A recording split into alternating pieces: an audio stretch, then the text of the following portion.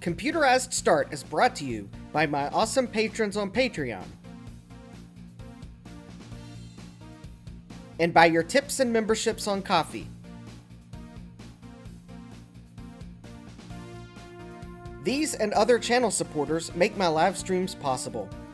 You too can become a channel supporter with tiers starting at just $1. And as always, thank you for all your support, including sharing, chatting, liking, and subscribing. Now roll that famous logo animation!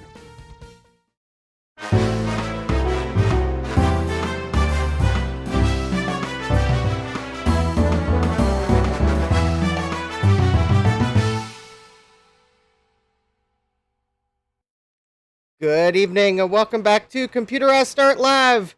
I am your host, Justin D. Morgan, and I hope we have some action-packed excitement tonight with some workstations. But before we can get to the workstations, we have to get through who is in the chat. We have Thomas Armstrong. Hi, Thomas. We have Francois Must Sleep. Well, hi, Francois. Thomas says, sleep is good, naps too. We have K-Mac Vintage. Hi, Will. We have SadMac356. Hi, SadMac. We have DJ Mike at Mike's Future Retro. Hi, DJ Mike. We have the chat jumping. Come on. We have RetroVance24. Hello, RetroVance. We have Gut Bomb. Hi, Jason. We have Art Morris. Hi, Art. And let's see here. So I got the coffee tip jar on the screen. The link's in the description. And we will get to everyone's favorite segment. But first we have to get through one item that does not belong in that segment. Because this is... Oh, wait. No, I think it's two items. Because the first segment is things you've sent me and I've bought from you. Yes, that doesn't have as catchy of a name as the next segment has, but... And the... Yeah, Will says, August is empty. Yeah. Well, yep,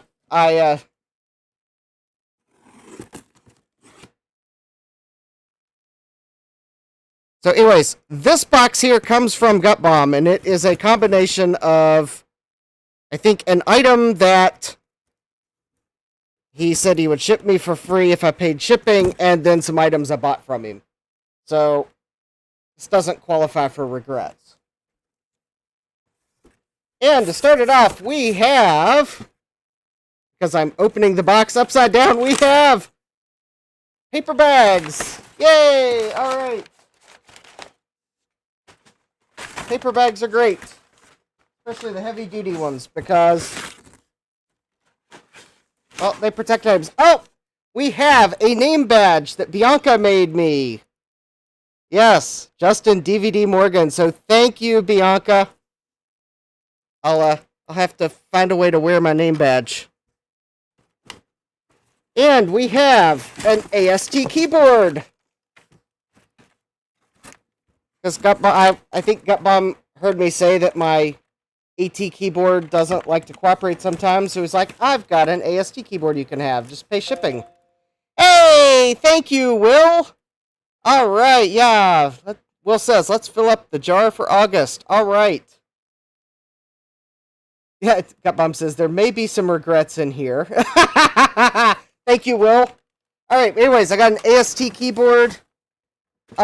It looks like the home key wanted to run away. There we go. The key is back together again. Yay! Alright. Hopefully that will help when I need to use AT keyboards. Alright, we have an Apple desktop bus mouse. Yes. I was expecting it to be a little more yellow than it is, but anyways, Gut Bomb sent me a list of things he hadn't listed on eBay, and this was one of the items I was like, you know, I would like that.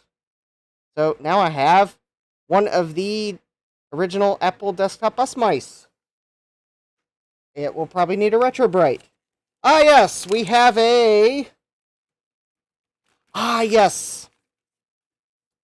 It is a PCI video capture card. Now, you're probably thinking I might be crazy for getting one of these, and I probably am, but I actually have one of these cards in my Power Mac G4.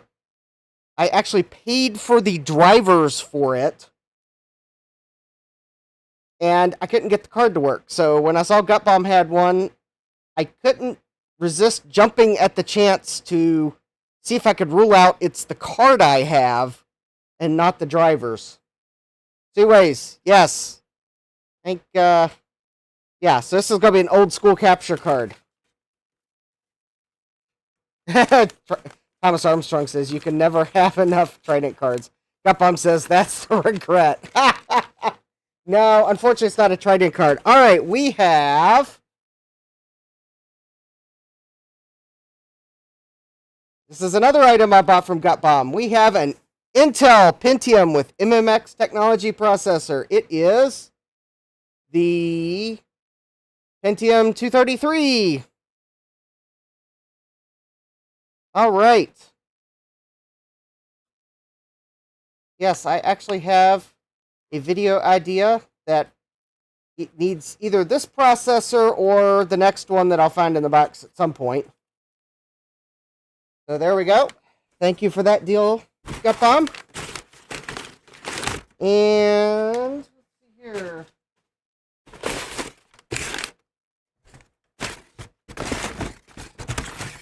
Oh, there it is.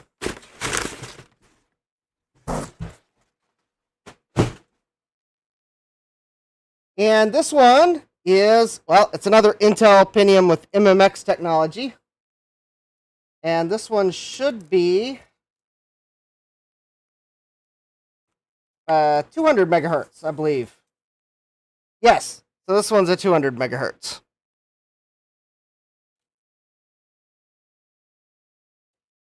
Basically, the video idea is I'm going to take socket 7 processors that are all clocked at the same speed and compare them. So, did the pins survive ground advantage?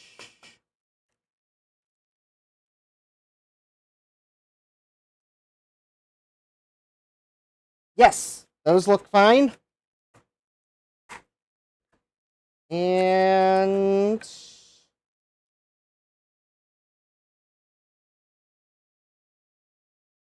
yep, I'm pretty sure these are fine too.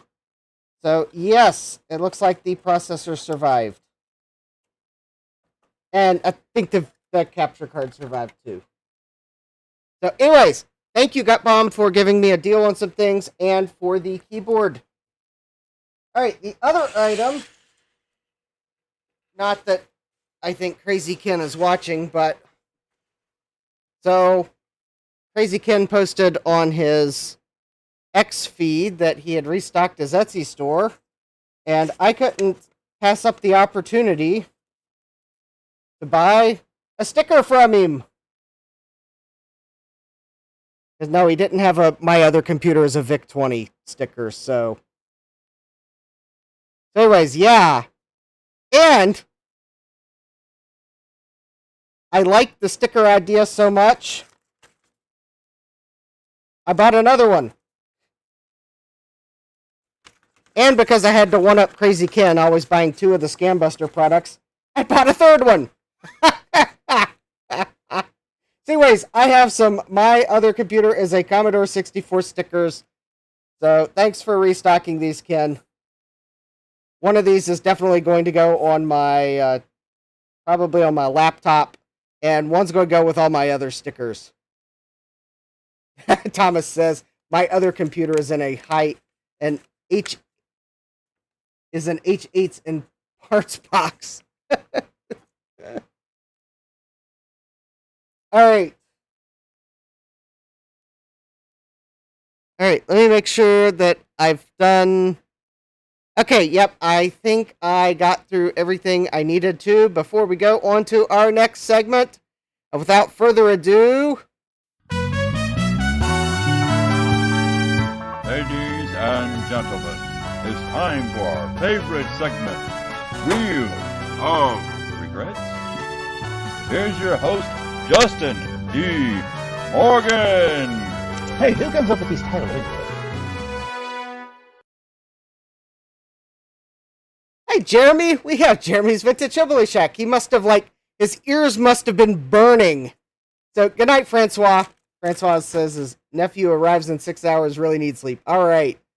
So, the first item in Wheel of Regrets, because not all these came from eBay, we have, believe it or not, I decided to include these 2 boxes of screws from McMaster Carr.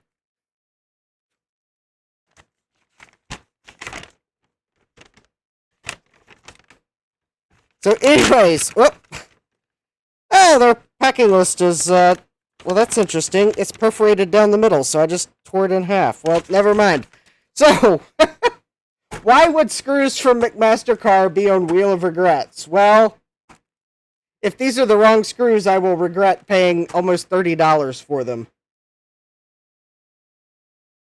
Oh.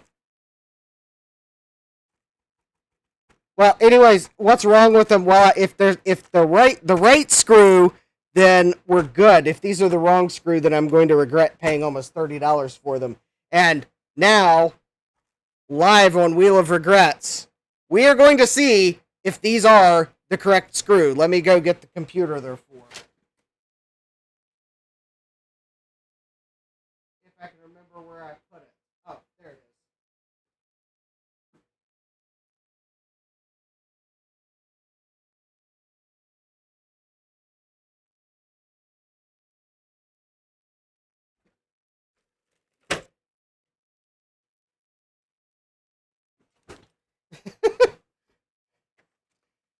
We have a Commodore 64. This is the one that my friend gave me, and it is missing all of the screws. So I had no way of putting this together. So I went on the internet, and it's like no one could tell you what the screws are that the Commodore 64 uses.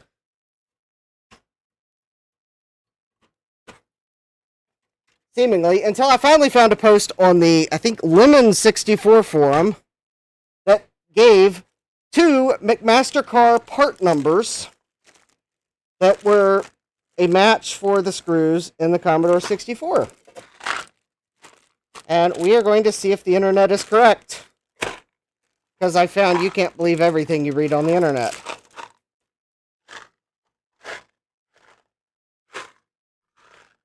Which I kind of would have rather just bought some from the hardware store, because to buy screws from McMaster Carr, you have to buy a box of 100.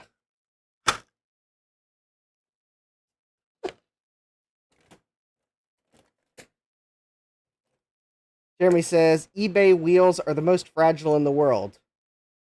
Thomas Armstrong was talking about eBay wheels. Hold on, Will. If these are the wrong screws, then I'm not even going to... I don't want to start rumors that these are the right screws. If they're the wrong screws. Well, so far they kind of look like the right screw. Oh, wait. There seems to be something missing from my Commodore 64. Hold, please.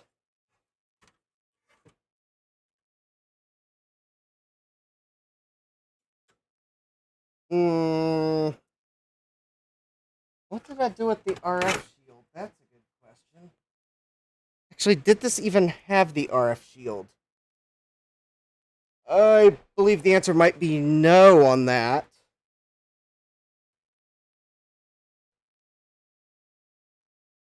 Okay, I do not see...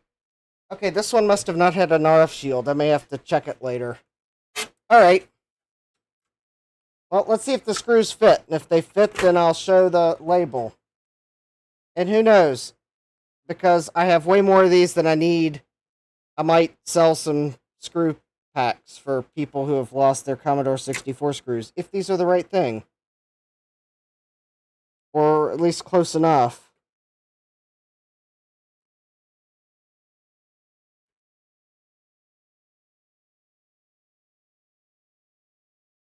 No. These are not the right screws.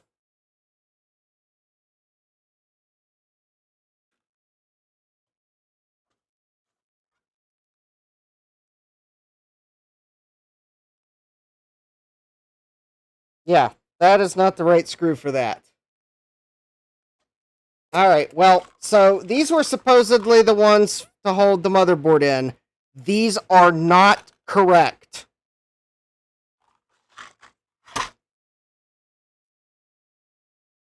Or the missing RF shield is really throwing off the spacing one. But it like went in like half a turn and then stopped. But yeah, these are...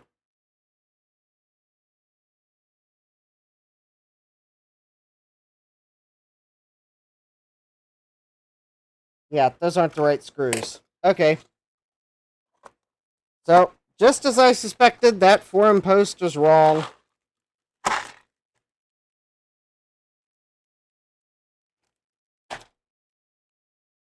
Alright.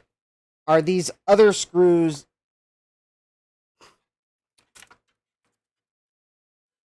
Are these other screws even remotely possibly the right thing? I doubt it.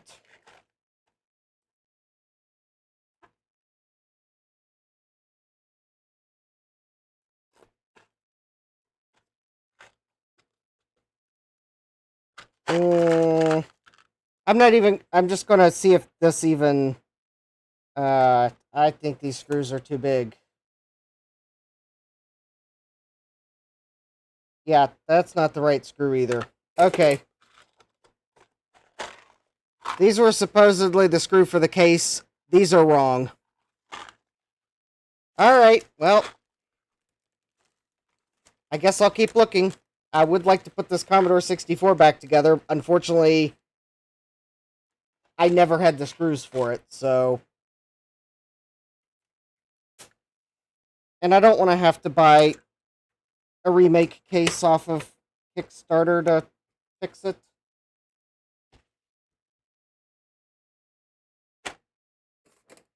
Okay, so those are a McMaster car regret because the internet gave me the wrong part numbers. I'll just have to keep looking. Alright, so let me get the Commodore 64 off the bench so I have room for the next item.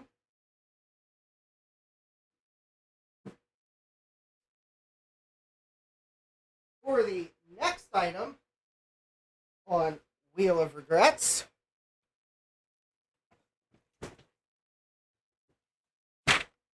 I'm going to blame Tom Barber. Not that I bought it from him, but he bought one and... Well, I think I gotta blame two people, but I don't remember who the other person is. Or maybe it was Tom Barber. Anyways, Tom Barber bought one of these. And he's like, he made the comment something like, I don't know how good of an idea it is to send $50 to a random website. But I looked up what the part number was, because he just sent a part number. I don't know.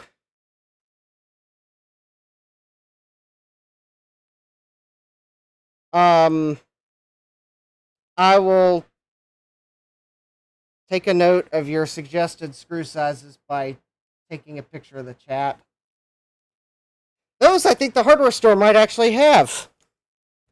Anyways, back to my story. So, I looked up, because Tom Barber had just sent a screenshot of the part number and the price he paid, and I was curious what he ordered, so I searched the internet and discovered what it was and realized that I'd kind of had the thought of buying one at some point.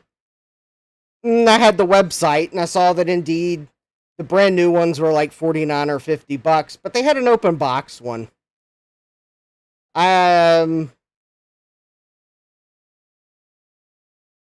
Yes, Will, those are going into plastic. Oh, hey, Jamie's Hack Shack, welcome. Anyways, without further ado, what have I bought for, like, the low price of $43, I think it was, plus tax. It was free shipping. And no, this did not come from eBay, but I don't remember the name of the store it came from. Well,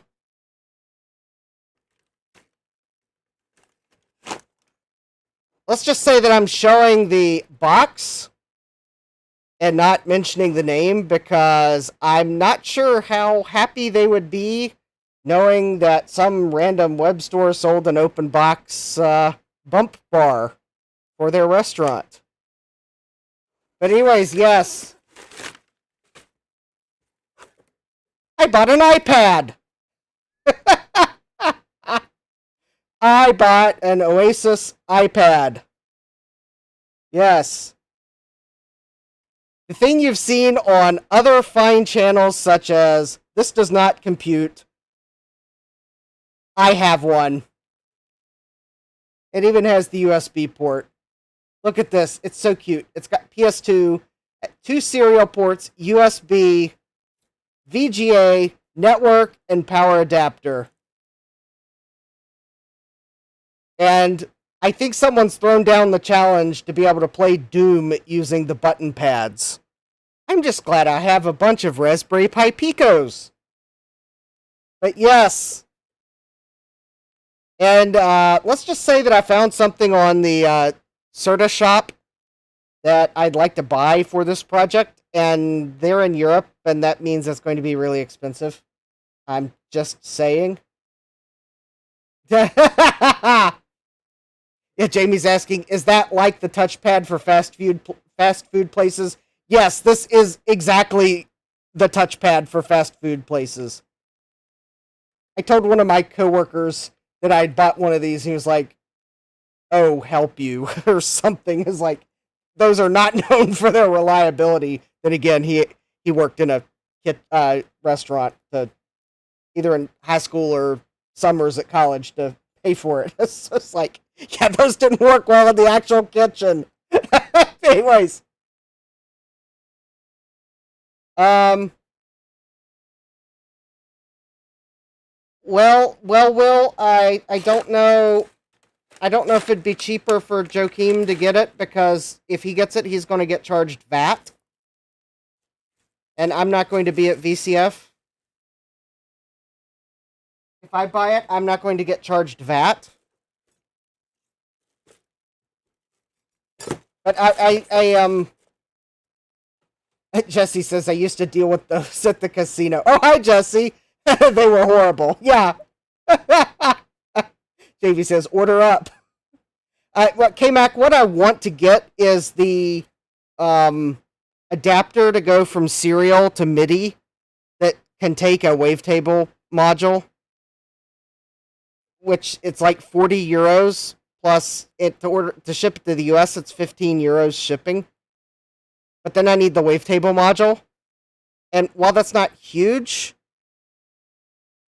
for some reason, the web store was actually telling me how much VAT was going to be, and I was like, that's a lot of money for VAT. Of course, I might find out that their web store was going to charge me VAT anyways, but, I mean, we could see what it might be, but I'm not going to be at VCF to be able to get it, so, yes, the VAT can be a lot. So it may be just as cheap for me to order it, because I shouldn't have to pay VAT because I'm not in Europe. So I'll look and see what VAT was going to be, and I can get with you. But anyways, so I got to get a serial adapter too. Anyways, now we're on to the items I got from eBay. Yeah, Will says it might be better if I order it, because then I won't have to pay VAT. Yeah. Anyways, yeah, I want to get a wavetable module and something other than the McFly, although I want a McFly too, because it sounds awful. Anyway, so this is the first of the potential eBay regrets. Okay. You know, sometimes I wish that eBay had a return policy that said if sellers send electronic items in non-anti-static packing peanuts, that you can just yeet it back to them. They didn't even use an anti-static bag. Come on, folks.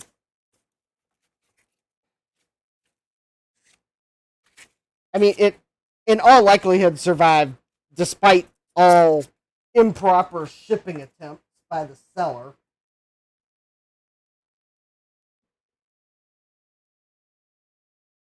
Even though they put fragile stickers on it.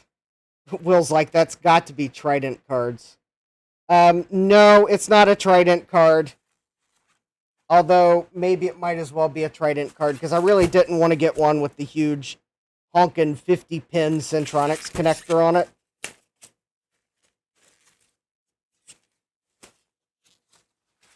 And I'm not even sure this is going to fit in the computer I bought it for, so there's that, too.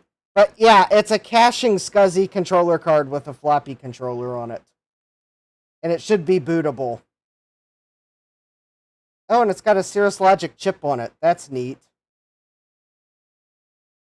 Yeah, I'd almost be tempted to see if this thing works, but I'd have to find the 50-pin. Wait. Oh, I think maybe I did accidentally find the 50-pin SCSI cable I was looking for earlier today. So maybe we'll give this a quick try here in a few moments to see if it actually works. I was a bit concerned about the oscillator pad here because it looked like it was tinned, but it doesn't look like there was actually anything there. But anyways, yep, it's a Promise caching controller card. So I'll have to put some RAM on it to test it. And it's got a floppy controller. And I actually bought it for the Champion 386, which actually, I do have a small update on that, even though we're not working on it tonight. I had someone reach out to me this weekend, or on Monday, or I think it was this weekend. YouTube recommended my video on that computer to them, one of the live streams. They sent me an email. They said, hey, I've got the Unitron version of that computer. Let me know if you need pictures or for me to probe anything to help you get it fixed. So I replied back. I was like, the first thing I'd like to try to do is resurrect the battery circuit so that I don't have to keep setting BIOS settings. So could you get some pictures of the area around the battery? And so he sent those to me today. So awesome.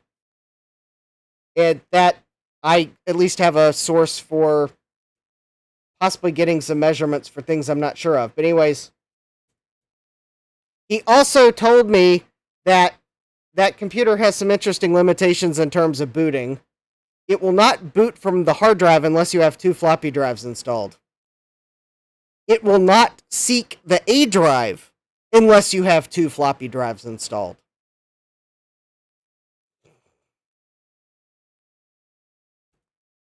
Yeah, I don't get that either.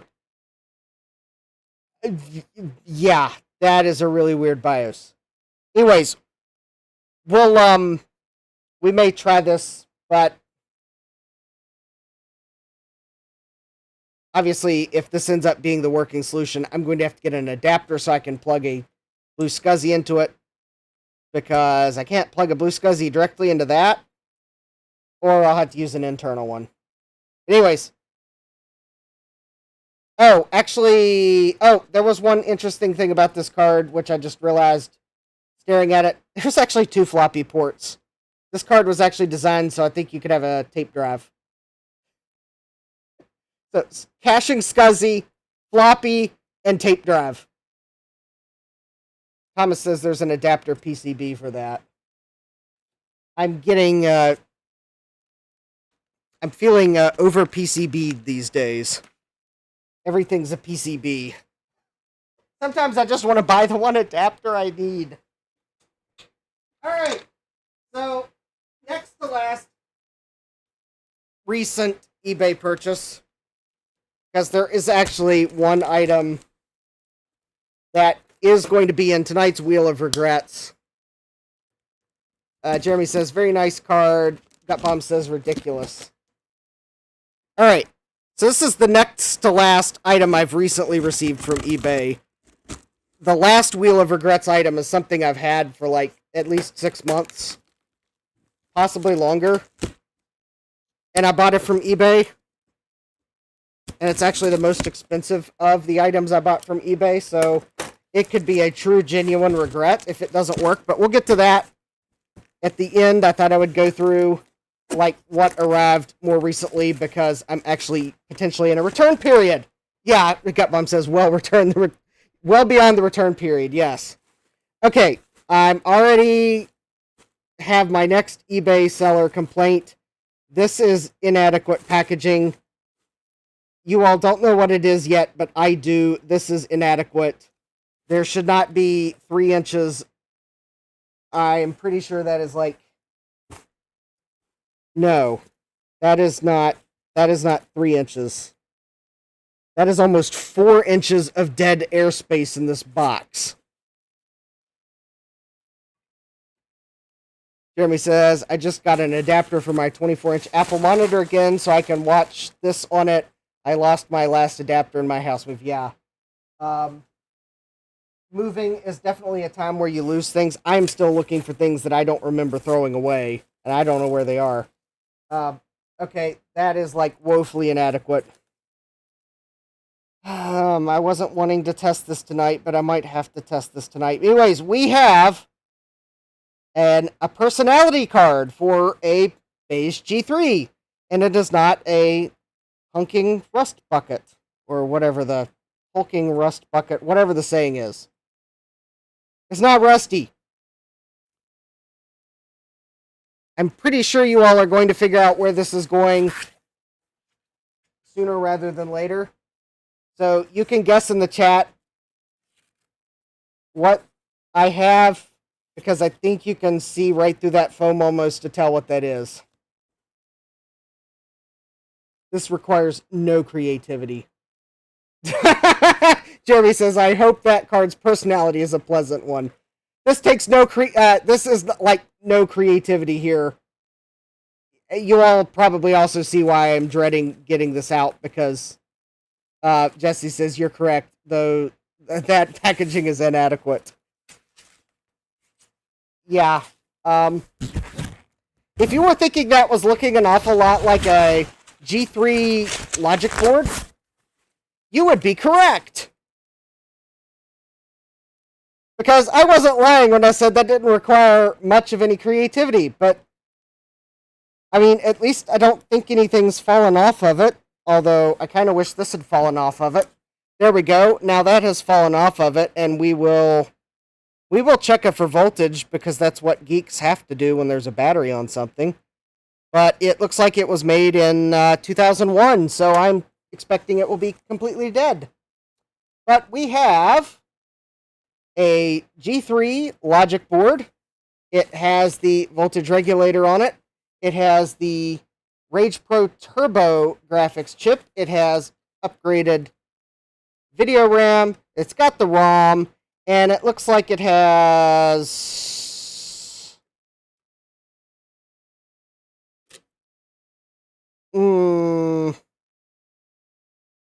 I suspect that's probably either a 32 or a 128, and I can't tell by looking at the label.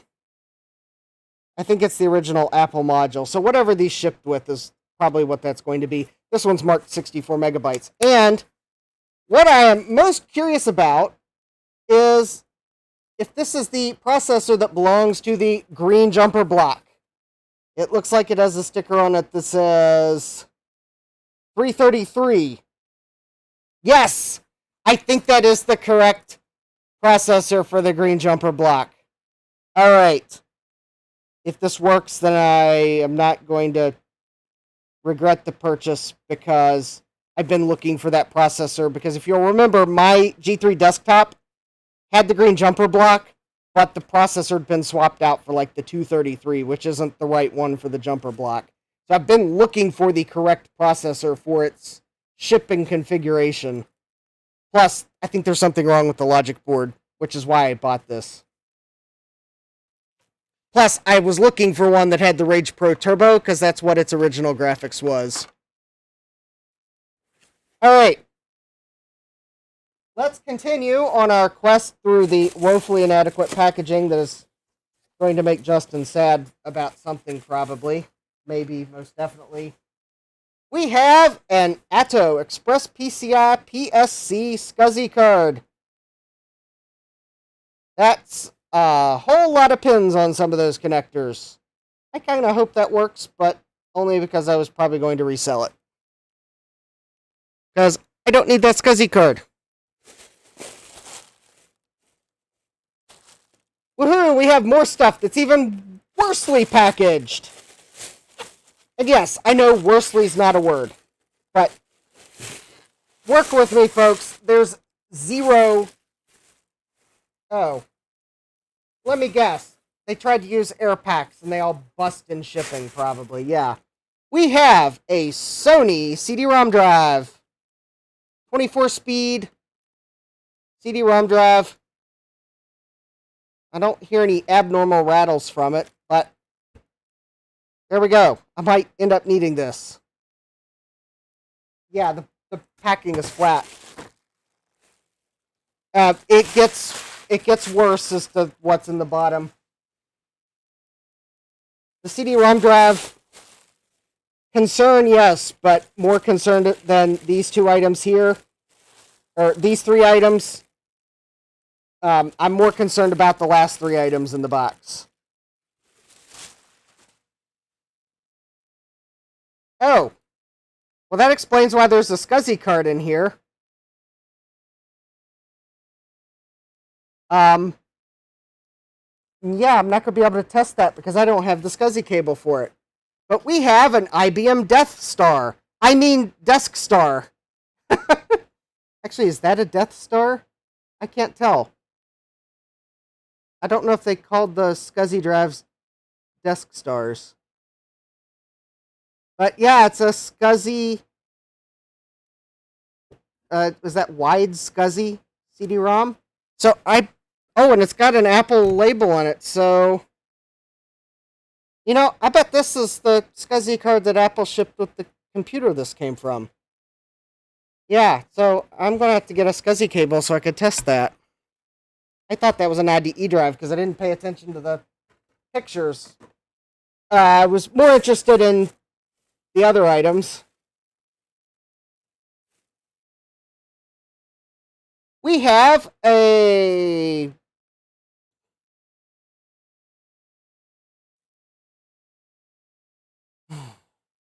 broken SCSI zip drive because it took the full brunt of the Postal Service dropping this box.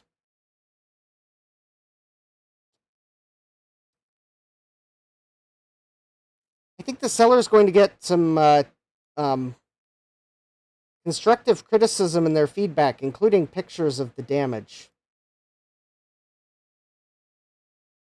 Yeah, I'm going to have to let them know that broke. I'm probably going to have to test as much as I can tonight. And actually, I'm not even sure I want to look at this other item because Jesse says those are pre-Death Star, I believe. Okay. But, yeah, we have another SCSI drive here.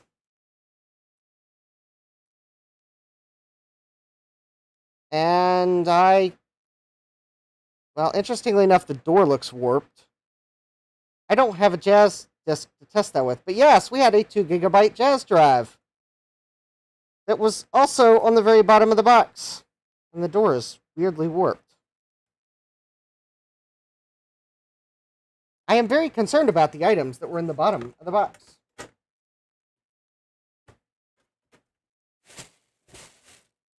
Yes, the regrets may be strong with this one. Great. Well, I mean, if the logic board and personality card work, then, well, hopefully I'll be able to... I mean, I can't ask the seller for a partial refund, but I can word my displeasure in such a way that they might realize that I don't want to return this. Yes, the air pillows were deflated. I suspect that the air pillows were deflated because I suspect they probably took the edge of these brackets, because I believe these are probably the desktop tower brackets from a tower G3. Because these are certainly not the brackets for a desktop version, but the tower and desktop use the same logic board. So I may have some metal brackets for sale, but yeah, the air pillows in the bottom of the box were deflated. I suspect they probably got popped by the edges of these brackets. So yeah, that's sadness. I'm going to have to test that sooner rather than later. That's going to spoil Thursday's live stream. Well, it wouldn't be the first time I've had to swap live stream topics from night to night, but usually I do that before I go live. Well, we may be looking at the G3 tonight, because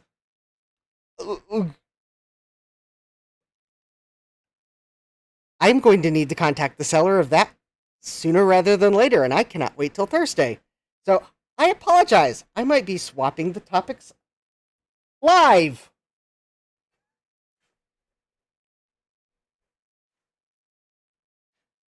Which is going to be disappointing, because you will see the next to last item in Wheel... The last two items in Wheel of Regrets are related to what I wanted to look at tonight. We have this beige envelope.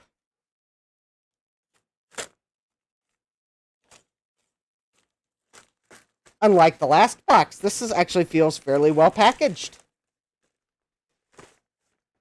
Because look at that. We have a bubble mailer. We have a cardboard holder. Jesse says those things were deflated like Tom Brady's footballs. Ooh, shots fired. Actually, Jesse, not to defend Tom Brady, but at least Tom Brady's footballs had some air in them. Okay, now that might have been shots fired.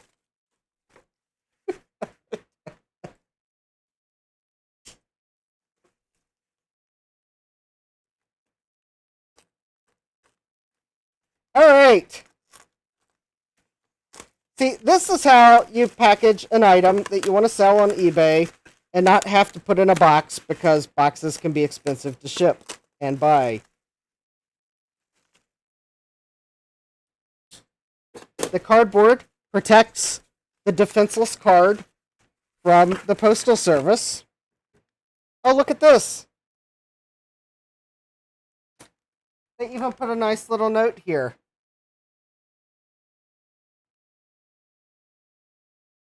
Yes.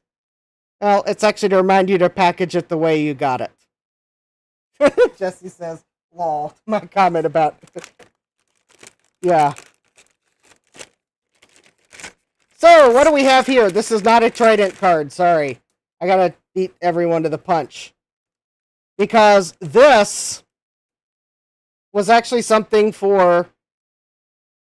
Gutbomb says, is this from React Micro? No.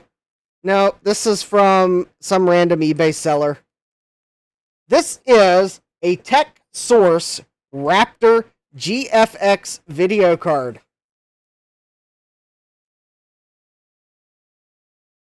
This video card will not work in a Mac. This video card will not work in a PC.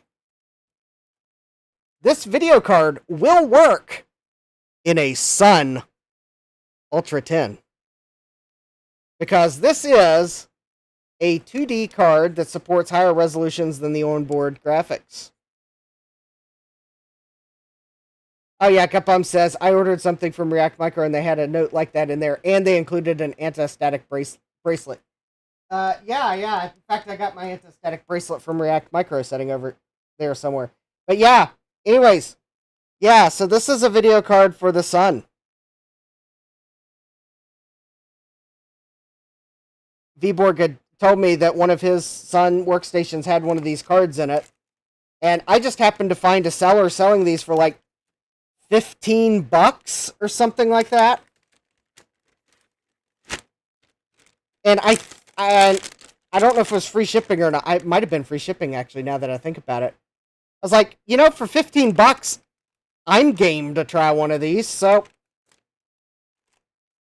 Okay, I got a Raptor GFX for my Sun workstation. Jeremy says, a video card for the Sun, won't it melt? Well, alright, and then finally, for the last thing, a Wheel of Regrets. It's the other item, but this one I'm well outside the return period on.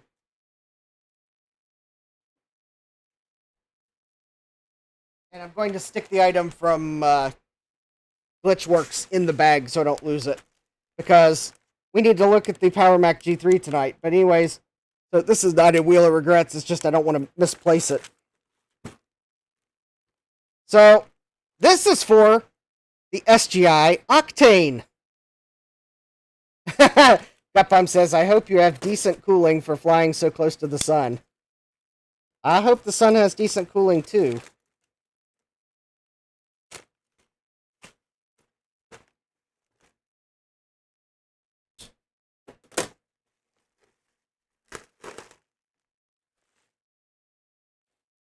Okay, this just gave away what this is, or what it should be. This is an Octane texture memory option board. Or it should be, at least. I am actually going to risk a remove insert cycle on the compression connectors to install this. Because according to RMC the Cave, I watched his video on the Octane, the graphics are awful without this card.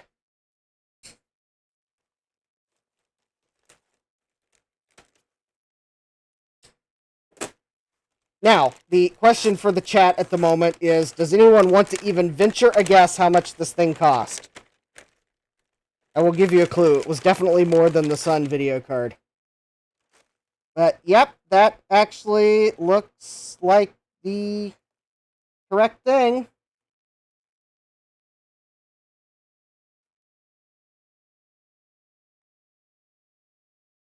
Yeah, there we go.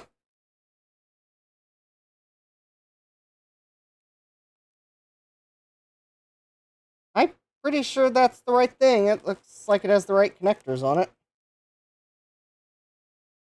If it's not, then, well, I can't return it.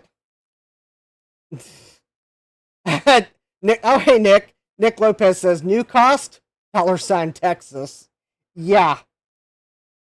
Oh, by the way, I'll give you a hint. This has 4 megabytes of memory on it. 4. Not 4 gigabytes. Not like 400 megabytes. Not 40 megabytes. 4 megabytes of texture cache memory. Also, if I'm not mistaken, it's RD-RAM. So there you know, SGI had to pay a licensing fee for the RAM technology. Yeah, this was an expensive upgrade.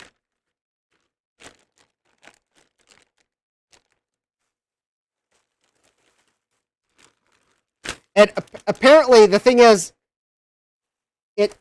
it's not, it's, the weird thing about these modules are, it's not texture memory, per se. It's more like a texture cache memory.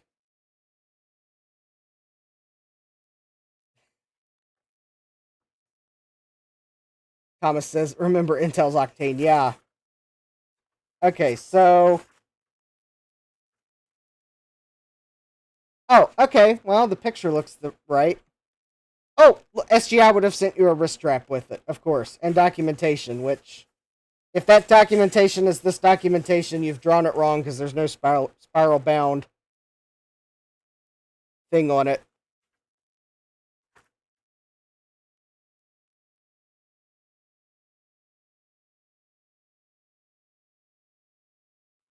Yeah, let's see here. Oh, yeah. Okay. Yeah, this is the right thing. I forgot how the connectors looked on the graphics board. So, yeah, that's the right thing. It kind of seats right there.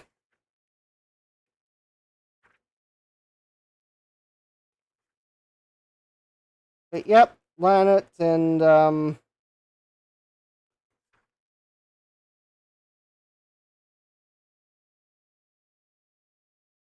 and it should have had a nylon screw. Okay. Oh, is there a nylon screw in here? Well, that might actually be a reason why I... No, the nylon screw is missing. Huh. Well, that's going to be fun to find.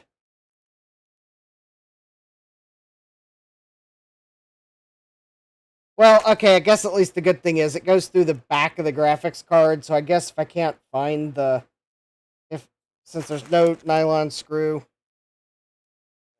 I guess I just find one that's got the right thread, and I can put it in later. I don't have to remove the card to put the screw in.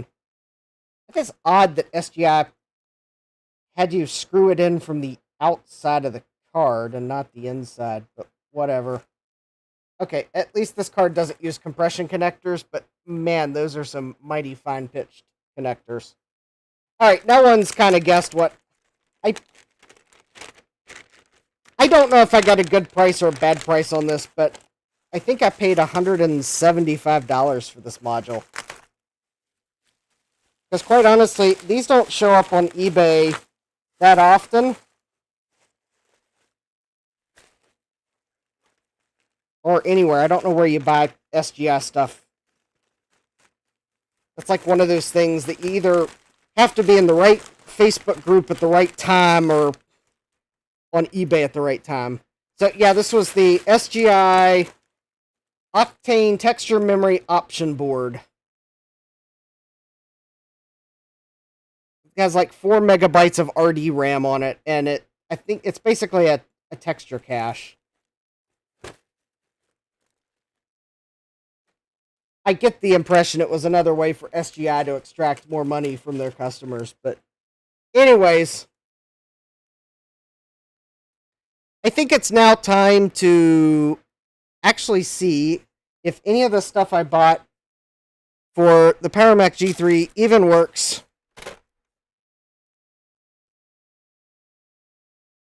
Because it was packaged that badly. Alright. So I apologize if you came here for workstations, but sometimes when you go through Wheel of Regrets and you have a seller that packages stuff unacceptably bad, well, it kind of requires some more immediate testing. So, we will take the logic board, we will put the personality card in, because it will not bong without it. I am going to move the jumper. No, I am not going to move the jumper. This board is already jumpered for a standard ATX power supply. How convenient. That is actually quite fortuitous. So I don't have to go find the PowerMac G3 power supply that I'm actually not convinced works. Actually, I have two. I've got the one that came in the system, but the system was so rusty, I've basically decided to really not trust any of the original parts, because so many of them have had problems. And then there's the one I bought on eBay that wasn't a rusty hunk of junk, that the fan is broken on it. One of the blades is, like, broken. So I gotta take it apart and replace the fan. Somewhere I have a fan floating around here that could go in it, so whenever I find that, well, actually, I may look for it tonight, depending on how long this takes.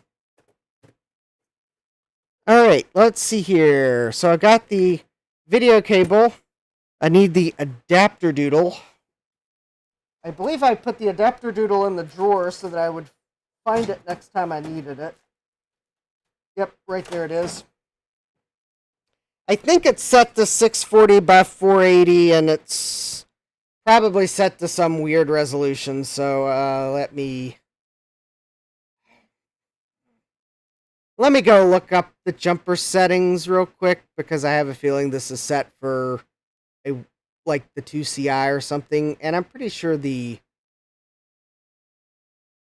Power Mac G3 is not going to like that, but we'll probably be totally fine if I set this to, let's see, separate sync. Yeah, we can do separate sync, I'm pretty sure, which is going to be 2, 3, 6. Oh, it actually is set for separate sync. VGA, SVGA. Excellent. All right. Okay, we have a PC ATX power supply.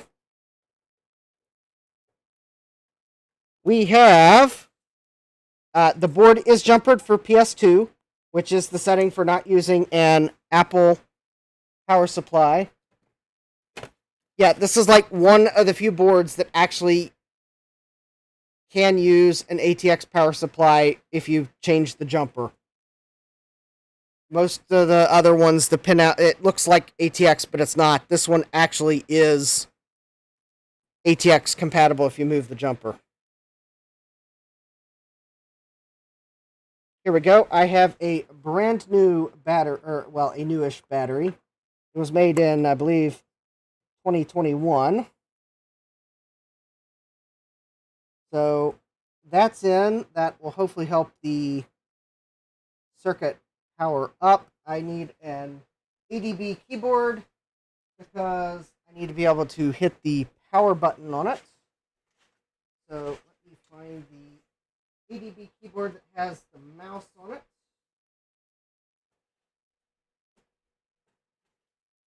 Or actually, this one will work. It is a Mac Pro Plus keyboard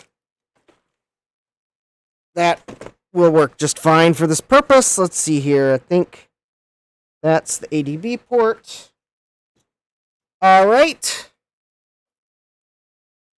Let me turn on my smart outlet. Smart outlet has power. All right. The logic board has power, or at least soft power. So 3, 2, 1. All right. We have I've got a red light on the power button on the keyboard, and I saw the keys flicker, and we have and I got the wrong thing. Oh, no, I am on the right input. Okay.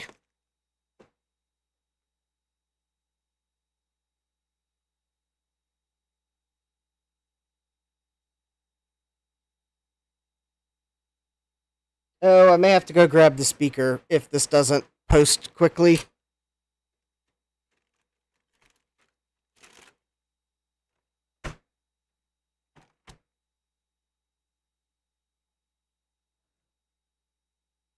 Well, I mean, it is on. I mean, I'm pretty sure it's on.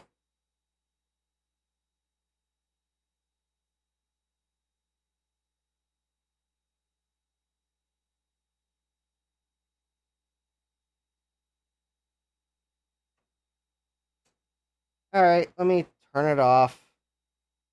Let me see if I can find the, is it what, reset button? All right, so I'm going to hit the little reset button here once. Press and release. And I've just pressed the soft power button. And we saw the video flicker.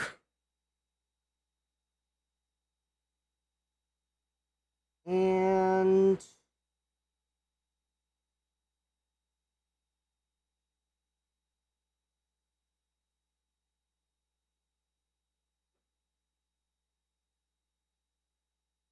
oh, wait a minute. I think I see the at least one potential problem. I just realized I don't think the VRM is inserted all the way. Oh, no, it actually is inserted all the way. Never mind.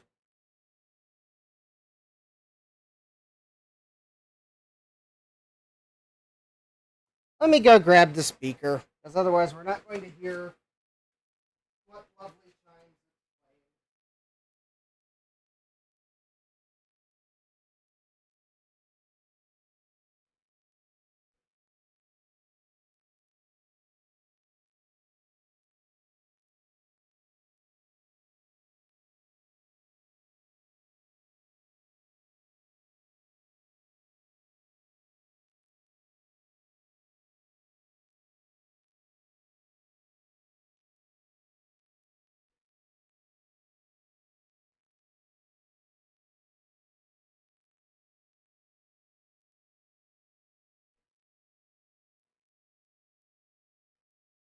playing. I also have the compact flash card that we installed macOS on during a previous live stream.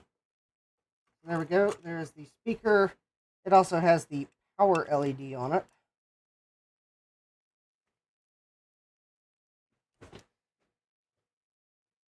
I will not.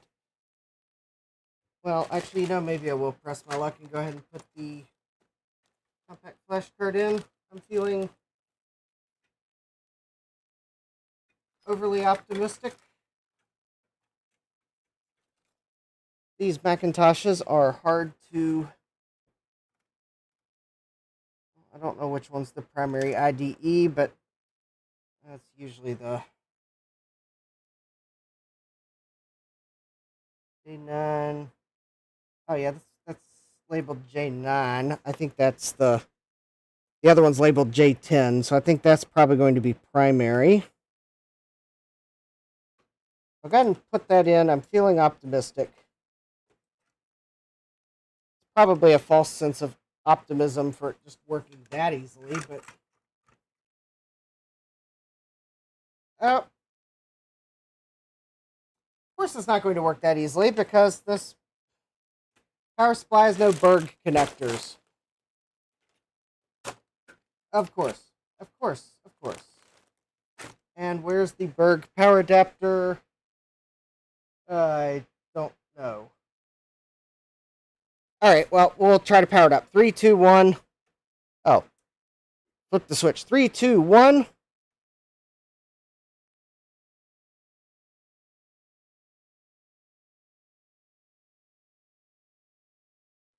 No chime.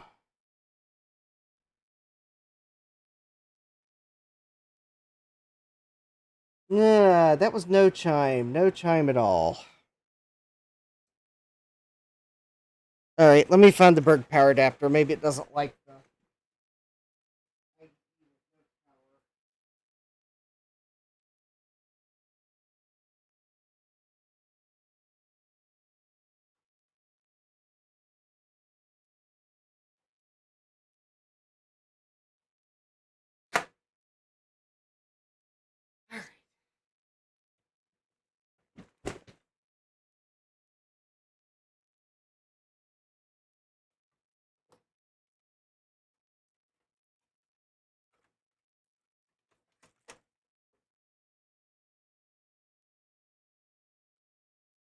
Or it's quite possible this logic board took damage and...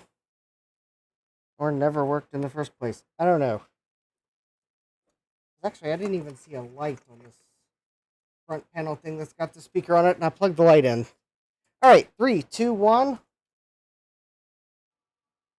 Oh, there we go. I heard the chime that time. Okay, I saw the video flicker.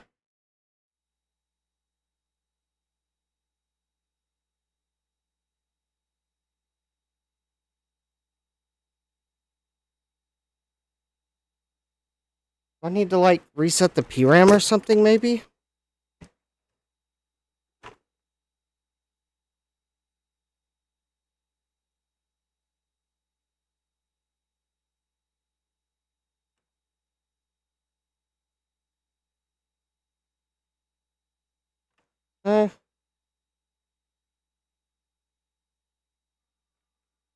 Alright, let me try holding Command Option PR and resetting the PRAM. Maybe this had a video card in it.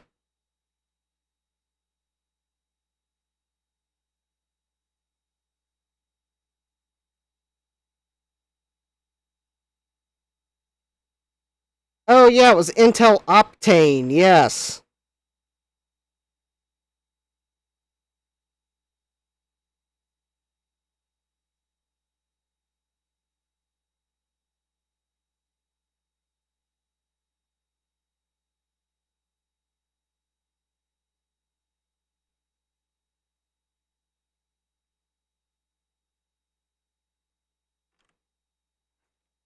Okay. This is acting like there's some bad RAM in it or something. Alright. I heard it bong, but then it's like freezing or something. So let me take this absolutely generic looking memory out that honestly looks like a computer show special because of the absolutely generico boringo label on it. That almost looks like someone inkjet printed it on the label. Alright, let's try it again. Alright, we have a chime. I heard a speaker pop that time. Well, what do you know? That's my compact flash card for anyone thinks I plugged that SCSI hard drive in without a cable. Well, looks like the absolutely generic RAM that was on this board was probably bad.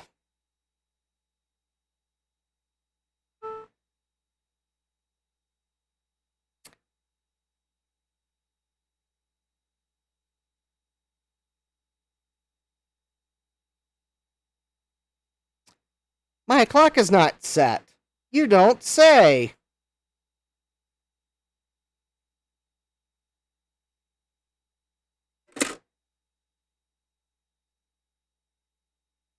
This is awesome. Alright. Let me find a mouse. Oh. Well, that's funny. I thought I told it shut down. Alright, let me just power it off. Let me plug in the ADB mouse, because you're not supposed to hot plug these. And I don't want to void my non-existent warranty from Apple. There we go, got bomb. I'm using the OG ADB mouse.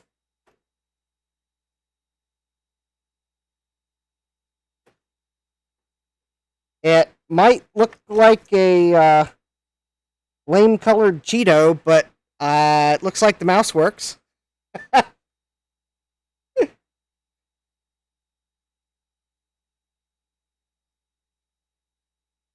I cannot believe that this system survived that awful shipping. But then again, it didn't all survive that awful shipping.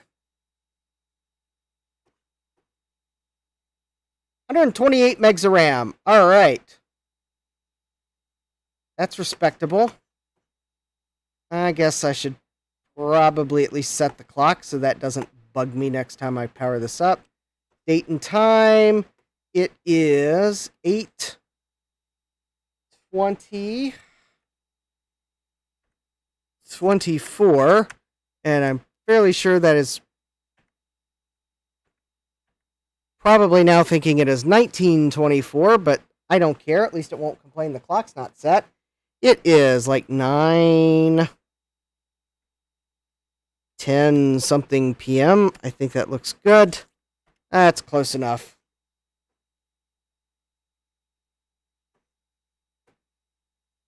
Is there like Apple System Profiler?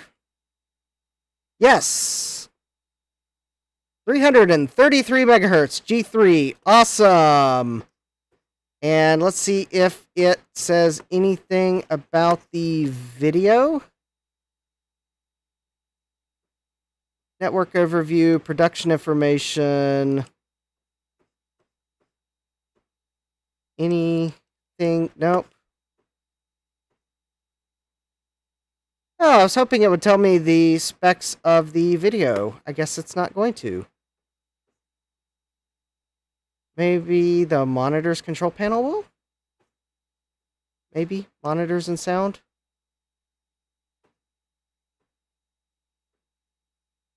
Yeah, I could told you it would support millions of colors. Huh. Okay, whatever. Yeah, alright, that's good. Let's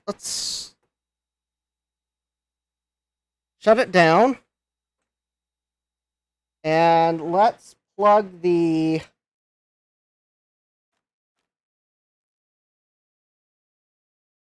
I guess we can plug the SCSI card in.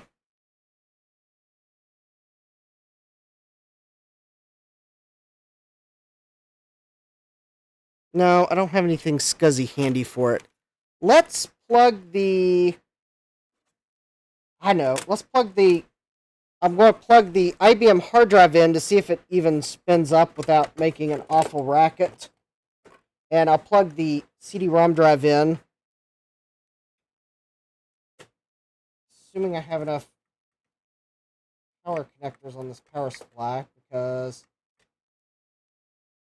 this power supply... Oh, I don't have enough power connectors on this power supply to do that. Alright, well, I'll plug the CD-ROM drive in. Hey, good evening, RetroTech Chris. We are testing some Mac stuff because the seller packaged it really, really, really badly. Therefore, I gotta test it. Alright, I believe that is an IDE cable. Alright. And there we go. Let's see what the CD-ROM drive does.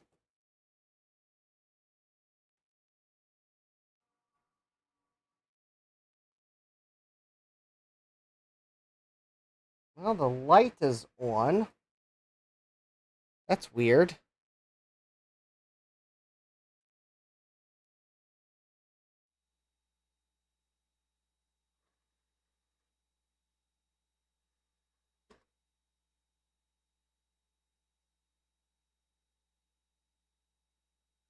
The light on the CD-ROM drive is staying on, which is kind of weird. Oh, no. It turned off. Must have, maybe it was on because the Mac was interrogating the bus to see what was on the bus. RetroTech Chris says, I'm testing opticals. I do have some SCSI opticals that will need testing. Well, Chris, maybe I could, get you to, maybe test this SCSI drive while you're at it. Yep. Actually, that's how badly the seller packaged stuff. This zip drive was just at the bottom of the box. The air bubbles it was sitting on popped in shipping, I'm sure. So yeah, this SCSI drive is, like, no good. Yeah. In fact, I don't have a Jazz disk to even test the Jazz drive. It was on the bottom, too. But yeah. I don't even need to test the zip drive. That's, like, physically broken. Now, does the CD-ROM drive that was in the box work? Let's see here. Well, that's not cool. Why did it just, like... Okay, I wanted you to eject the tray. I must have bumped it. Okay, the tray did eject. Yay. Alright, let me find a CD. Preferably maybe one that's got Mac software on it, but I won't be choosy. Let's see here. What's in the Gateway software binder? I think some of these...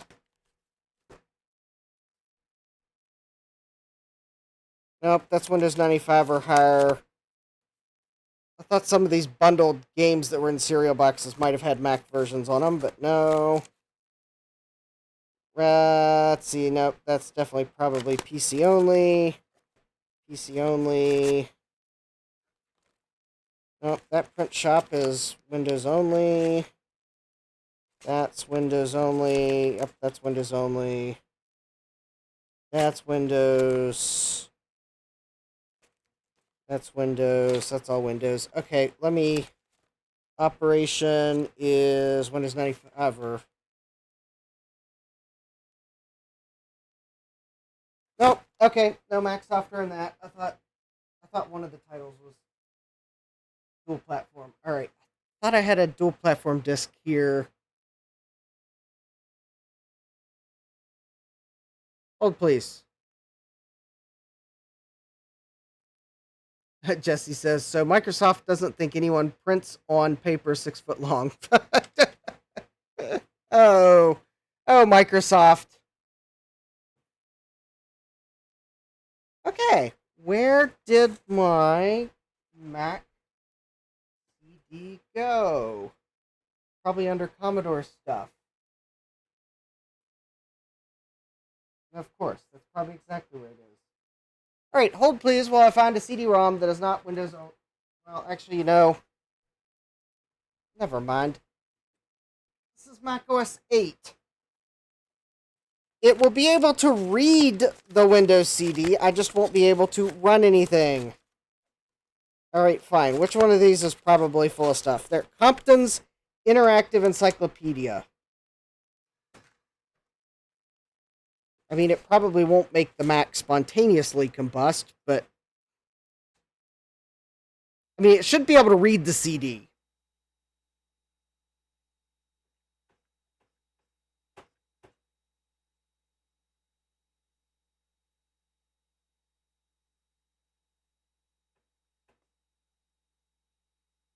Oh, okay. That looks like probably what I would expect on Compton's multimedia CD. Is there like a README file that I could... Well, it's obviously reading stuff. Is there like a README file anyway? Under help, maybe? I don't want to play WAV files. I just want a text file. All I need is a text file. Simple text file, please. Yeah, whatever. It's reading CDs. Okay, so the CD-ROM drive works. That's good. Because I'll probably need to put it in my G3 desktop, because I suspect its CD-ROM drive is not as working. All right. So... That's good. All right, let's see here. Shut down. So I can unplug the CD-ROM drive, because I don't have enough power connectors on this to leave everything plugged in. Okay, so CD-ROM drive is working. Let's plug in the IBM hard drive and see if it spins up. I can't plug it in. I don't have the right SCSI cable, so I can't actually plug it in, but let's see if it powers up.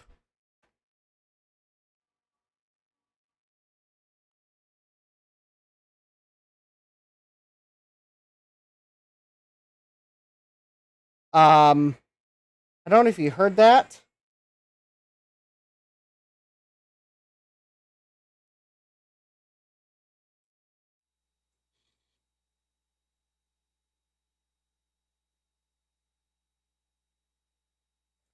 It didn't exactly sound the best when it first started to spin up.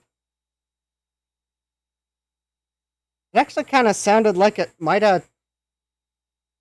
Honestly, if I had to describe the sound I heard, it was platter scrapey.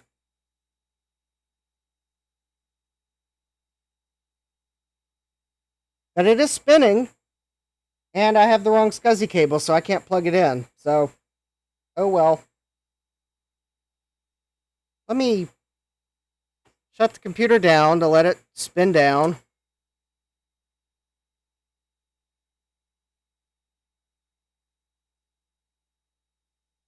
Okay, spin down sounded normal. What about power up?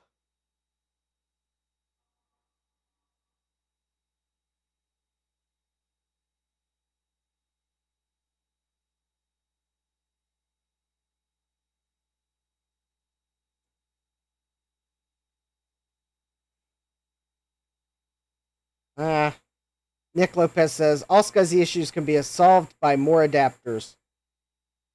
Yeah, unfortunately, I don't have a 68-pin SCSI adapter. I'm pretty sure that's...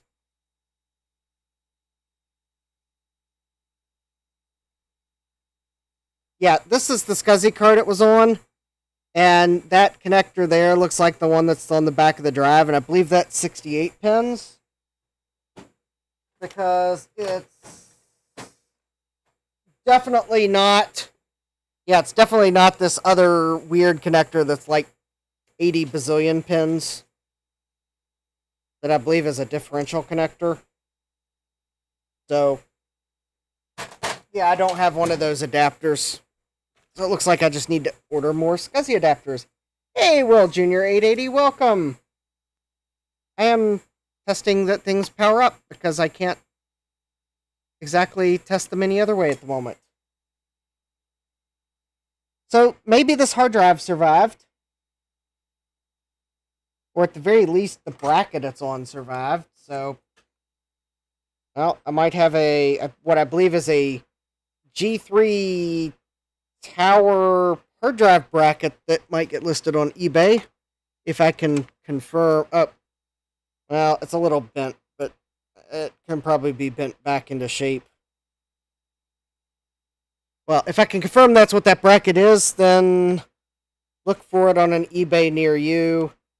You know, I am halfway tempted to plug this zip SCSI drive. Oh, no, it's definitely broken. Okay, we're not going to plug the zip drive in.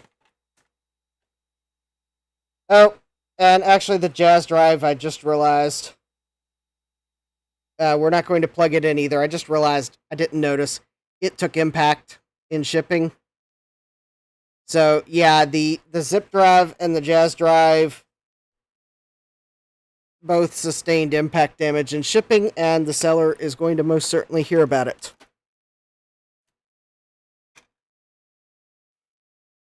In a way that kind of makes sure that they know that I really don't want to have to return the items to them because the logic board works, and the processor works, and the personality card seems to work.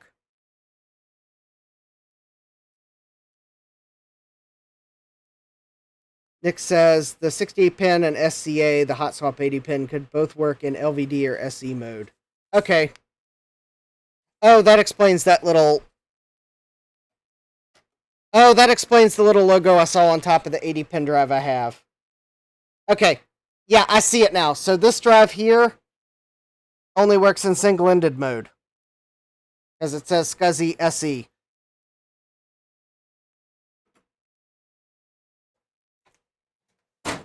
Yes, that would explain this on this drive, where it says SCSI LVD/SE. Because this could work in either mode. And yes, I just realized, oh, this is a Fujitsu drive, not an IBM drive. Alright. Well, that kind of... Well, this kind of half-spoiled Thursday's live stream, but... Oh, it's only 9:30. I guess let's get to some workstations. Because there's still some stuff I can do on this. Especially if I can find the fan. Alright, let's... let me clean up the workbench here real quick.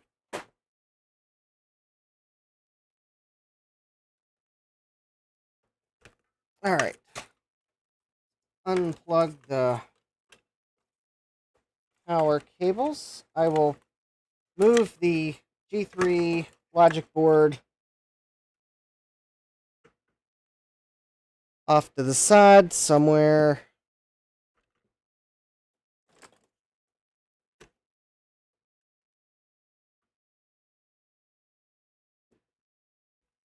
Alright, let me move this off to the side somewhere where it won't get in my way tonight.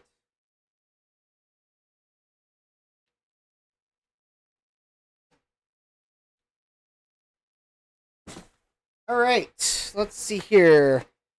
Definitely can get the Mac keyboard off the bench because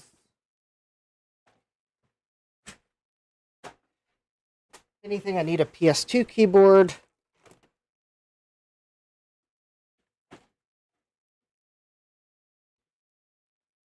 Okay, eeny, meeny, miny, mo. I think I'm going to...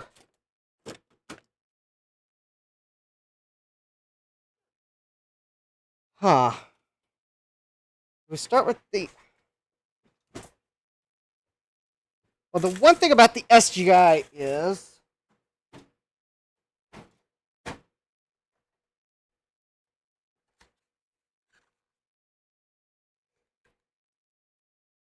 Oh, good. Okay, I still have my Raspberry Pi. And it looks like it's got the SD card in it still, so... That's good. I do need to put a hard drive in the SGI. Unfortunately, I don't have any of the official caddies for this thing.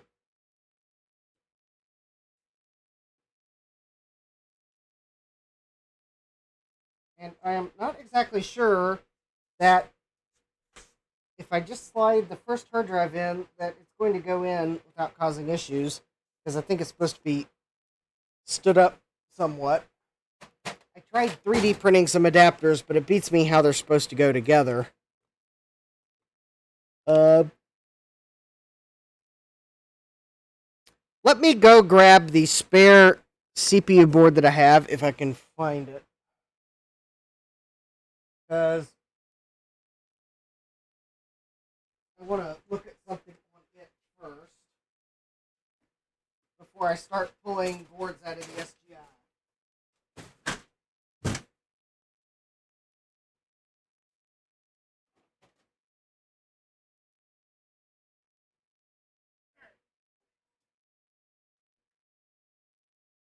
Oh, good. Okay. So I actually have a spare CPU board. Actually, it's just the entire motherboard for the SGI, and there's a reason for that.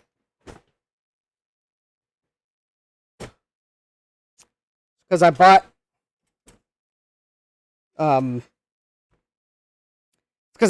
a motherboard that had the faster processor on it. And I think I just swapped boards. Actually, I may have swapped CPU modules. This might have been the spare board I bought with the original CPU in it. Because I think now that I think about it, I may have just swapped boards. Or swapped CPUs. And I put all the RAM that was on this in the SGI. But anyways, what I wanted to confirm was that SGI did or did not socket the Dallas clock chip. And I'm pretty sure that's in a socket. Yes, it is in a socket. It's just very stubborn. Because I was hoping I was not going to have to do any soldering surgery on the board.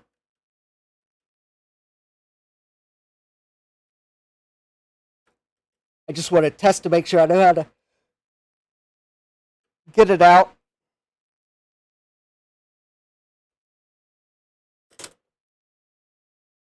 DJ Mike says, I have about 6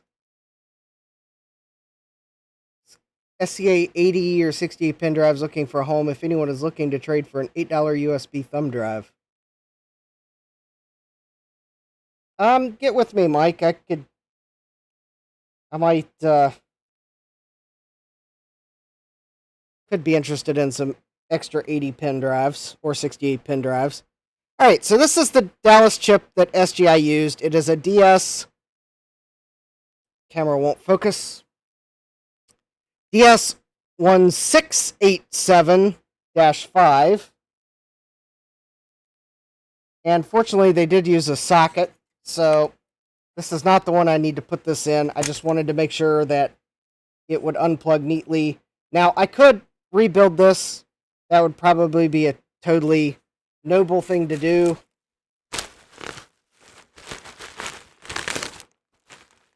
But there's also the support your local small business and buy a module from Glitch option. It looks like I'm going to have to go upstairs and grab a battery for it. Oh, no, I've got the battery for it. So, GlitchWorks actually does make the GW 1687-5 module, and this is a direct replacement module for the Dallas 1687-5 module. It's got a replaceable battery, just like that. Yeah, ew. Jesse says, ew, Dallas. Is that in both senses of the word Dallas, Jesse? Am I sensing some football season there?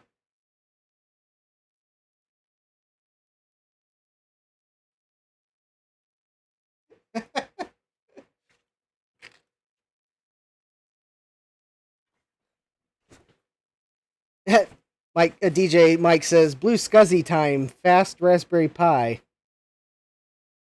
I would like to hook a Blue SCSI up to the SGI because that would certainly be easier than the other SCSI drives that go in it. But I need a Wide SCSI to SCSI adapter with the high byte terminator.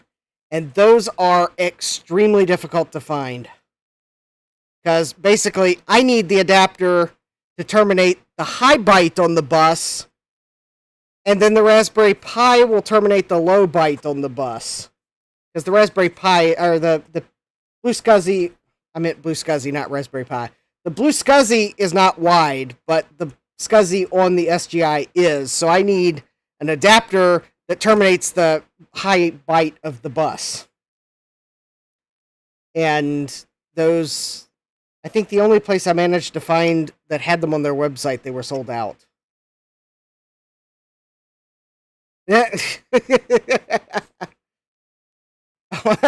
Sadback says, because honestly, ew, Dallas the city. And Jesse's confirming, yes, the football team.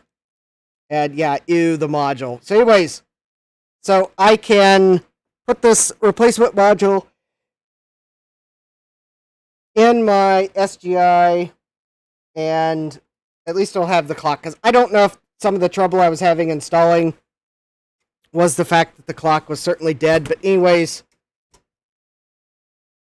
because I don't mind showing this board off, because this is the not fragile board. Or, well, I mean, it is fragile, but I'm not as worried about the compression connectors, although I do have caps on it that I 3D printed. Anyway, so this is the motherboard for the SGI Octane, and there's the SCSI, and I am pretty sure this is Wide SCSI from everything I've heard.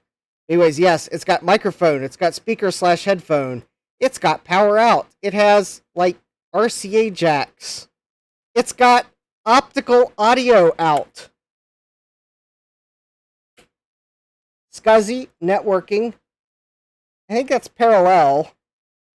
PS2 keyboard and mouse, so that's actually kind of convenient. It's just PS2. And 2 serial ports. I mean... And yeah, I'm pretty sure I can just plug a standard PS2 keyboard in. Unlike Sun's, which use a proprietary keyboard. That's just PS2. Jesse says, pro tip. Don't pierce your thumb with a pin from a Dallas battery. Ow. Yeah, ow. And then this is the RISC processor, and this version of the board supports up to 2 gigabytes of RAM, so you can use 256 megabyte DIMMs, but these are the proprietary SGI ones. Because you're buying an SGI, it's all proprietary. I mean, you're buying an SGI. You shouldn't expect to use anything standard. Except maybe a PS2 keyboard. Probably because reasons. I don't know. Also, I mean, it's standard SCSI. So I guess you could use SCSI. You can use your speaker, your preferred speakers. That's just a standard serial port. But yeah, the memory, it's proprietary. It's an SGI. You should expect that. And then I guess because I really am going to be careful about the compression connectors on my real board, if you're wondering what a compression connector is, That is a compression connector right there. And there are two on the motherboard. So these connect to the XIO backplane. And if you're thinking that there's pins on those, no, those are flat. They compress up against a similar mating surface in the inside of the computer. These are rated, from what I have read, these are rated for 6 insert remove cycles. Yes, 6. All the boards in my SGI are used. I don't know how many insert remove cycles they've been through, but they are rated for 6. But because this board, I believe, works, I'm going to put the caps back on it, because if I did have to put it back into service, I could. Anyways, yeah, this is the SGI Octane motherboard. Now, to replace its clock module, I'm probably just going to go around to my workbench, because the thing is, the Octane is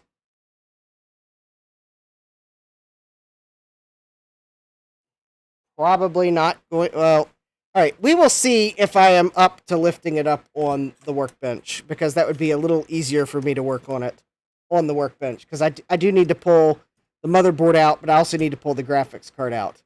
However, please note, the Octane is a heavy beast of a workstation. So if my back is not to getting it up on the workbench, then I am just going to have to work on it off camera, because it's a heavy beast.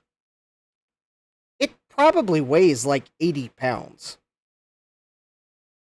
I am trying not to exaggerate. It's like, I think the frame is like magnesium alloy.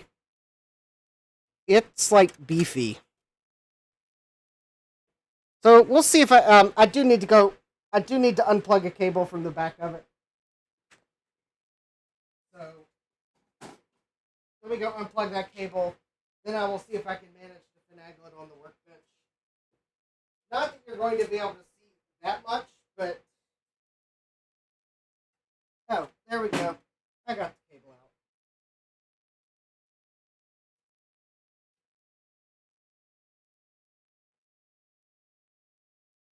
The Sun, in comparison, is not a heavy machine. Alright, let me see if I can get this thing up on the bench. I gotta find a place I can grab it. Alright, 3, 2, 1, lift. And, oh, that's a... Oh, okay, well that's a bracket that fell off of it. Oh, that's fine.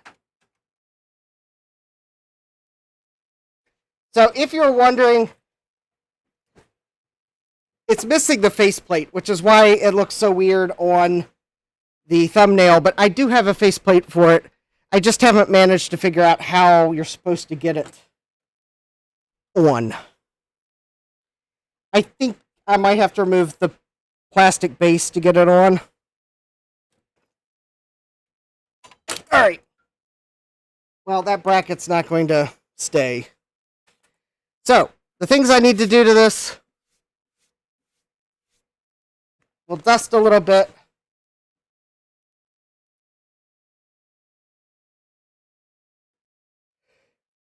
Nick says, I almost won the bid for a pair of Challenge desk-sized SGI Beasts. Wow. Now, this is not the only SGI that I own. It's the one we're going to work on tonight. The other one is...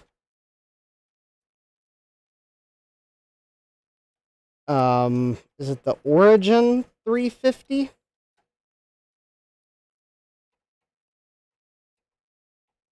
It's not a graphical workstation.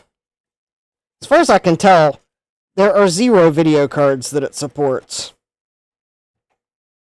I think it's designed to be a server, not a workstation, so if I can get my Octane running, then maybe I'll feel like getting the Origin up and running to be its server.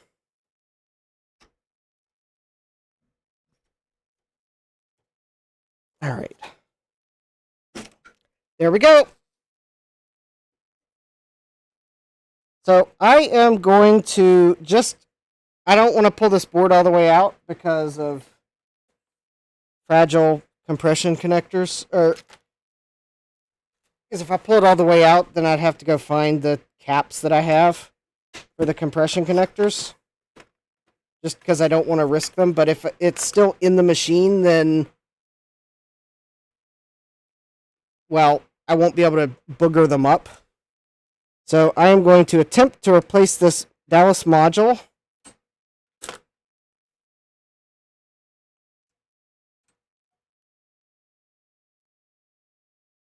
Right here, which means you can't really see what I'm doing, but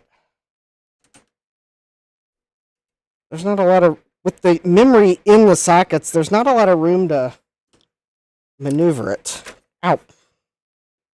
Oh, and of course I, bent, a third of the pins on that side, pulling it out. Well, I guess maybe it's just as well I bought a module to replace it. Alright, where did I put the module? There it is. Alright, luckily, pin 1 was clearly marked on the module. And it is somewhat clearly marked on the motherboard. Oh, I see. Well, the notch. It's got a notched socket. Ian Scott says, somehow the Dallas in my SGI Indy somehow still has a charge. Oh, hey, Ian, welcome. I'm pretty sure this one's battery is dead. But I actually don't know. I never got it to boot to have been able to figure out if it was dead. So I basically bought this module because I was having trouble getting it to boot, and I decided that I would just buy the Glitchworks module and replace it and be done with it.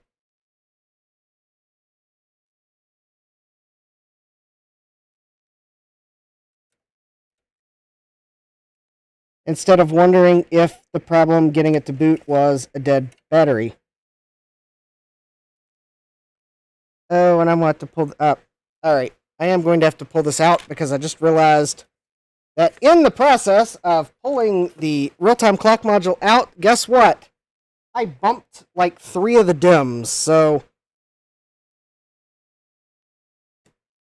yeah, there's like 3 of the DIMMs are like no longer seated, so I am going to have to be really careful with this board.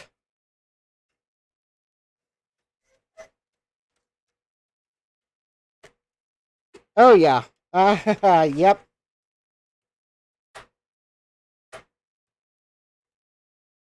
Yep, that was like 2 or 3 of the DIMMs I bumped. So, yep. Good that I caught that, because actually that would have potentially caused...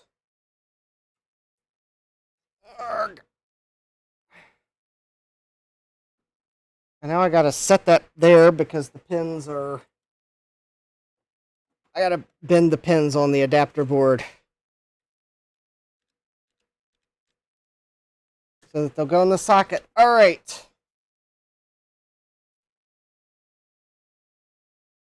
You know, at this point, I probably should have just removed all the RAM, but I didn't, so we're moving on. Alright, there we go. I have the Glitchworks module in, and as well, I have... I don't know how much memory. I think that's like... I think I've got like 768 megabytes or something like that. Because I think the DIMMs 1 and 2 are 256 megabytes each. Because they're like double stacked DIMMs. And then I think the other four are like 64 megabytes or something like that. Or maybe it's a gigabyte of RAM, because maybe it's actually four 128s and two 256s. So maybe I've got a gigabyte of RAM.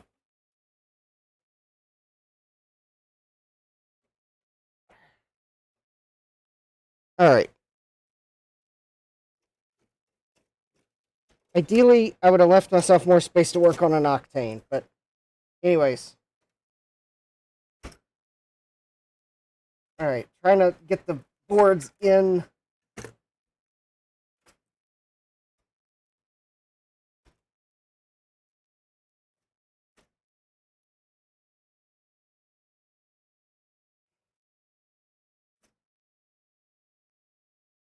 Okay, I gotta turn this facing me more because I can't see the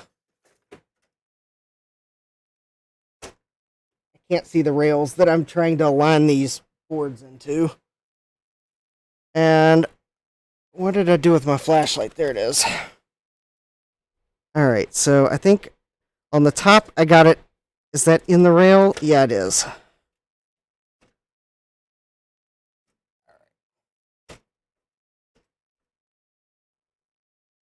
Yeah, it looks like it's in the rails. All right, I think it's just a...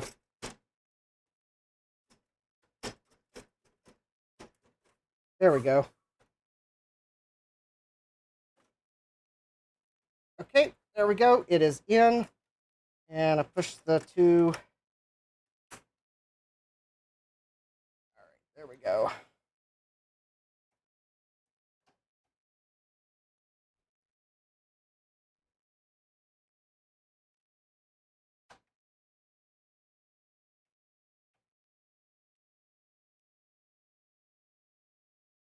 Honestly, as fiddly as those dims are, I would think on an expensive product like this, they could have used a better dim connector, but whatever.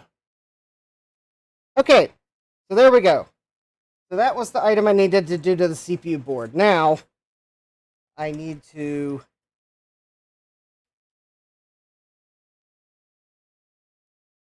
get the graphics card board out. I think it's actually not screwed in. I think I just pulled this out. And there we go. And there's the graphics board. So now, I guess since I'm going to just pull it out carefully.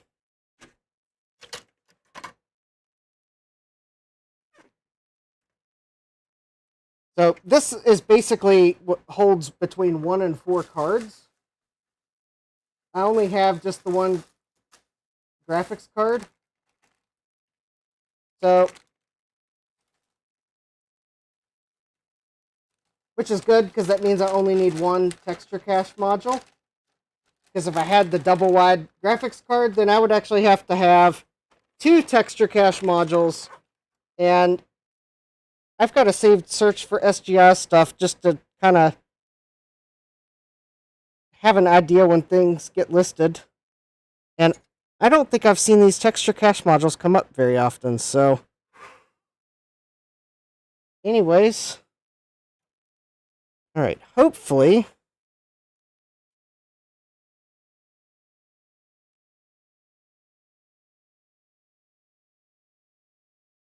Trying to make sure I have it aligned right.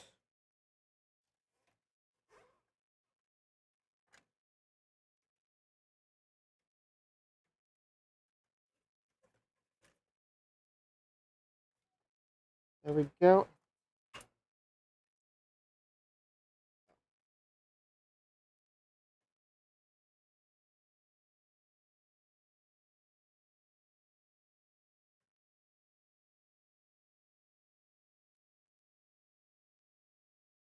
Oh.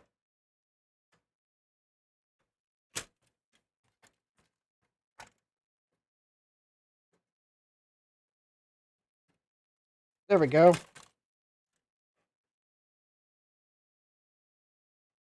And there we go. The texture cache is in. I don't have the nylon screw for it, so I'll have to figure out what it is later. But there we go. I now have 4 megabytes of texture cache.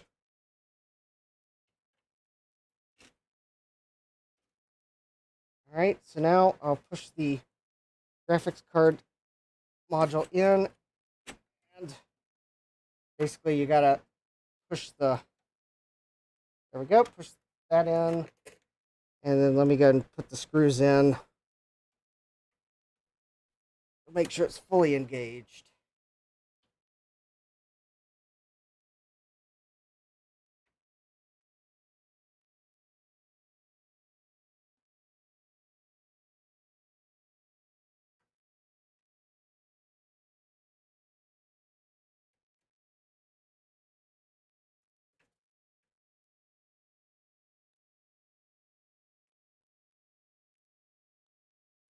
All right.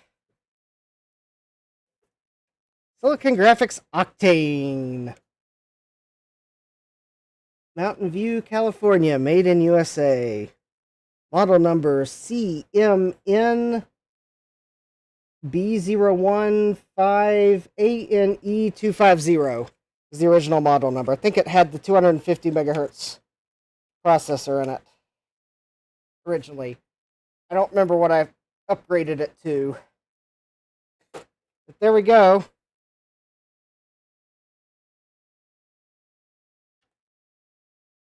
I think I might have over-tightened that screw a little bit.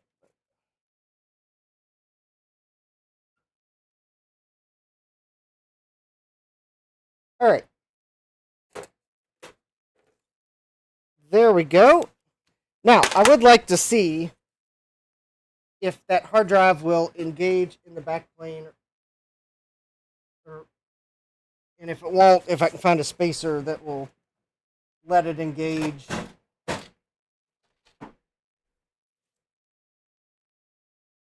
Let's see here. So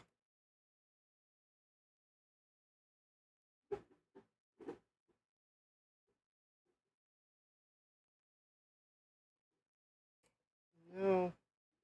Okay, so it does look like I'm going to have to put a spacer in here.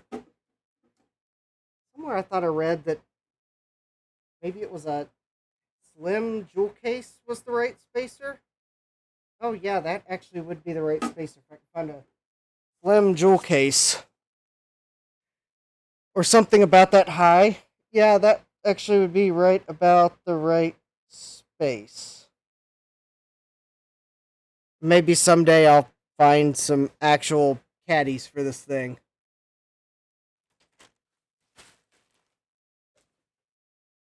That aren't going to cost an arm and a leg and a kidney.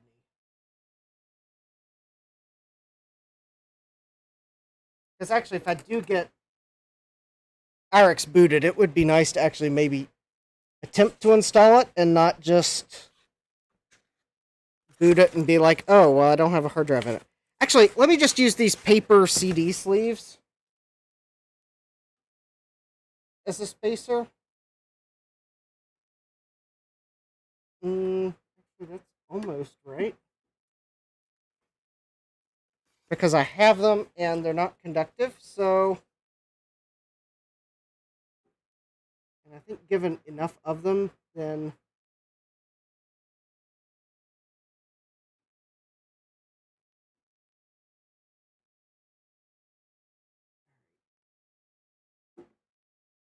Okay, that is completely ghetto, but at the same rate, it's a hard drive. Now, does that hard drive work? I don't know. I bought it on eBay, the place where I buy things I later regret. So, my mileage may vary, but... I mean, it's an IBM... Or, no, it's a Fujitsu hard drive, so... There's that. Fujitsu made good hard drives. In fact, they might still make good hard drives.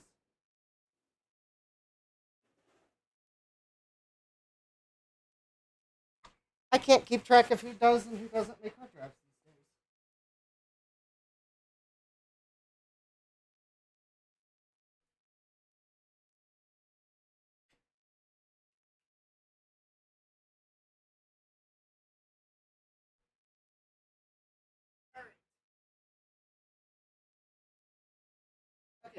grab the power cable.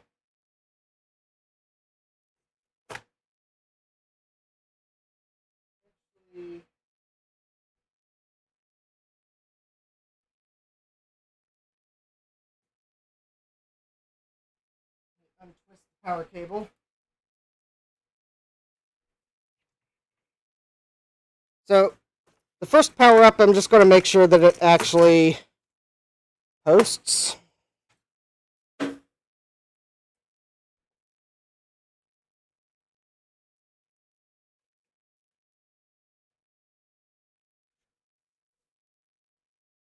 All right. So the power cable is going to go back there.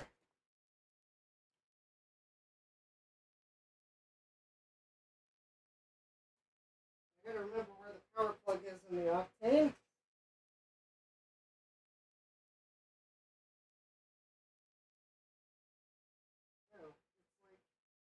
Oh yeah, way at the very bottom.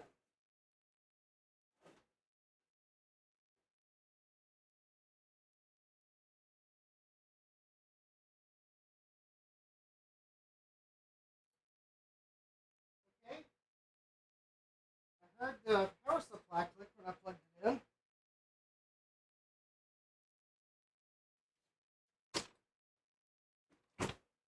Okay, let's go to VGA 2, which is where I plugged the SGI's video adapter into.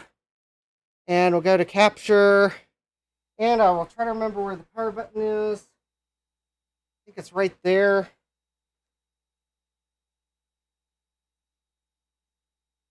Beborg's asking, would you like some toast? Hey, Tim, welcome. Okay.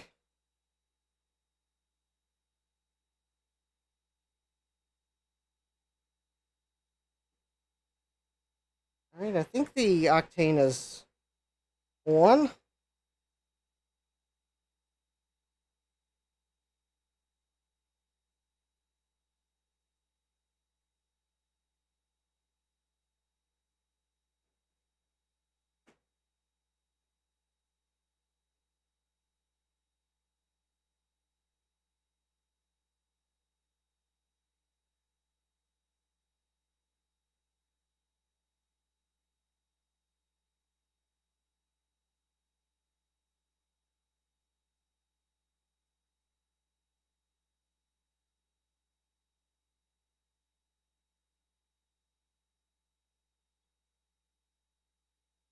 Yeah, that's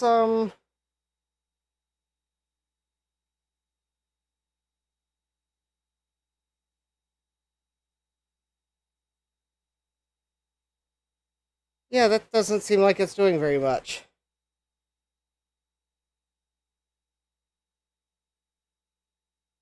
Unfortunately, the light bar on mine doesn't work, so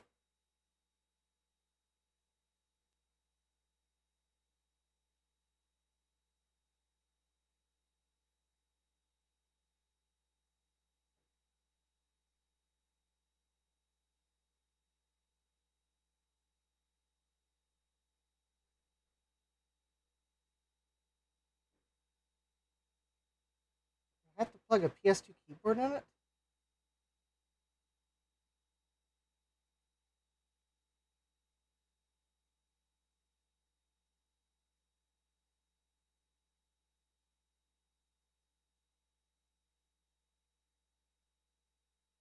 Okay, how about let me unplug the SCSI drive that I don't know if it works or not.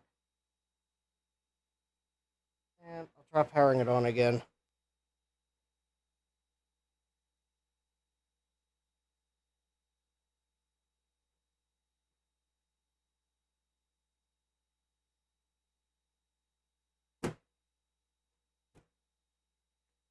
Wait a minute. I thought I heard something.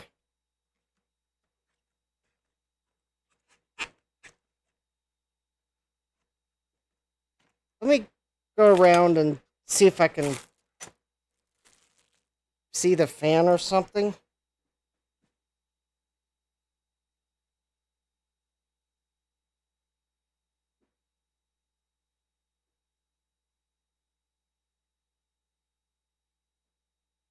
Oh, the fan's not on. Okay, so it's not powered on.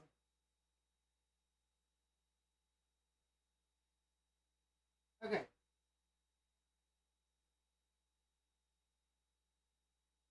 Okay, so it is. The fan is not spinning. It's not powered on. Let me.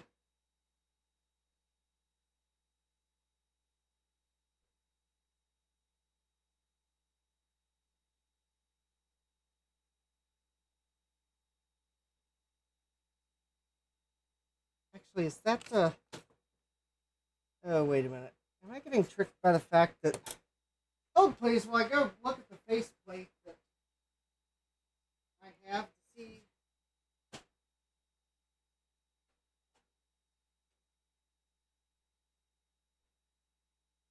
Oh, the power button is the top one.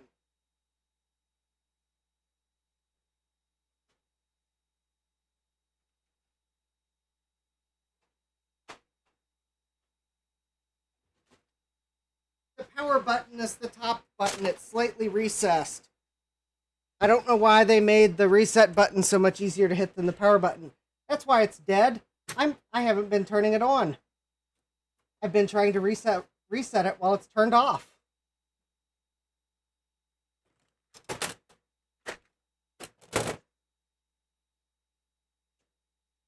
So I bet I could put the hard drive back in. But, well, I pulled it out. So let's try this.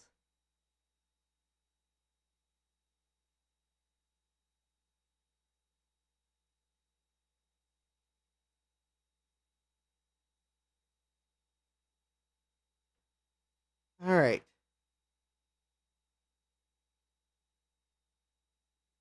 Porter Smith, did I use either of these machines during your career?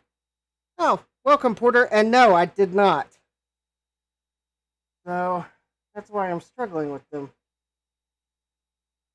Oh, there we go. I got a green light on the front now. Apparently I wasn't turning it on. Now it's on. I can definitely tell there's a fan running now.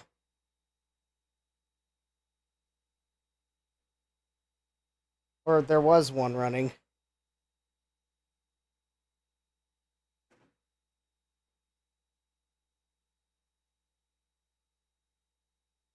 Well, I had a green light.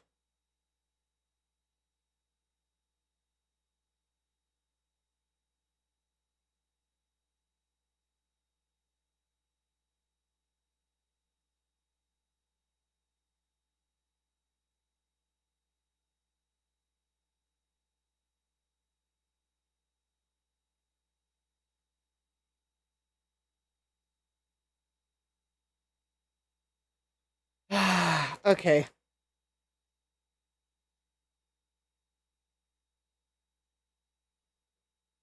Okay, let me completely shut power off to it. Maybe I'll put this hard drive back in so that I could actually hear the hard drive spin up, maybe.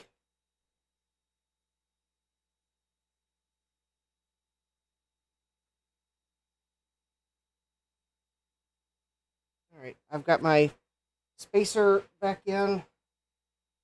Let's see if I can get the hard drive in.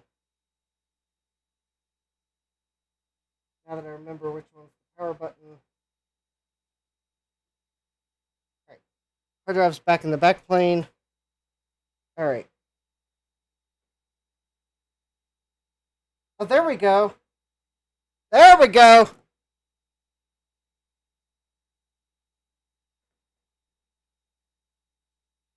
Octanes are finicky. That is a good sign. That is an okay sign. I don't have a keyboard plugged in.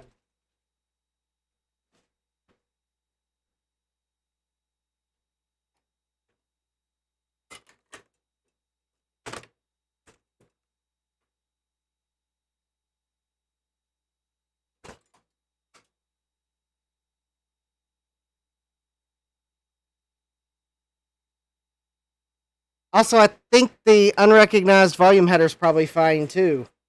Joe says, "Yay, I found the button." Yes, I did.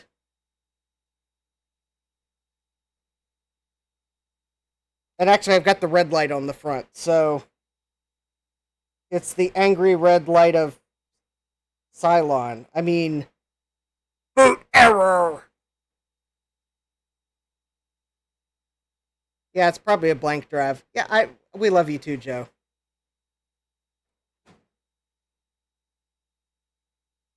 In my defense, I was hitting the reset button at first. Oh, wait, that's not a defense. That's a blame. I was hitting the wrong button at first. Okay, so while I wait for it to, like, give up and play its little happy chime and let me know that it's an Octane. Because, after all, when you pay this much money for a Octane back in the day, you want it to tell you that, welcome to Octane. Because I think that's what its boot message says. I got the Raspberry Pi with Booterizer, Booterizer, Booterizer, that I need to plug in and realize that I have all the wrong cables to plug it in. Great.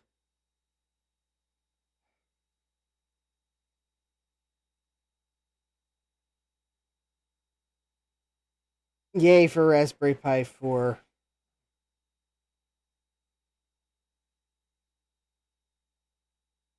Yeah, I don't know. If I had the right SCSI adapter, I would try booting this thing from a CD-ROM.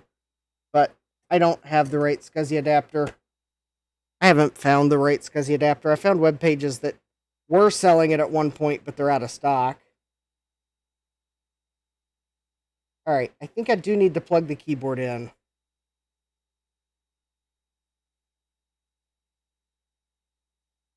Porter says, I just wanted to know because I'm 36 years young and I've only dabbled around with OpenNet and FreeBSD, and I hear that both Solaris and IRIX are quite unique beasts in their own rights. Yes, they are. I am a little older than you are. I remember reading about the Solaris and IRIX beasts. And it wasn't until last year at a swap meet that one of the VCF volunteers, Ian, sold me his Octane. That's just the one I've got down here for $75. Alright.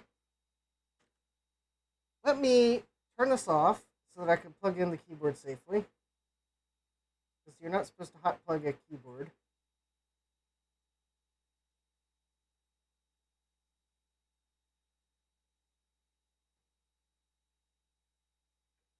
I think that's why it's not giving me the chime. I think it really does need a keyboard to give me the little welcome to Octane thing. And in the meantime, I'll try to remember where the silly adapter is for my Raspberry Pi 4. Alright, let's see here. Keyboard is...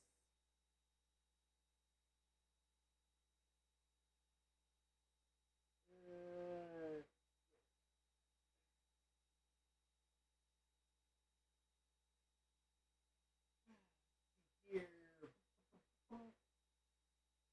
Okay. Keyboard is in. Do I have the Raspberry Pi cable back here? Oh, this might be the one I'm looking for. Is this it?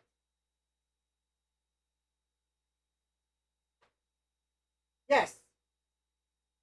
There's the HDMI port for the Raspberry Pi. Which means now I need the keyboard and mouse.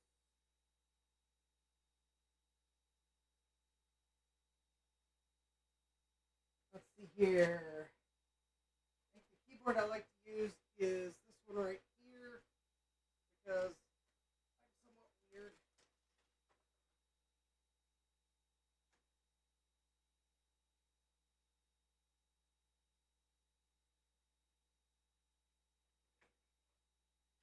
It's a cherry keyboard.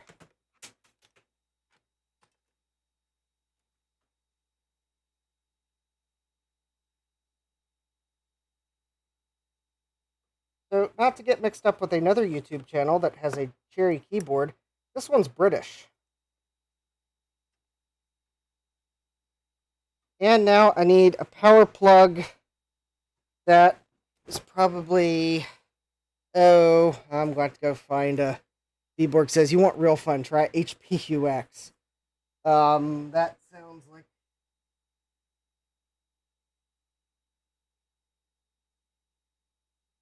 Yeah, that sounds like a good time.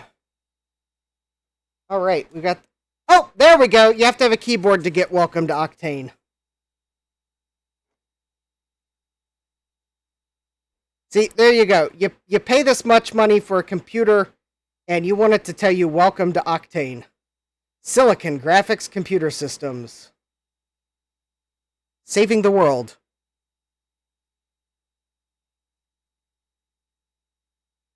Stop for maintenance. Sadmax says, oh, neat. And honestly, sometimes I want to mess with HPUX. Unable to boot, press any key to continue. Oh, I think I fell for a key I wasn't. It didn't want. Well, it's not going to boot. Oh, there we go. Oh, there we go. And I should probably plug in a mouse. Bonus points if you guess which movie that comment was from. I don't know what the bonus points are good for, but I should at least give you a pat on the back for guessing what movie that's from, because it might be a slightly obscure one. Unless you Google search, then you might figure it out. I'm not going to repeat it, because I bet Google will tell you exactly what movie that line is from.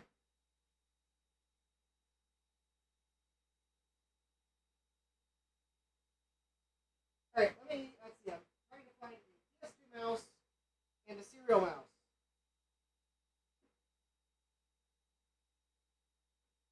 And a USB-C power adapter. I think I've got 3.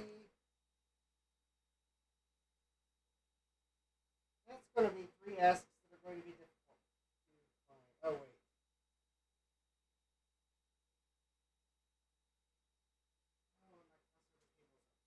Okay. I think this is the point of the live stream where I am probably going to go run upstairs, because I did mean to grab a crossover cable, and it is upstairs. Hi, Retro Techie says, install Windows 8.1 on this. Vborg says, Windows ME, let's be bold. Oh, Nick says, it was probably telling you welcome to Octane on serial A without the keyboard. Yes, it probably was. Yes, it probably was, because without the keyboard, it was probably defaulting to console boot. Because you could run these as like a...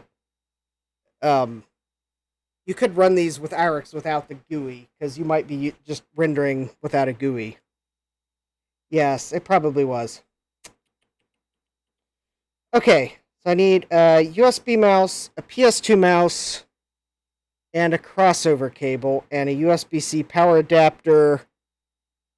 And alright, I'm going to be right back so I can go look for all of the above items, because I have a feeling I'm going to have to go upstairs for at least a few of them, because the crossover cable is all the way upstairs. So I will be back in a few minutes.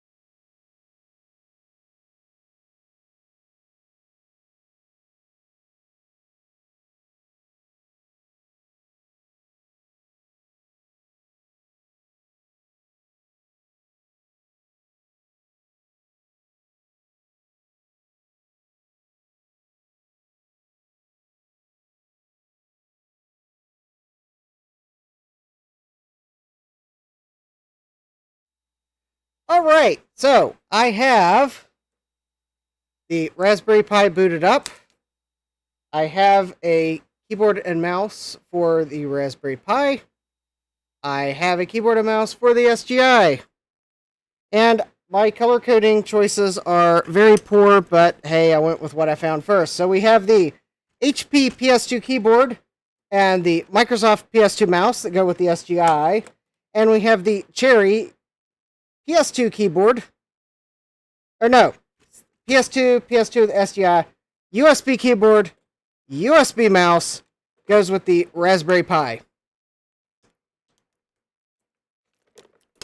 Good night, Tim. Alright.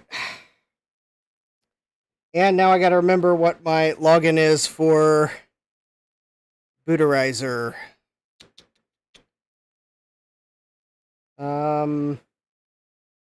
Is it maybe ye old pie and...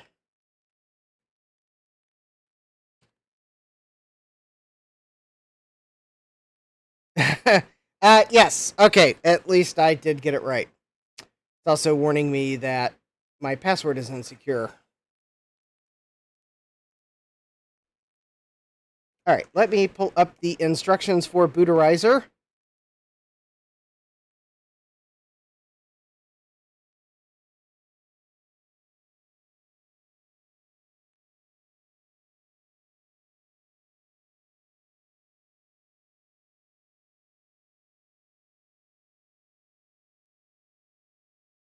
All right.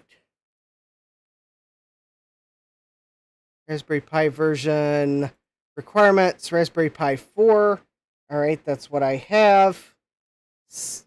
I got the SD card. I got the image. Ooh, I'm glad I've got the image because it looks like the image is not available for download anymore. That's embarrassing.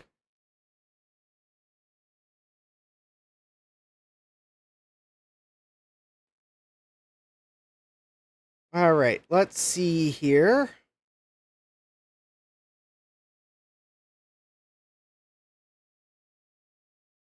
Okay, so I shouldn't need to do this first stuff here.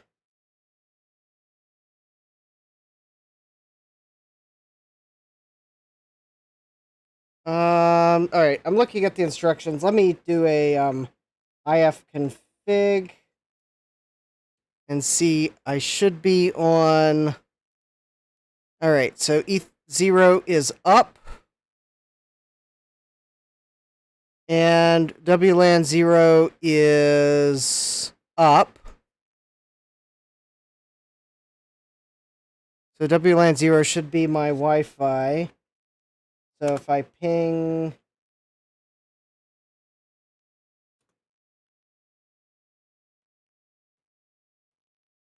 IP address... Oh, interesting. That's... Oh,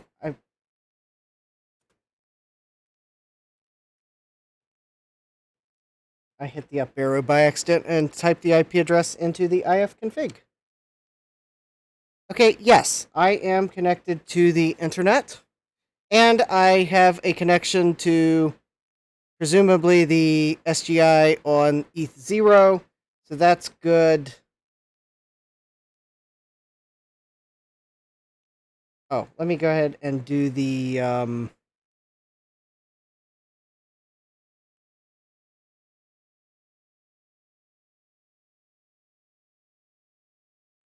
Oh, all right. So let me see here. I think I need to get the SGI's MAC address, which that's going to be on VGA 2. Let's see here if I can do the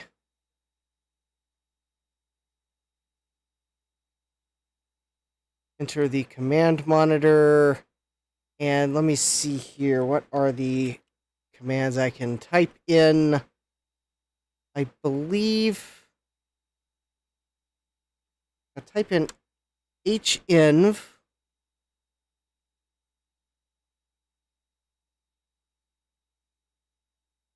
There we go. We can see that I have, Okay, so I have the 400 megahertz R12000 processor now.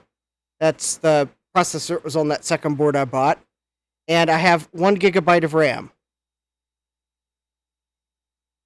And it's now showing I have the ESI graphics with texture option. Excellent.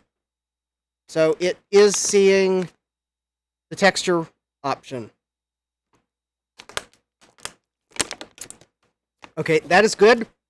But that's not exactly what I wanted. Let's see here.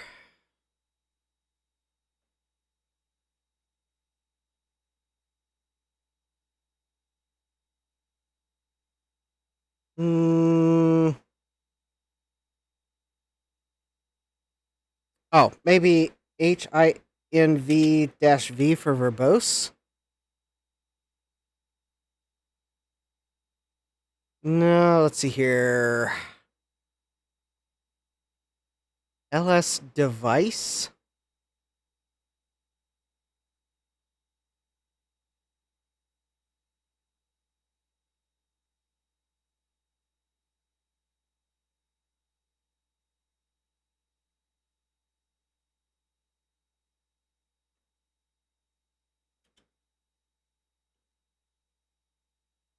Oh, there we go. Is that...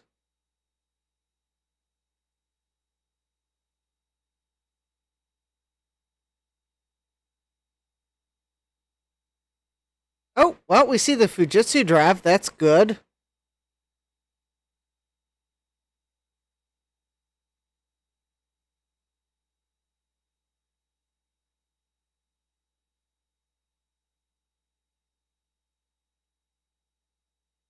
I just don't know. I was hoping I could look up what the MAC address is with the command. Alright, let me see if... Oh. HINV-T-P.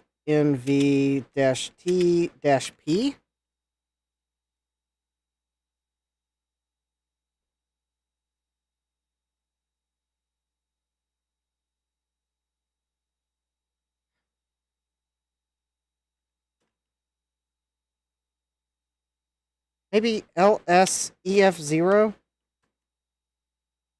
Oh, no such device.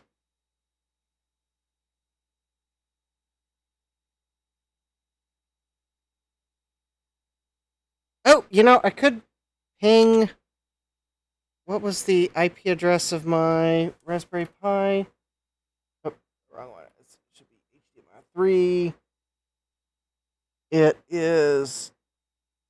I think 192.0.2.99. Alright. Alright, ping 192.0.2.99. Oh. How's that? Ping.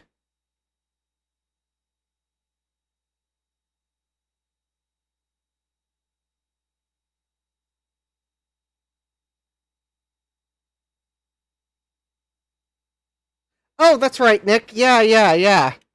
Um.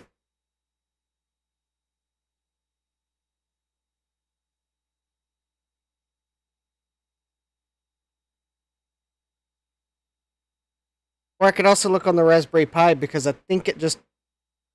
Oh, it didn't receive a reply. Let's see here. Yeah, that's right. Bootnet.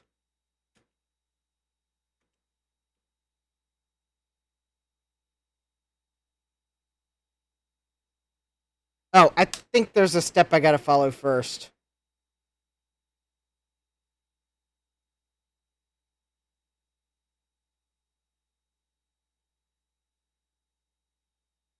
Alright.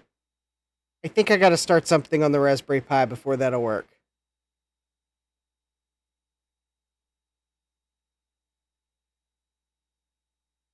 But the thing is, I have to set a... Oh! Here it is. Print ENVR. Oh, no. Print ENV EAdder. There it is. Because I gotta check something on the Raspberry Pi.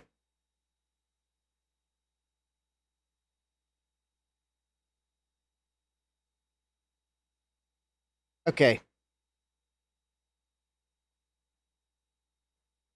So remember, I swapped. I think this is the original board that was in here, so the configuration I have on the Raspberry Pi is probably correct, but I just want to double check.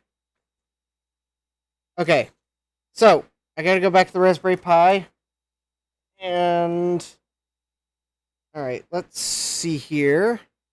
So I need to do a sudo-i.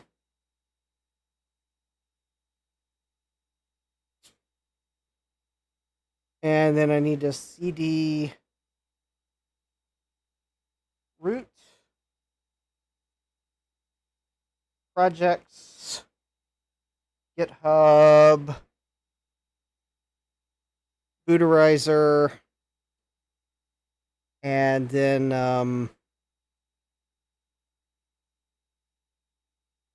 nano should be settings.yaml. All right, so install mirror.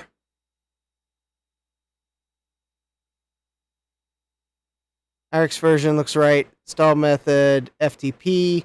Client name is SGI. Client domain home.local. Network 192.0.2.0. Netmask, yeah, that's right. Host IP is going to be 192.0.2.99. Client IP is going to be 192.0.2.82. I have no idea why I picked that. Probably because that was the default IP. The MAC address in the configuration is 080069OE09C3. Okay? Yep. All right. So that is configured for this board. Let me take a picture of that because... Okay.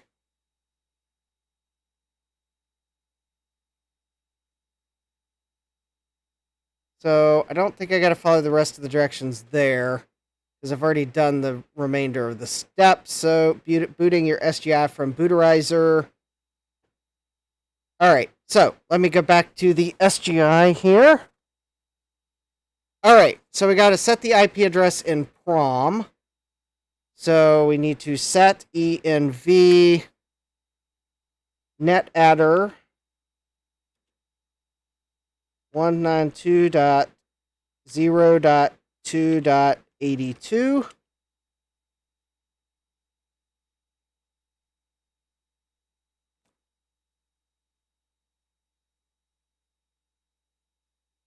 Yep.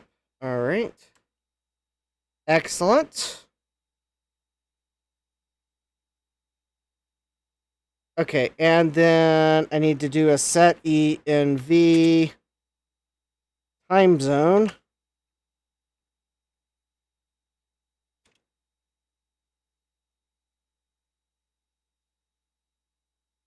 ESTEDT. The instructions say to do that. I don't know why.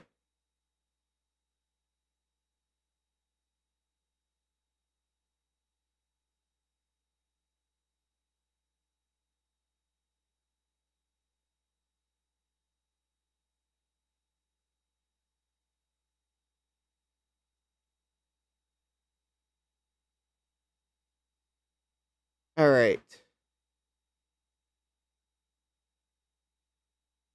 Oh, okay. So now it looks like I need to issue the VAG vagrant provision command.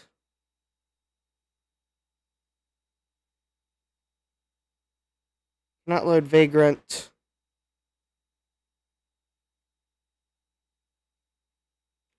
Vagrant up? Oh, wait a minute. Is that something I should have issued on the...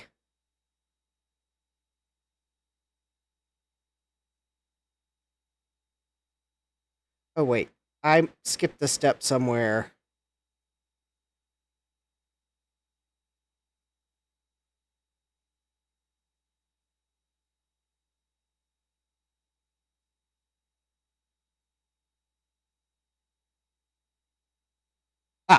I skipped a step. That is actually That was actually a command I needed to issue on the Raspberry Pi, not the SGI. Let's see here.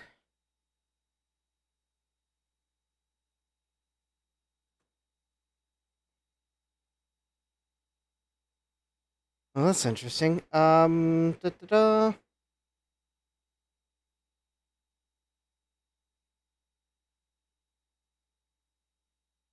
Wait a minute. Oh, I scrolled too far.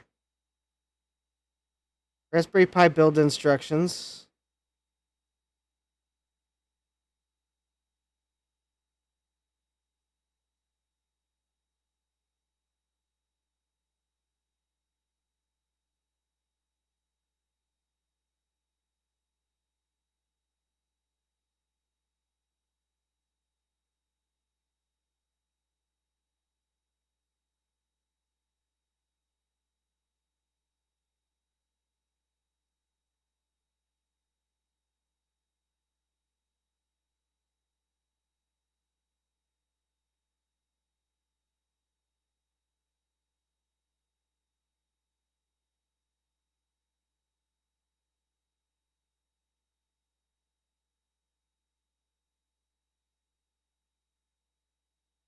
Oh, that's weird.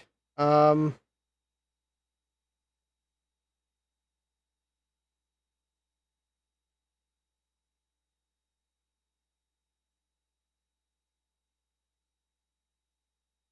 why is this?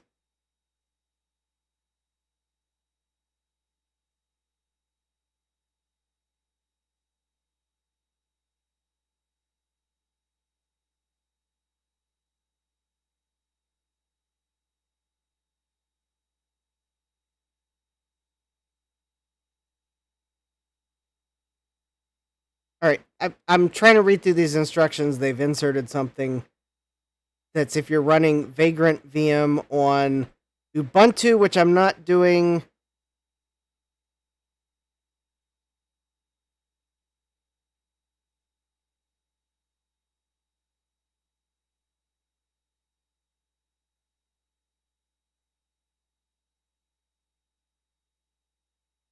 So that.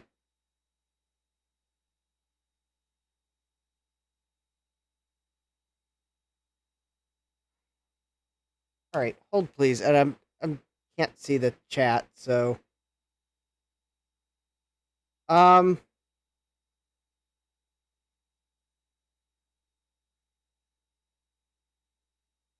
Well, the uh, so Porter, the CS initially stood for Computer Services, because when I first registered my domain name, well, I guess I had my own small little computer repair business, but it wasn't very big.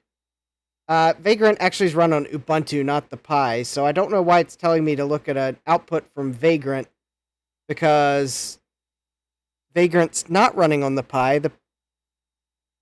It like I think this stuff runs directly on the Pi. Either that, or I skipped a step that looked like it belonged to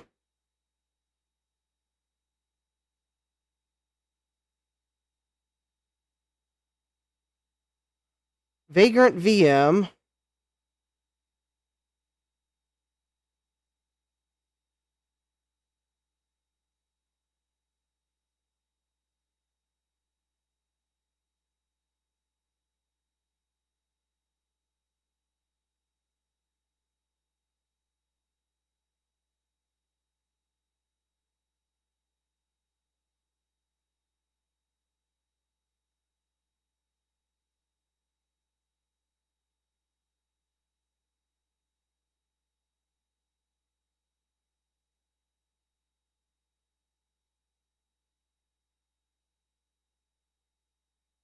Okay.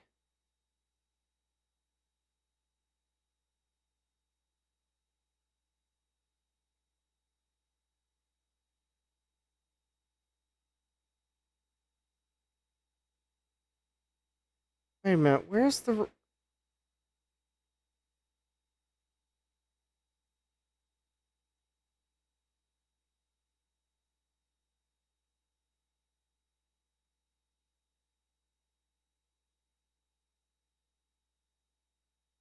Someone has mangled their instructions.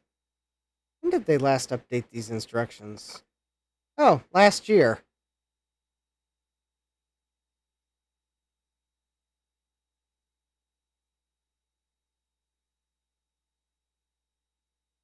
So they recommend using the Raspberry Pi version.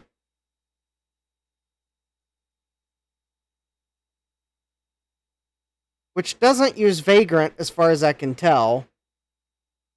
But then they tell you to examine the output from Vagrant to find the proper command to boot into FX.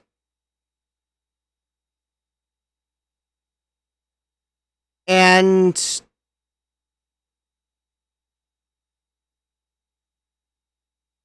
actually, I'm not convinced my Raspberry Pi has been set up properly. Also, the thing is, I don't think you can well, maybe you can still download. Okay, I'm going to refollow the instructions for setting up the Raspberry Pi because something is not right on my Raspberry Pi. And maybe that's why I never got it to work last time. So, I don't know if we're going to get to the sun tonight, but maybe at least I can get the SGI to boot. Alright, so let me see.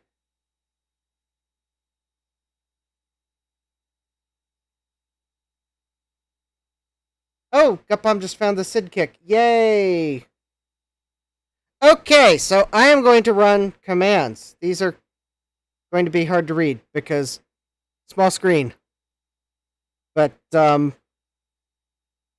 yeah.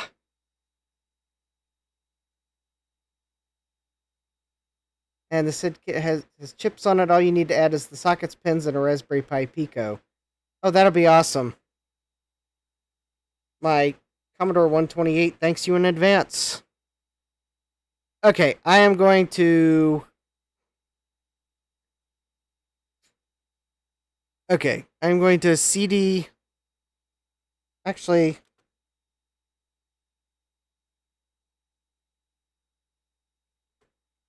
Plus minus L.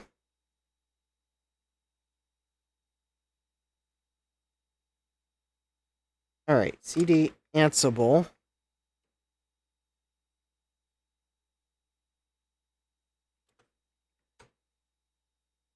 No, I do not have... I don't know that I have the IRIX images. Okay. Ansible playbook. -I. Inventory.yml. RPI booterizer.yml.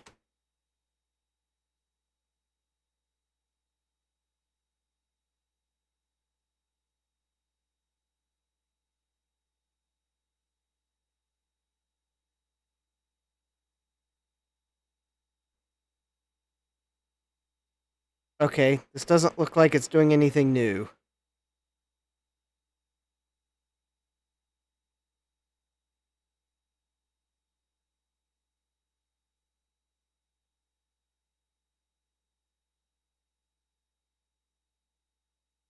But I'm going to follow the directions because something's gotten mangled in them, so I'm having trouble following them. So I'm just going to follow them.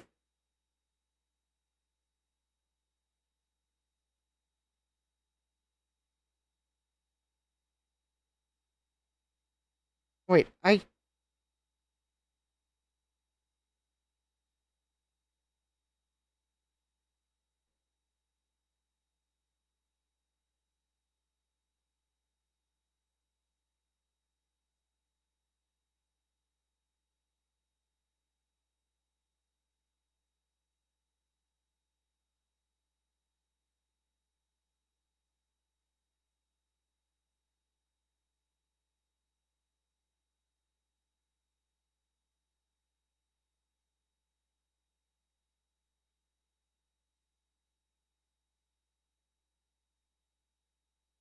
Well, I mean, it looks like it's doing stuff, so maybe...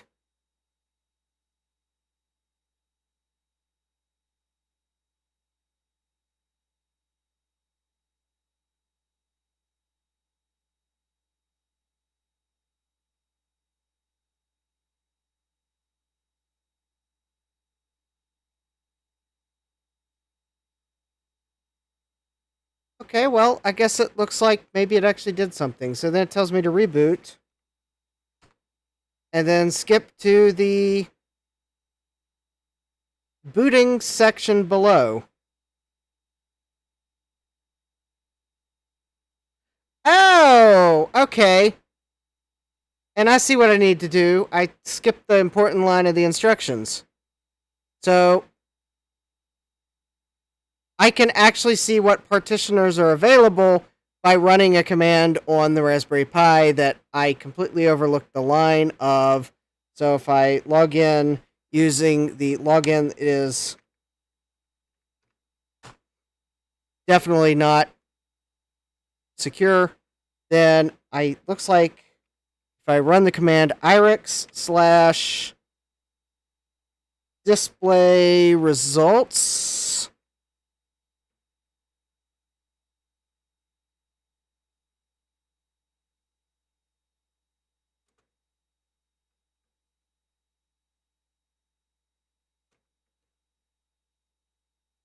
Oh.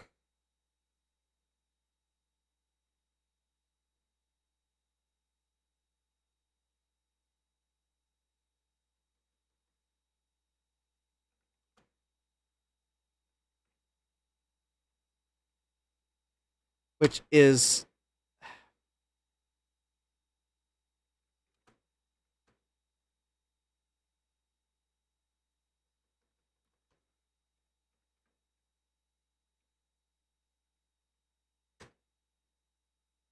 there we go. There's the partitioners, I think. Yes. Okay. So I have 6522 and 6530 versions of fx.64 and fx.arcs. Okay. So let me scroll down to the booting instructions now that I have the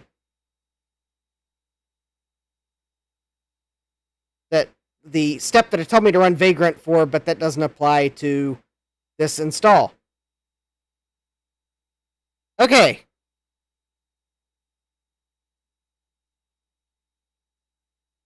Older systems use fx.arcs, such as Indigos, Indies, and some O2s with R4K CPUs. O2 and newer systems use fx.64.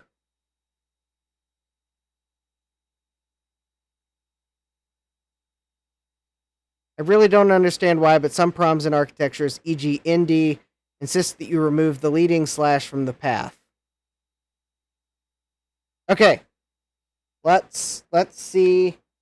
Let me swap keyboard and mouse back over. I think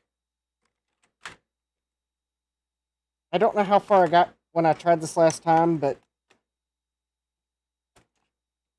maybe it's gotten further. I don't know. All right, so let's go back to the SGI here. We should be at the command thingy here. All right, so I have to type in the whole command, boot p, with the parentheses, / 6.5.30 overlay disk 1 stand fx.arcs.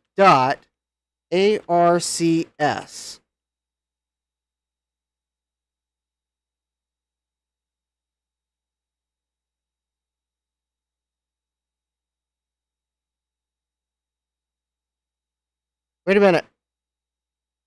We got an IP address from the server.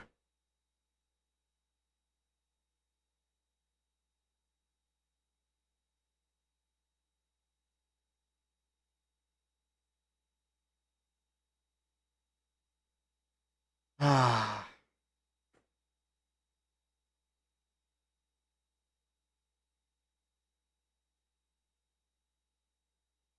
Unable to execute. Wait! It obtained.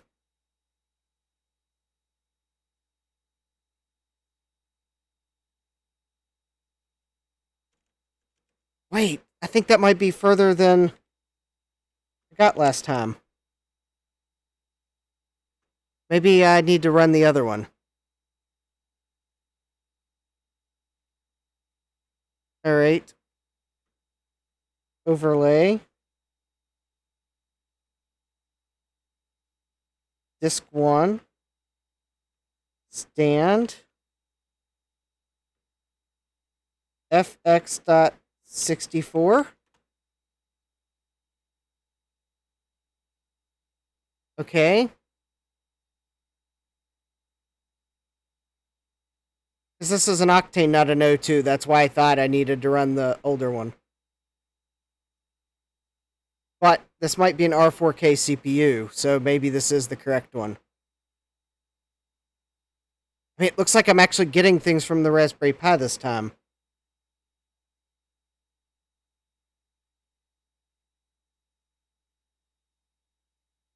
And invalid argument.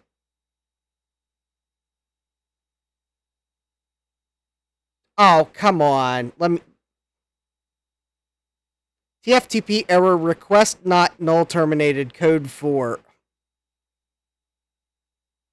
Oh, let me guess. Boot P parens colon 6.5.30 overlay disk 1 stand fx.64. Let me guess, it doesn't want the leading slash. Or I may need to reboot and try again. Maybe you only get one download attempt and then you're done. But yeah, yay, new errors. Nick says, yeah, the Octane is newer, so you want the .64. Okay.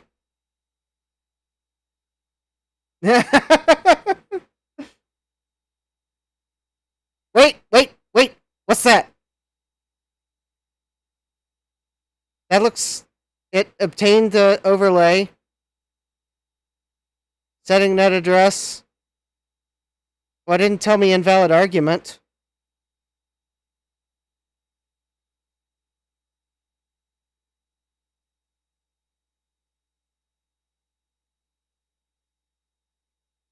Hold on.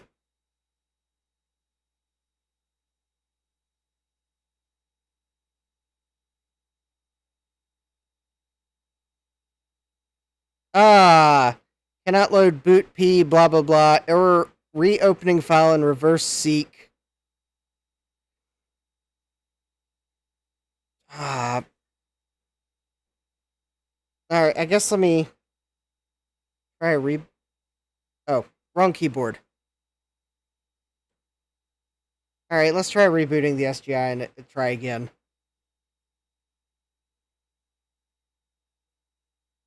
Maybe loading the wrong one first messed things up.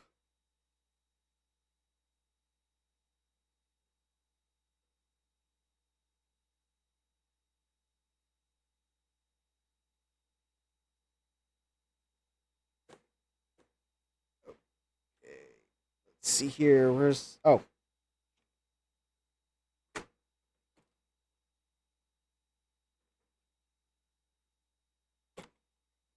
Alright. Let's see here. Enter command monitor. Alright, let's try this again. Boot P. And I will omit the leading slash because it looks like it might have not wanted it. 5.30. Overlay. Disk 1. Stand. X.64. Okay.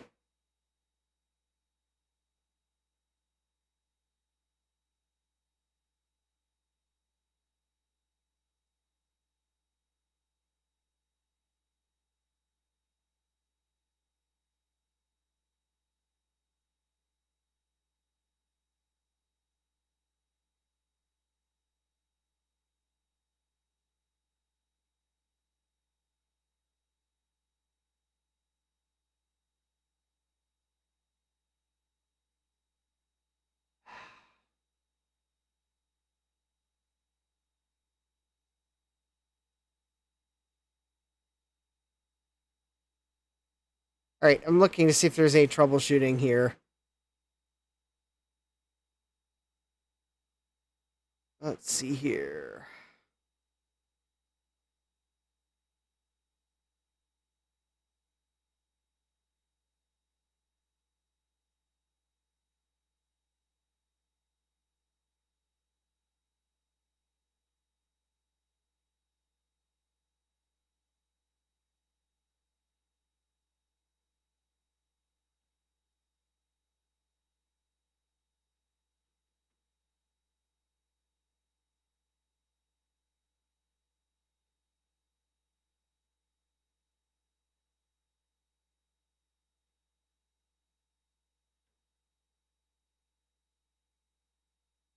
Maybe it needs the leading slash.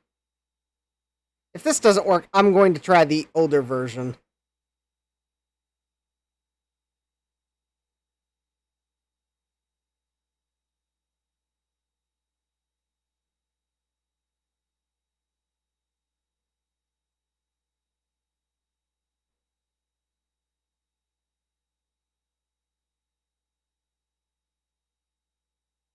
Actually, maybe I should look something.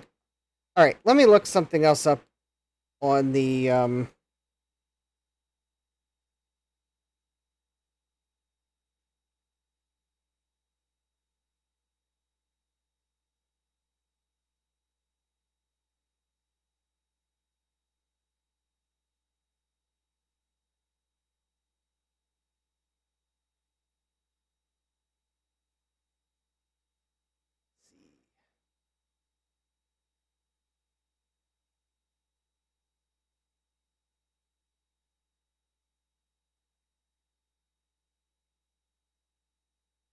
hold on. I want to change something on the Raspberry Pi here real quick.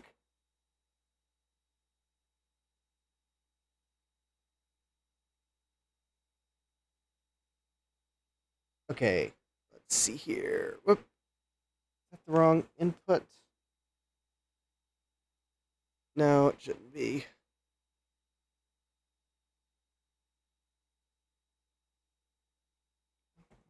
Oh, yeah, that was the wrong input. I hit the wrong button. There we go. Okay, so I want to do an ETH tool.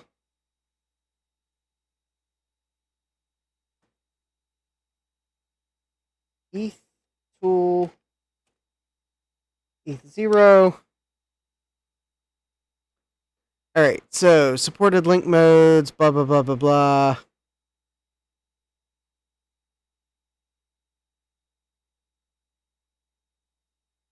Alright, so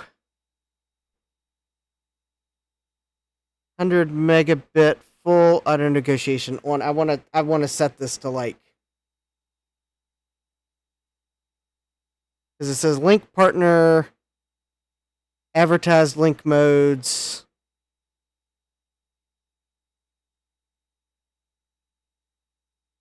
Oh, actually, it looks like it.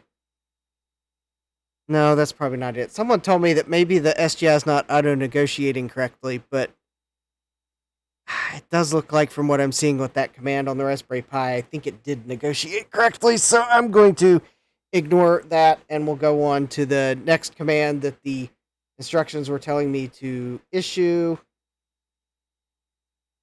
Ah. Well, I'm still trying to get it to, like, boot something. Boot p.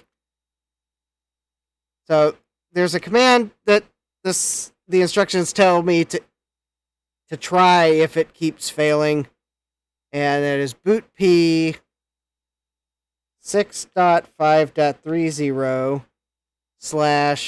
/ overlay disk 1 dist.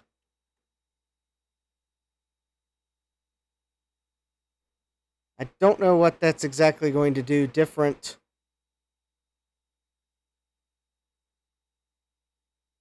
I don't know if maybe that's just going to boot IRIX.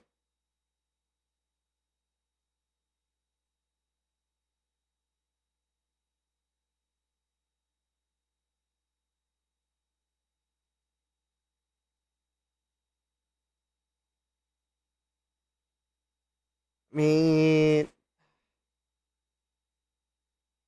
Invalid argument. Request not null terminated. Okay, let me try boot P. It was 6.5.22 overlay disk 1 stand fx.64. The one for the older version of IRIX. Maybe there's a problem with the... I mean, there could be a problem with the copy of IRIX that's on this Raspberry Pi. That is entirely possible.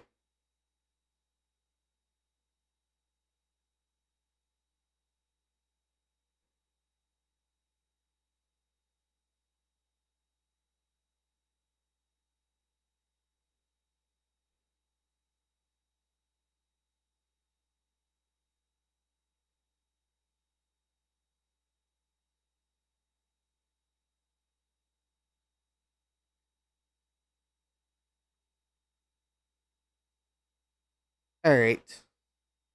6.5.22 overlay disk 1 stand fx.64. Request not null terminated.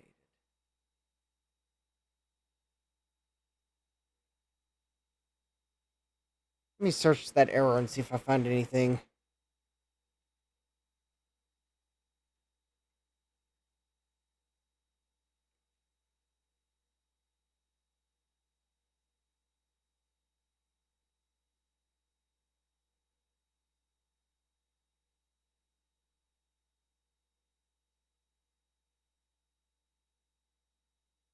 Oh, wait a minute. It looks like it's actually...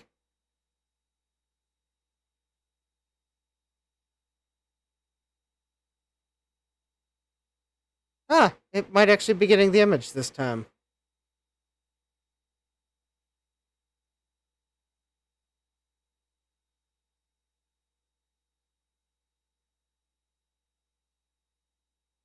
That's cool.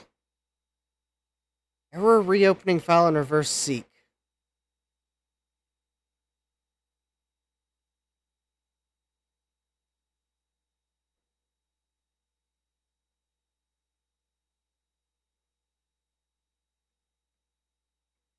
Alright, let me see if I can...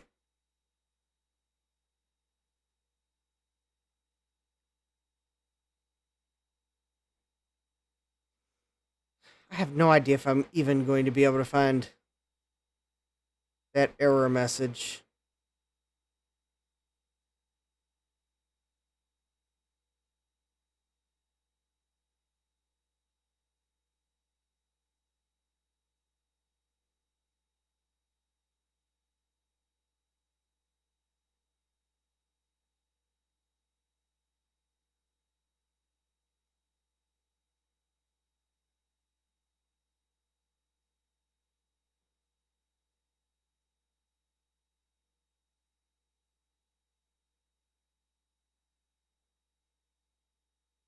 No, I can't find that error.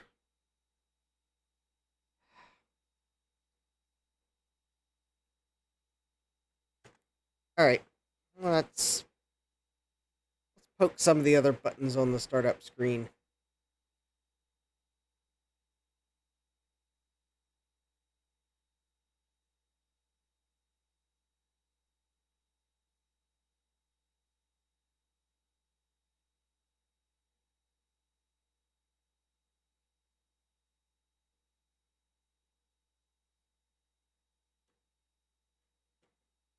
It's possible there's something wrong with this hard drive. Maybe that's the...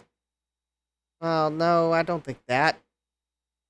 I would think I'd at least be able to run the partitioner.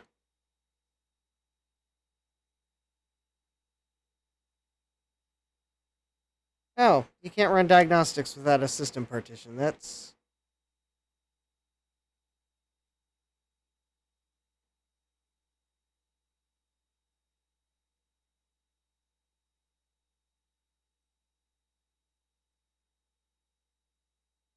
No, I don't think I can do that until I partition the drive.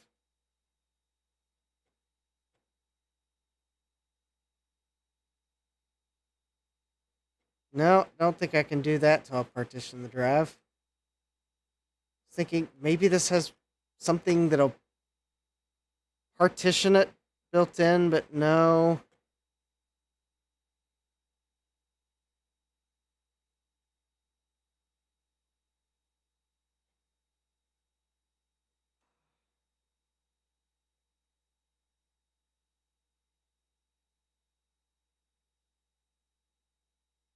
There's an environment variable that needs set.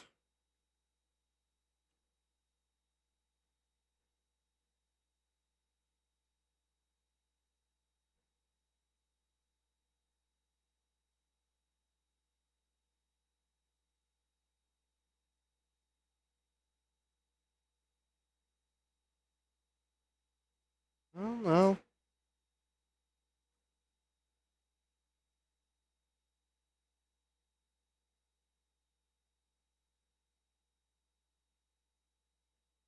Hmm.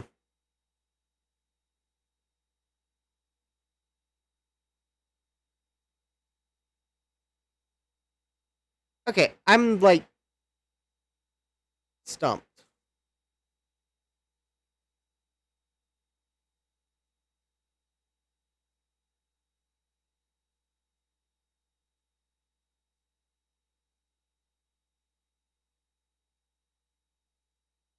I may have to reach out to one of the Facebook groups for workstations because I have tried everything the booterizer instructions say to do, and the steps it says to do. I mean, the only other thing I can try is something it doesn't say to do.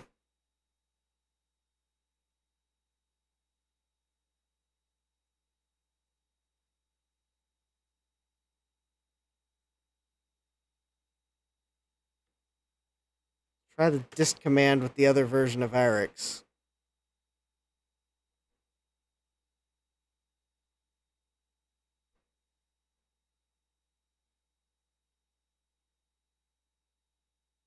Oh, is a directory, code 0. Well, that's not going to work. Hold on.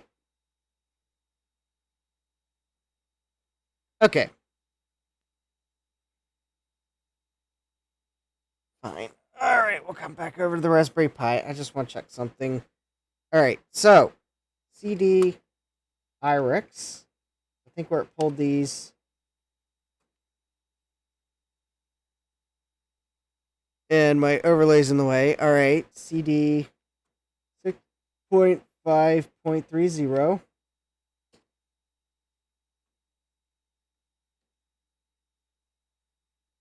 Okay, overlay. Let's see. Make sure that the things it's telling me to run are here. Okay, so there is a disk 1. Disk 1.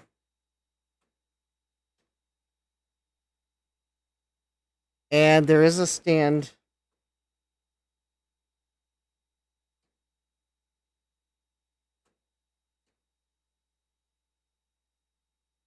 Alright, and there are...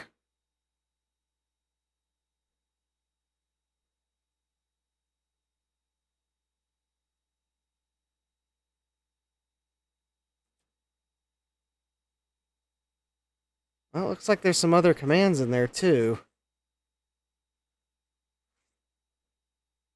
Okay, I just want to see if there's, like, a command I can run that'll, like, run IRIX, maybe?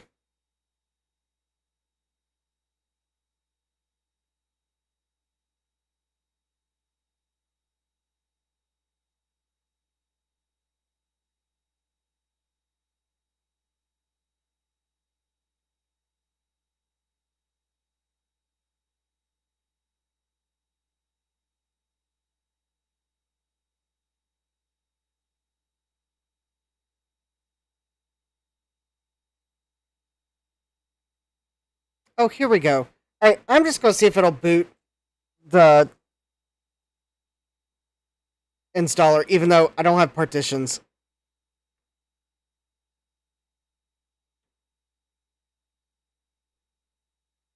I see now how to do this.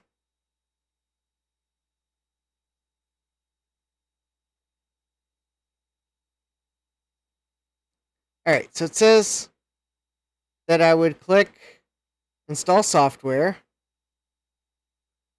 And I want to pick a... Well, I think I got to pick remote directory. So it says if it prompts you for an IP address...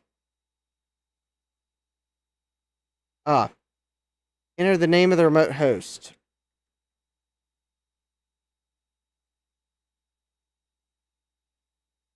It says the host is Booterizer.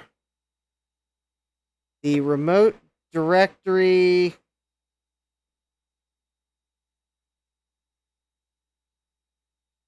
5.30 overlay disk 1 dist.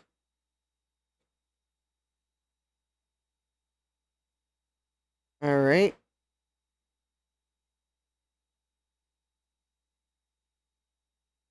I just want to see if it'll get something.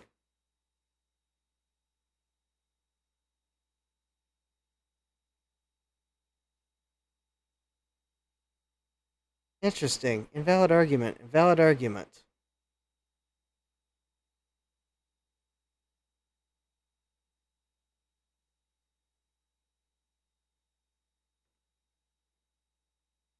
Hmm.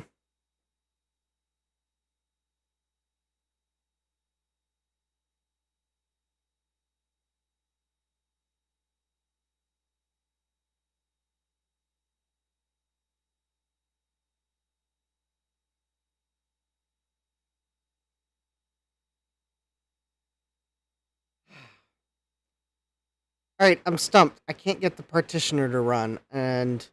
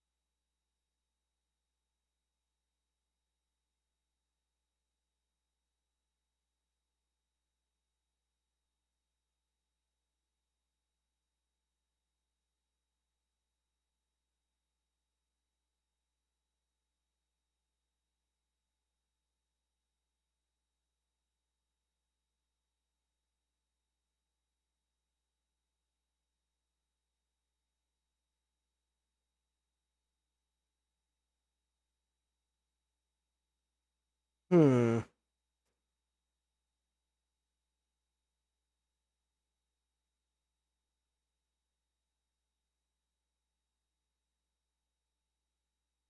Alright, I'm stumped. There's...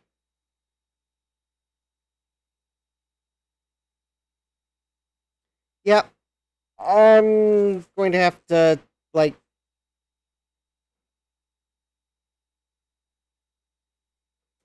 give up on the Octane for tonight, because... I'm going to have to try to figure out what the problem is. Unless I just follow these instructions to re-get the...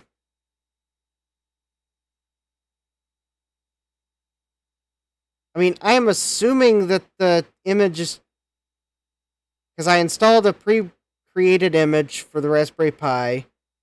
I am assuming the image is correct in terms of that the IRIX images on it are correct. only thing I can do.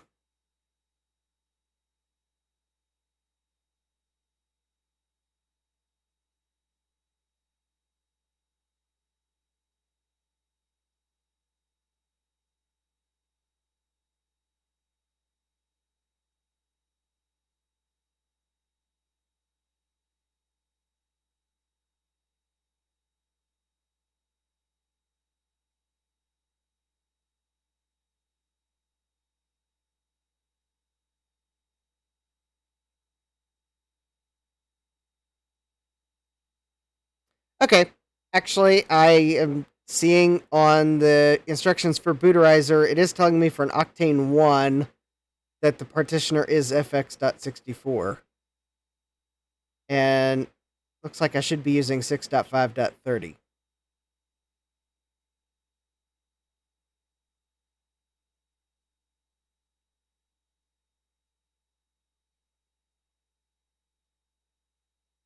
Hmm.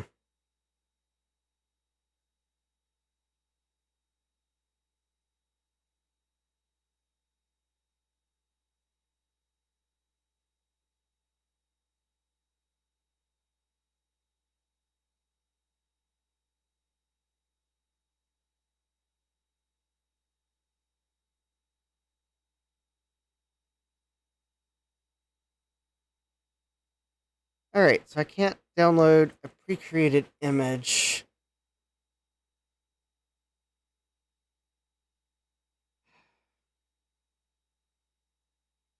I don't know. I am just stumped.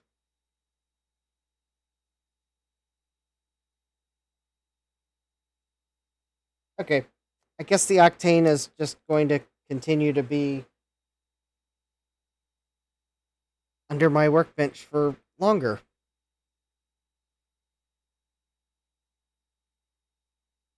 Unless by chance... Am I on the right Discord?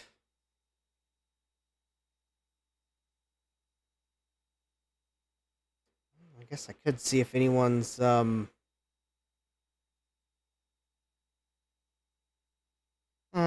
I guess maybe I'll bug the SGI user Discord. Is this going to be a hardware or a software issue?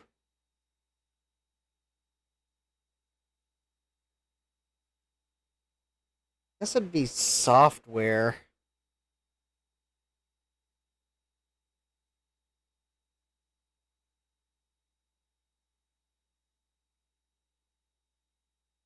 Oh, here's a booterizer. Ah, here we go. Let me post it in the booterizer thread. I am trying to get an SGI Octane to run the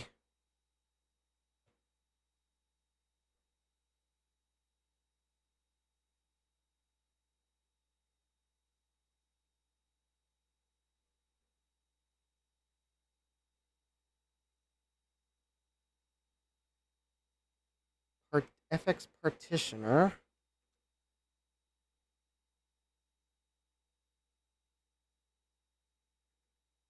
Using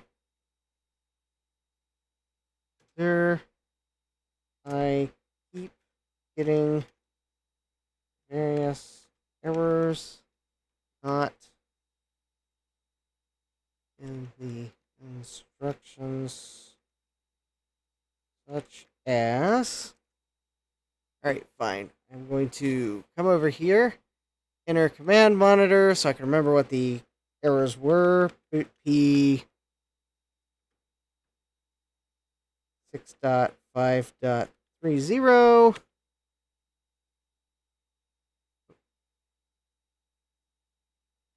Overlay. Disk 1. Stand x.64.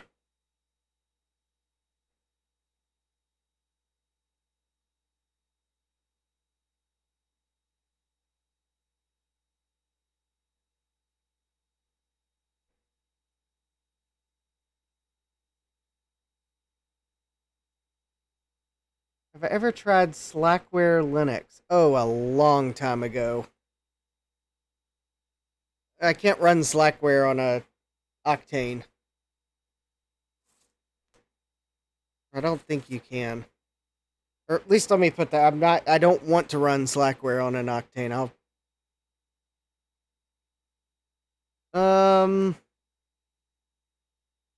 Yeah, I'm posting something to the Discord. Oh, wrong keyboard.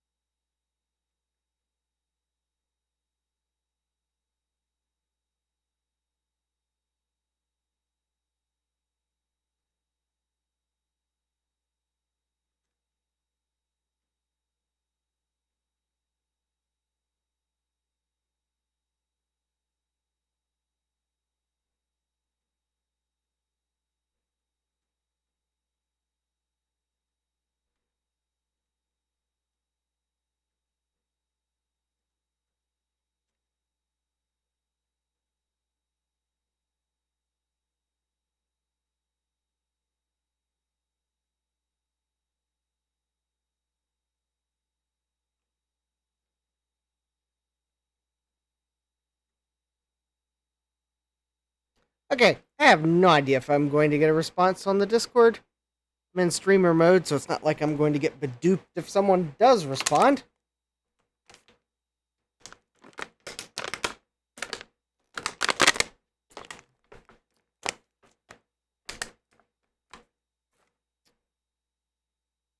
I guess in the meantime, let me go to see if I can find a Solaris disk to download.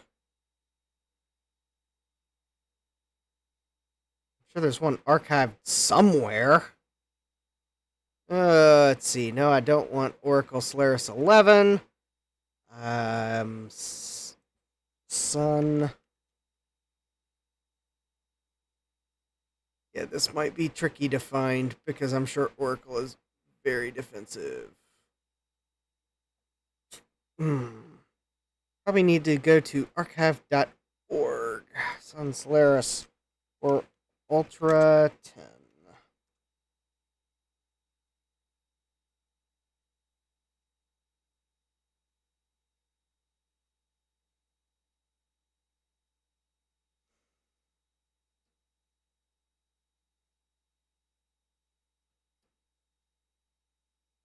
Alright, let's see. These shipped with.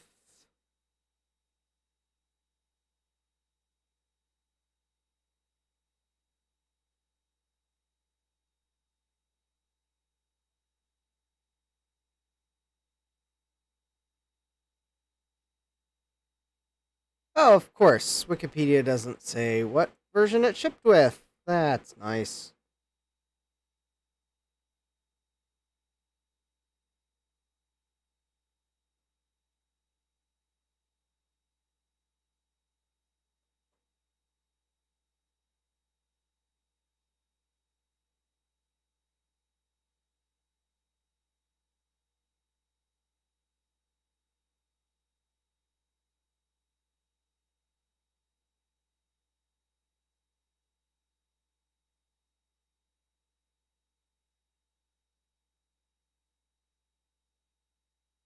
Yeah. Will Jr. says, nah, I got this load star, comma 8, comma 1. Yeah. That'd be so much easier. Alright. Yeah, this is probably going to be. I should have probably tried searching for the image a little sooner, but.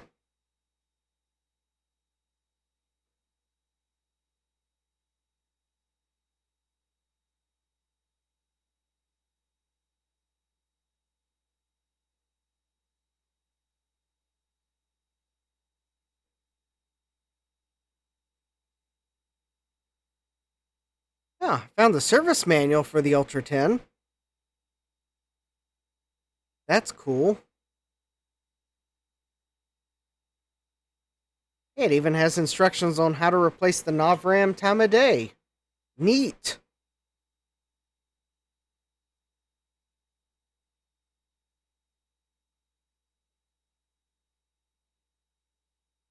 Hmm.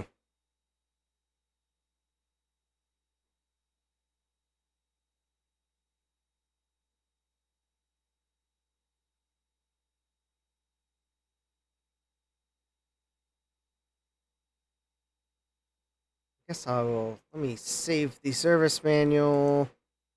And let's see if I can. All right, let's go to archive.org.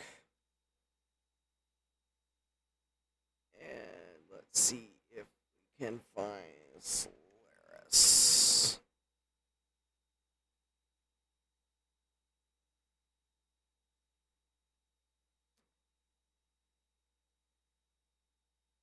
All right, let's see if we can find Solaris that is going to be a software.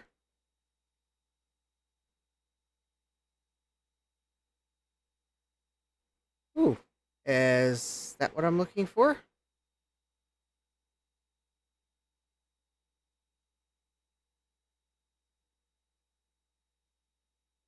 No, that is a Solaris theme for Windows. No, that is not what I'm looking for. That's very funny. Ha ha ha. Oh, there's a disk of Open Solaris. That's not what I'm looking for. Solaris 251. Solaris 7.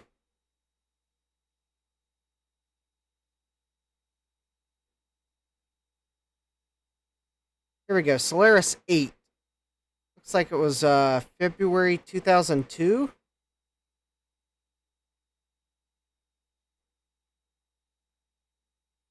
Yeah, this might be what I want. I think Solaris Spark 8, 3264 bits for Sun hardware. That doesn't look totally right.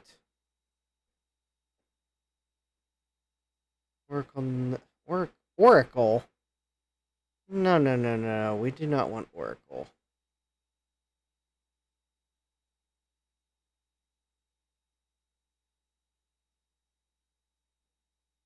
How about let me just download Spark Software 1 of 2 and see if there's a README on the disk. Porter's asking, didn't Apple originate the boot P protocol? I don't remember who did.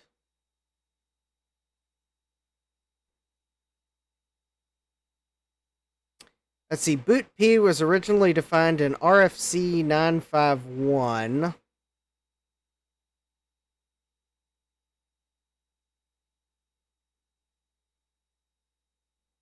Which RFC 951 was written by Bill Croft of Stanford University and John Gilmore of Sun Microsystems. So, no, it does not look like it was Apple. It actually looks like it was SGI's competitor Sun that devised boot P, along with someone at Stanford. Yeah, that. How do you like them apples, SGI?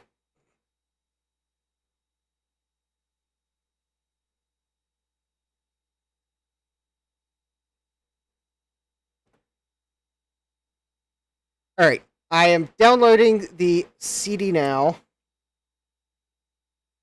So let me, I guess, shut down the SGI because it doesn't look like I'm going to get it to boot tonight.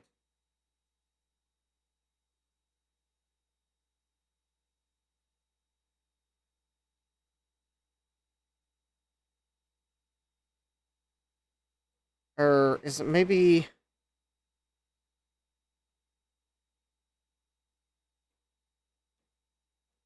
Oh, there we go.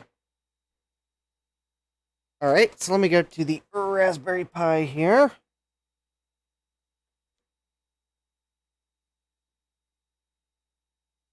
Yes, I believe. Yes, I believe Apple's did use boot P for a good time. Yeah. Come on. All right. Hello, Raspberry. Oh, I hit the wrong button. I keep hitting the wrong HDMI button on my switcher. All right. So we need to shut down H now. There we go. All right. So the Raspberry Pi is now shut down. I can move these extra peripherals off my workbench.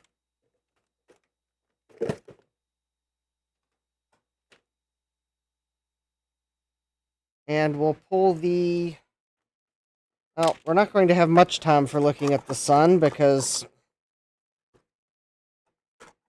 the SGI was all needy and what all.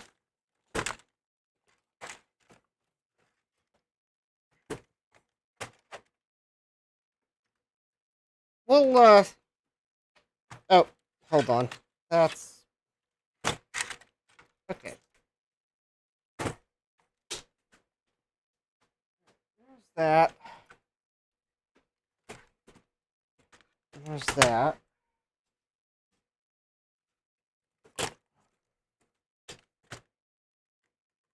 Alright. Let me unplug the keyboard and mouse from the back.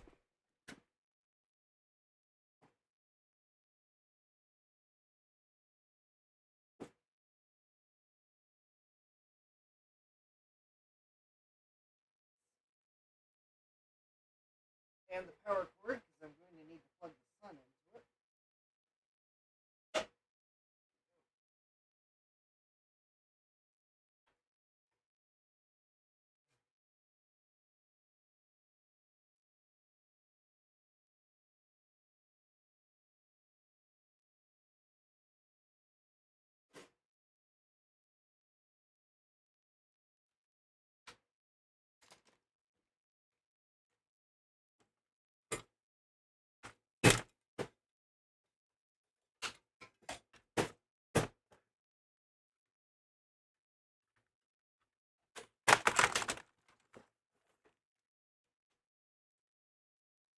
Alright.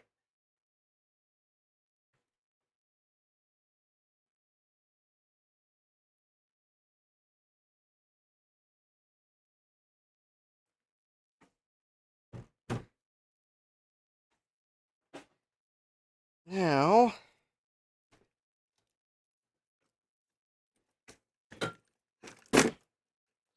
Alright, so we got the... So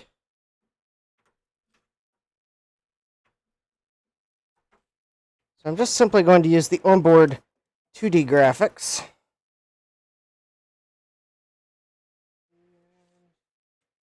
Now I gotta find the Sun keyboard. Oh, there it is.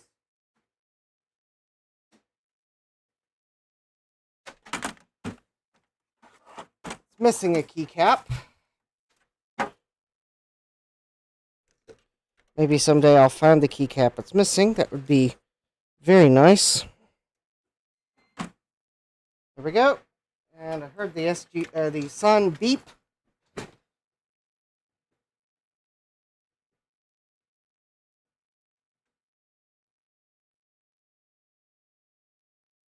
And let's see here. VGA1.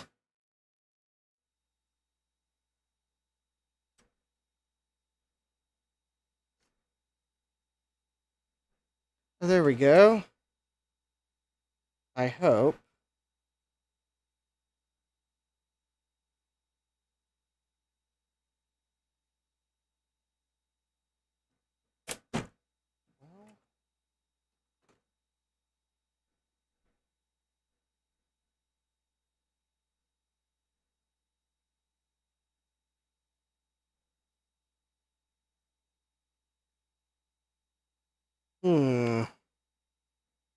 Okay.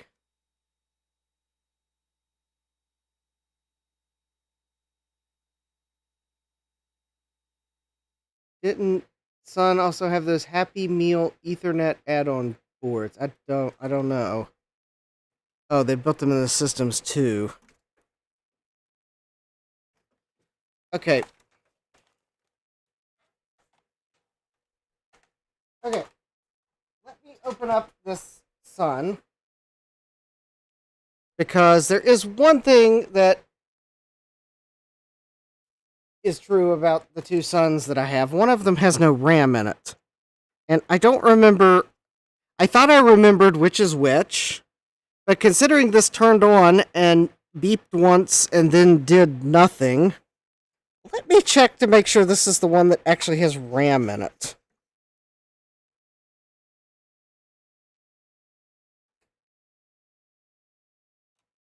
Because I thought the one that had RAM in it was the one that had the nice ultra. And yes, you open the case from the bottom.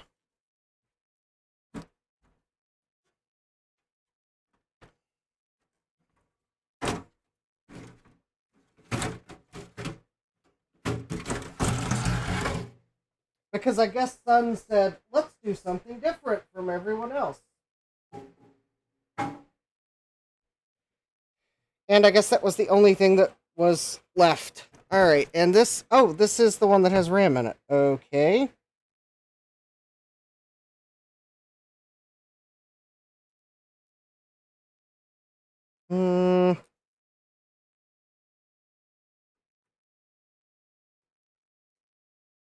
Maybe I didn't have the video cable plugged in all the way.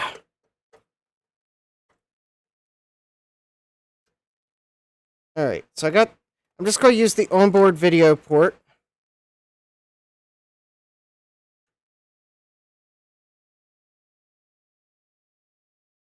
Maybe I'll screw it in just to make sure that it's in.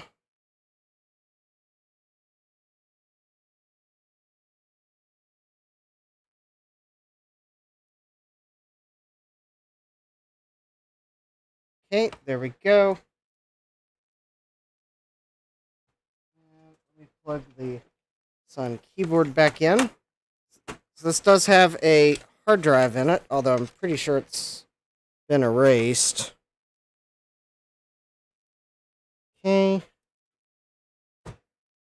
Alright, it did turn on. I do see that we have RAM, so this is the one that had RAM in it.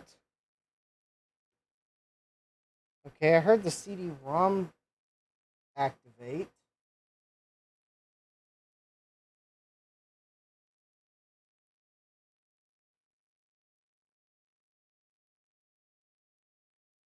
Oh, there we go. Is it... Okay. There we go!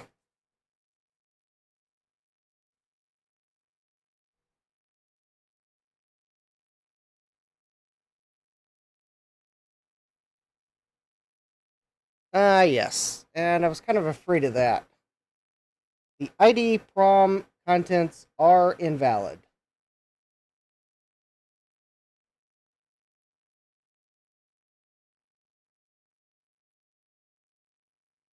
Also, my scaler really hates this.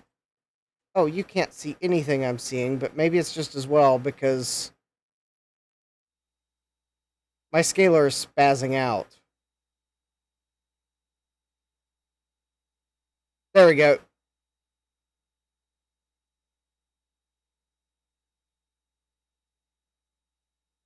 Yeah, I'm going to have to figure out the commands to restore the ID prom.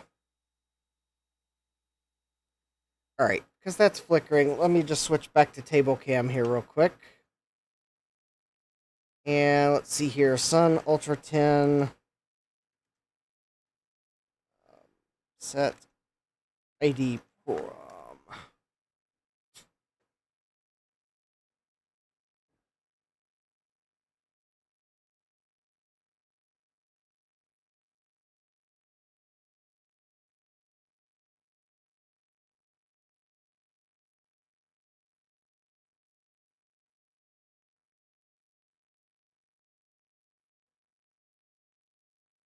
Alright, XXYYZZ.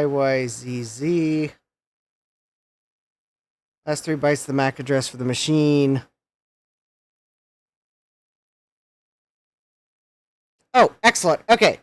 So, I'm going to apologize for the flickering, but let's at least see if I can get this to where it can do something. So we need to do a set defaults.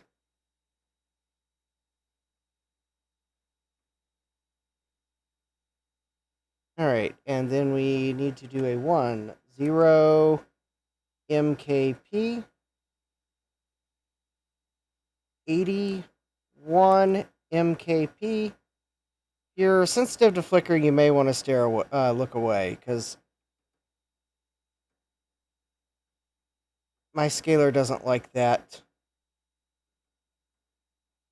The resolution of the screen, and I don't think I'm going to be able to do anything about that while I am on the screen. 24 MKP. All right.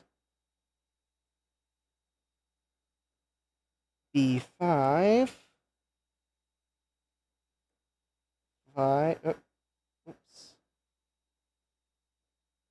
5 MKP. ED6 MKP. This 5, 6, and 7 values are values unique to my system. F6, 7 MKP.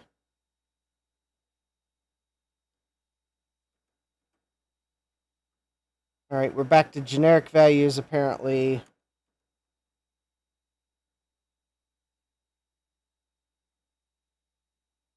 Zero A MKP. All right, excellent. It obviously looks like this is using hexadecimal. And now, again, these are going to be 3 values specific to my system.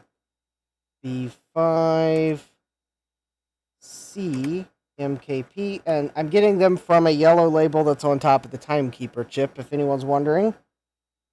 ED D MKP, and then F6 E MKP.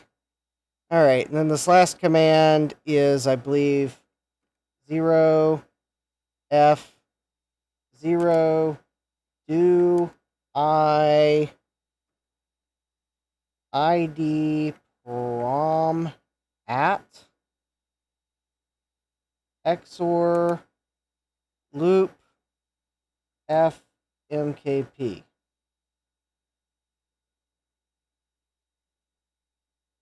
Whoops. Oh, looks like I made a typo. 0 F 0 do I ID prom at XOR loop FMKP. I have no idea what that's doing, but that should have just written the ID prom. So if we print the banner out, there we go. I now have a host ID and an Ethernet address. And then if I do a reset,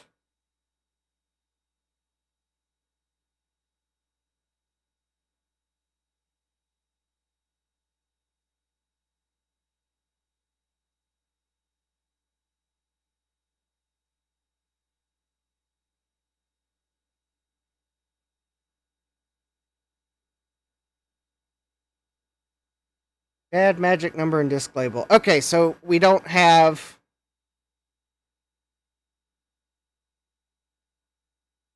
Okay, so I believe that means we do not have Solaris installed on the hard drive.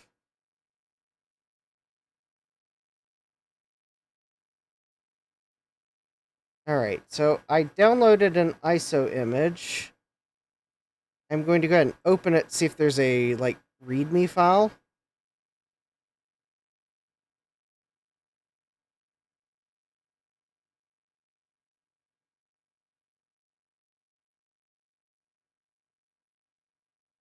Nah, never mind. I'm just going to burn it to a disk.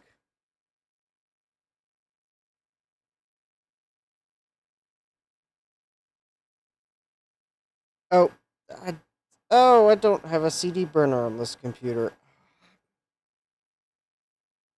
And it's 10 till. Well, that's inconvenient.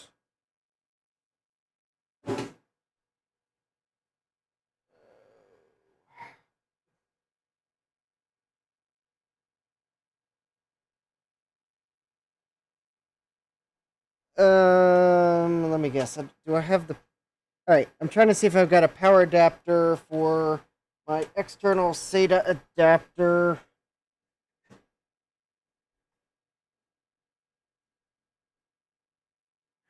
It looks like I'm going to have to rig up an optical drive here. Alright, there's my USB to SATA adapter. Here's the...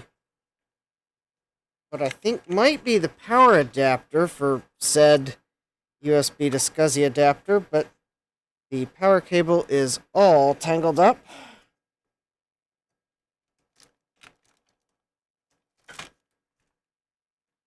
But it is the adapter I'm looking for, so...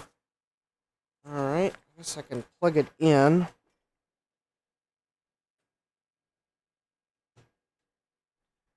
Alright.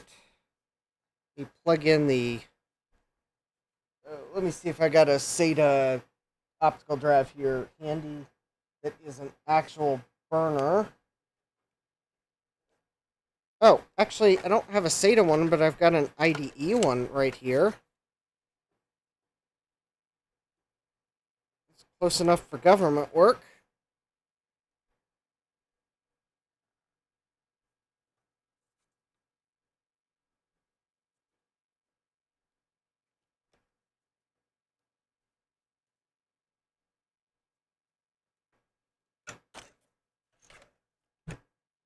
Alright. I think that...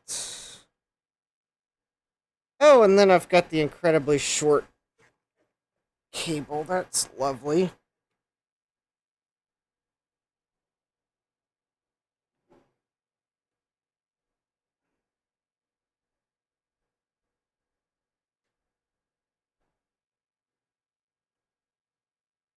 It likes burning CDs while you're holding the CD burner in your hand because your USB cable's too short.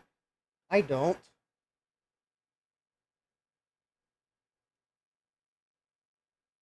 Also, I think... oh, there's my Ultimate Boot CD I've been looking for. I left it in this optical drive. That's embarrassing. Alright, so now I have a burner attached to this computer. I should now be able to right-click on this ISO image and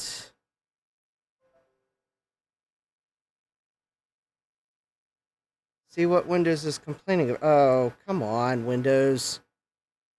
Wait,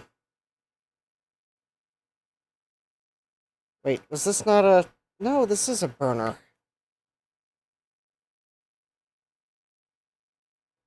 Hold, please. I don't have chat open because I'm trying to burn a disk.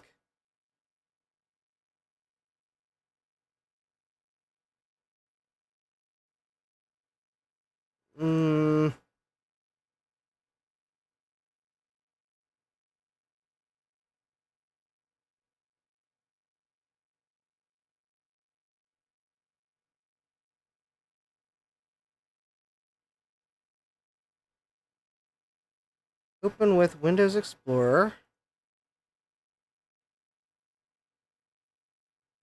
Alright, can I...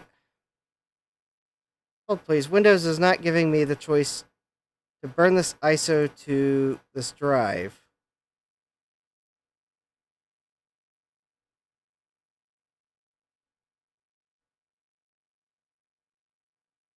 And that's probably because WinImage...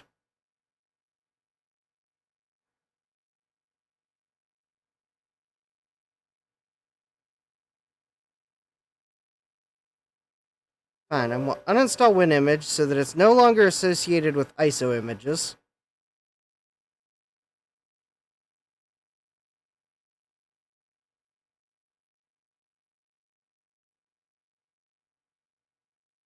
Burn disk image. There we go. That was the problem.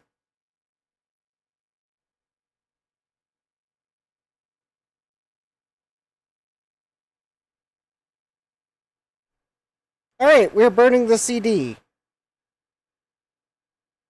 While I hold the optical drive in my hand without shaking it too much.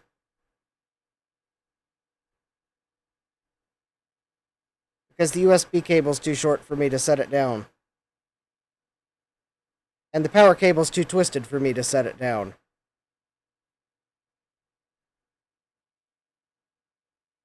I guarantee you I wouldn't be able to do this with an older drive because it wouldn't have enough buffer to do this.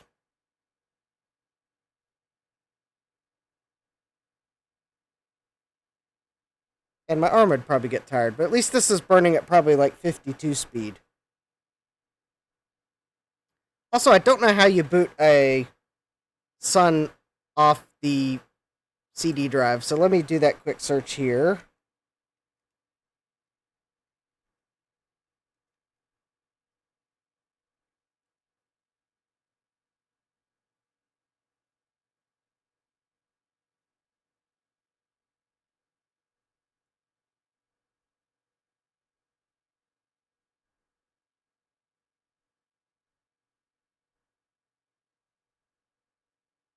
Oh, I found a document. Sun-compatible CD-ROM drives. Apparently, the Apple CD300 has been shown to not work on many Sun workstations. Wow, I would have never guessed that. Holding a grudge, were you, Sun?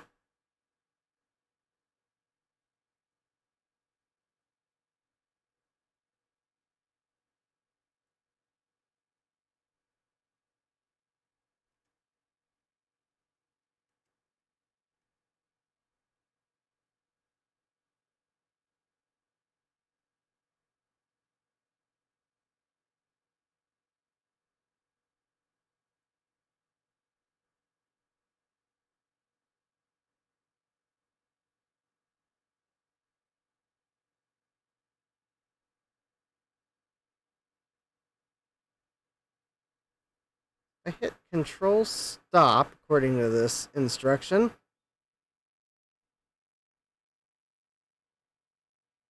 Oh good, I think I finished burning the disk. And now it's finalizing the disk. Yay!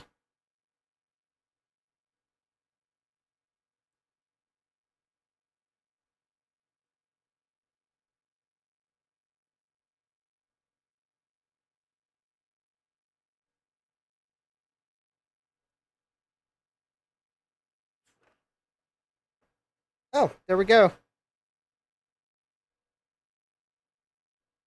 Ah, alright. My disk has been successfully burned. Yay! I don't know if it's the right version of Solaris, but it is a version of Solaris. Alright, let me see if I can get the optical drive in the Sun to eject. Oh, was that the right? That was the wrong button. Oh no, I think the CD-ROM drive won't eject.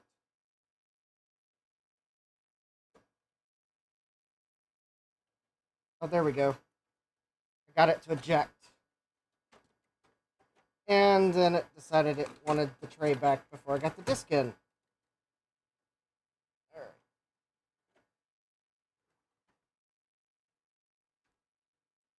Okay, so let's see. Boot.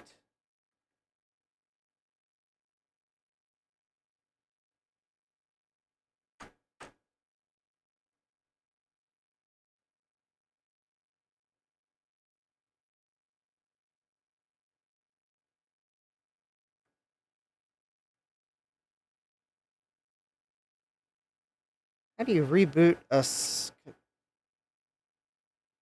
don't know how you reboot a Sun.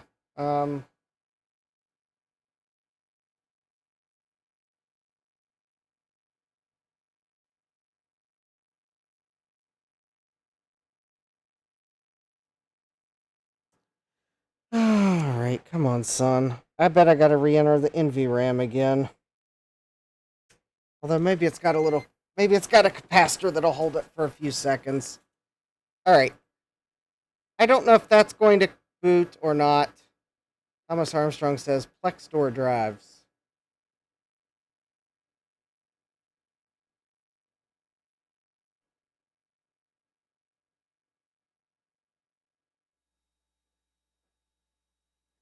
Alright. Flashing warning again. I gotta reprogram the NV-ROM. Great. Alright, I am going to have to definitely get a replacement module. So let me just go ahead and not share screen since that flicker is so bad. So, alright, let me reprogram this real quick. So 10 MKP 81 MKP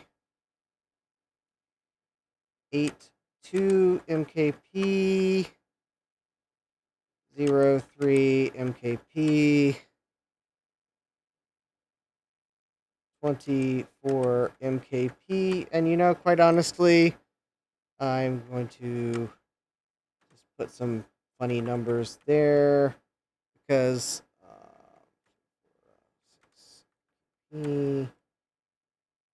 6, 7 MKP,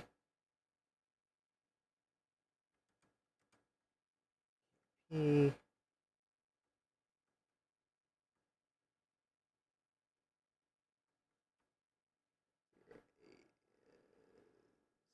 9 MKP, 0A MKP, 0B MKP, 12C MKP, 34D MKP, 56E MKP, 0F 0 do ID prom at XOR loop F MKP. Banner. Okay, well that looks good. Reset. Alright, so let's see if it even tries to boot from the CD. Oh, hi Frogman, welcome. I don't know if this is the right CD. It might not want to boot it. It might hate the fake. Let's see here. Boot.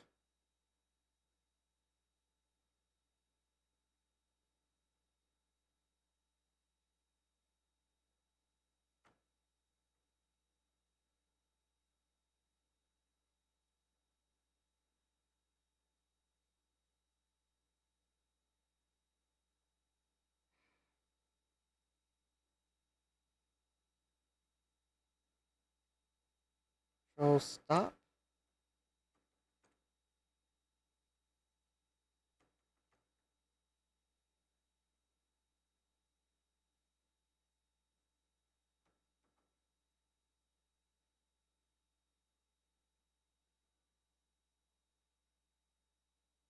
Please check network cable and try again.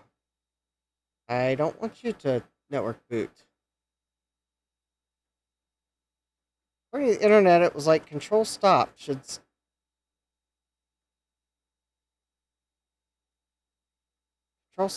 stop it.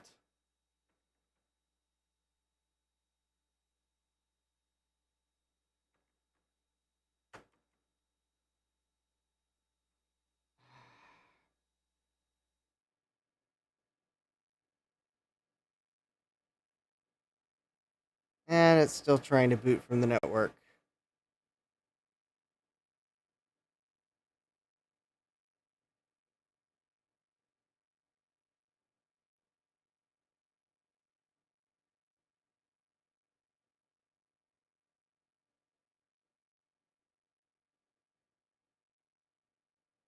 Okay, It is boot CD-ROM. But I gotta get to the OK prompt. How do I get to the OK prompt? Type the abort key sequence for your system.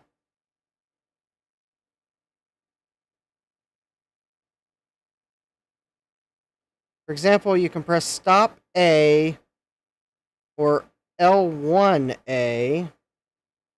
Okay. Stop A. Oh, there we go. It's not control stop. It's stop A. Boot CD-ROM -S.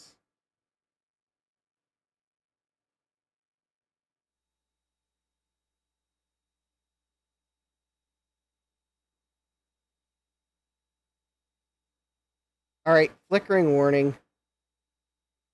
It sounds like it might actually boot this. Well, that's good. SunOS release 5.8. Copyright 1983 to 2001 Sun Microsystems. Yay, not Oracle.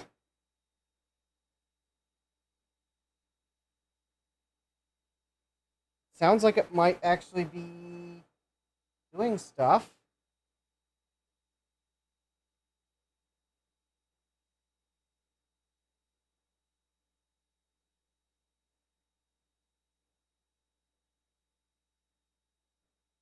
Time of day, chip had incorrect date, check and reset. Okay, well, I knew that.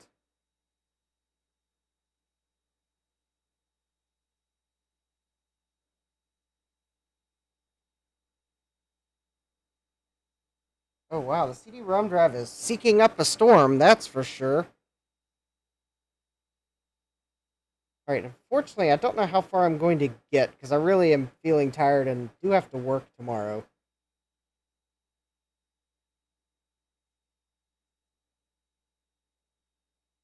But if I can get this to the point where I know I can install it, then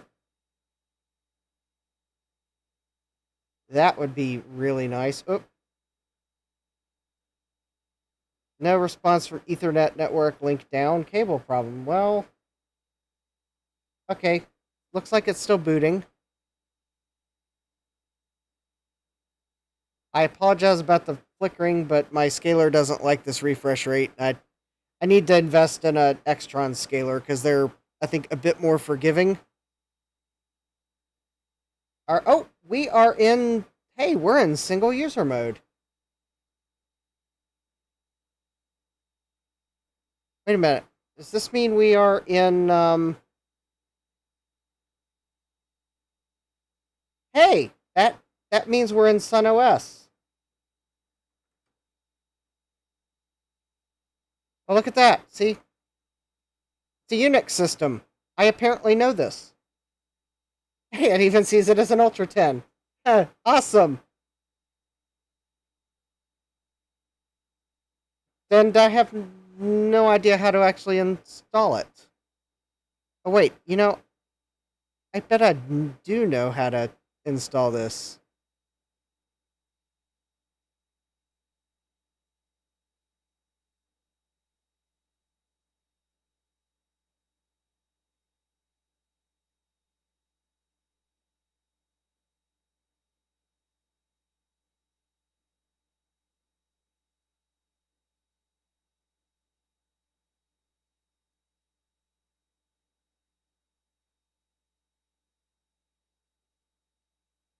How to boot a system for recovery purposes.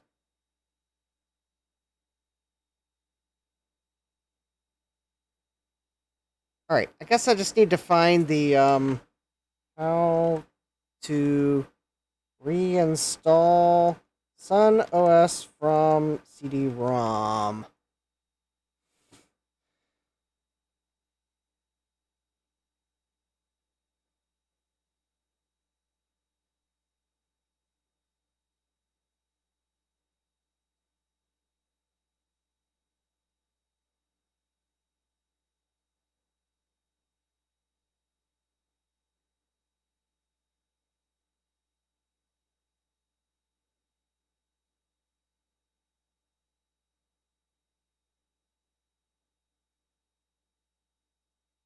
That's not the right instructions.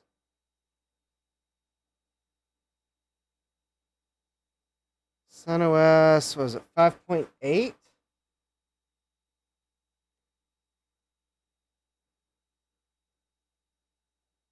Okay, I'm installing from a CD-ROM. So we boot CD-ROM.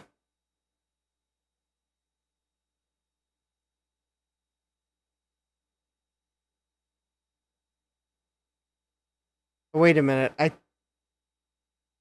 Oh.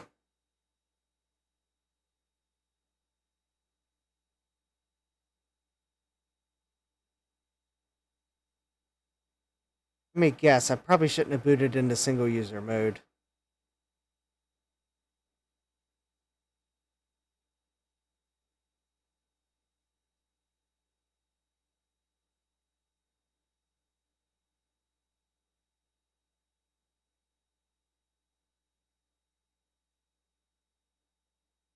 Alright.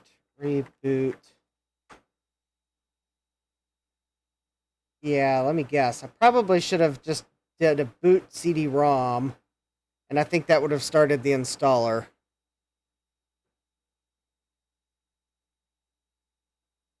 Alright. I'm just curious. I want to see the installer start. And that's where I'll stop, because it's getting late. But I at least would like to know that I have all the things I need to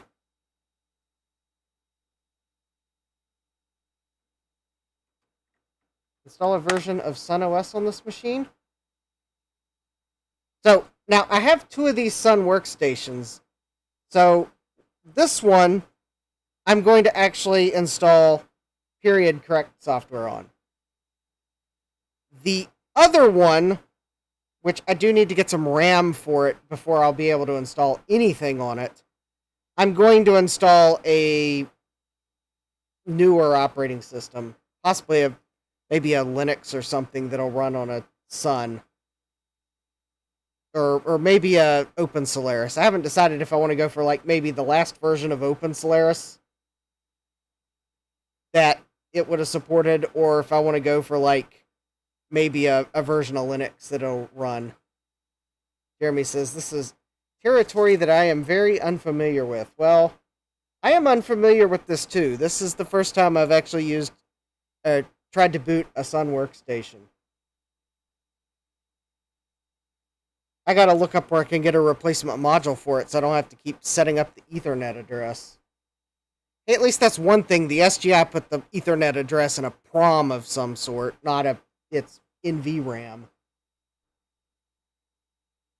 But at least someone came up with some easy directions to set the NVRAM on a Sun workstation. So I'm definitely going to bookmark that page.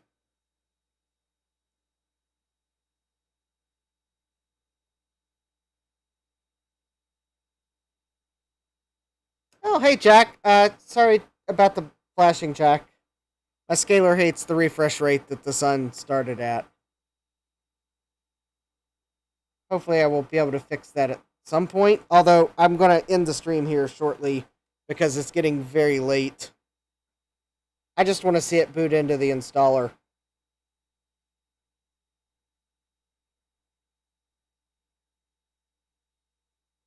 Because then I know I have what I need to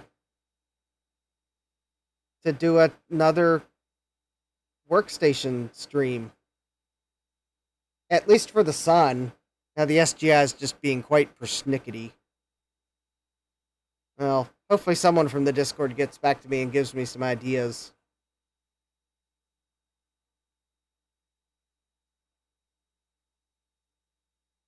I mean, the cool thing is the SGI, so I guess the summary is the SGI did see the texture memory that I added.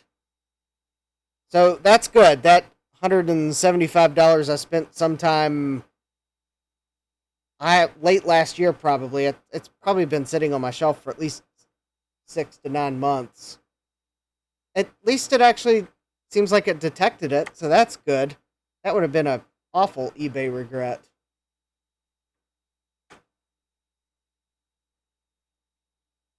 But, oh wait, starting open Windows? Am I about to see the GUI for a Sun workstation?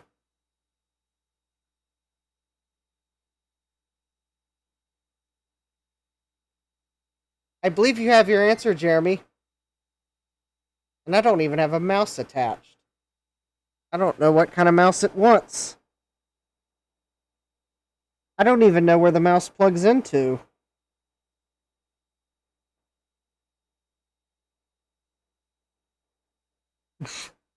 I have no idea what kind of mouse you plug into a Sun workstation because I don't see a PS2 port.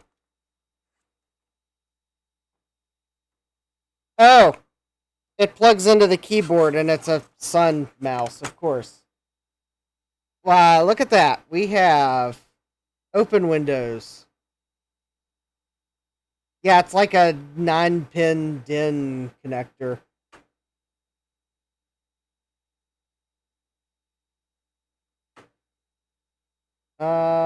Yep. I guess it's networked, yeah. Use DHCP.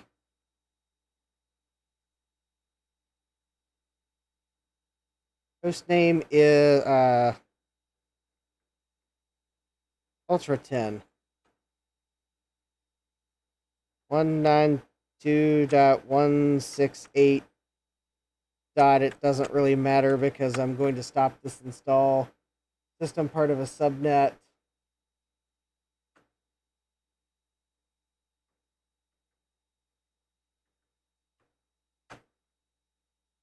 Wow, enable IPv6. That's yeah,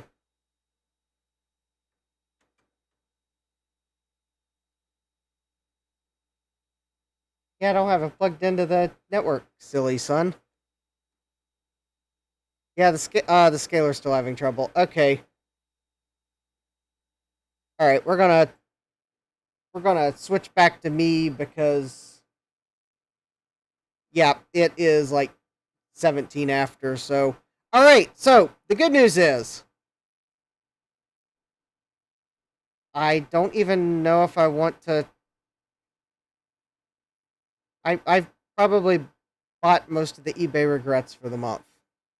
Just saying. Oh, it's only $15. Okay, well that's not too bad.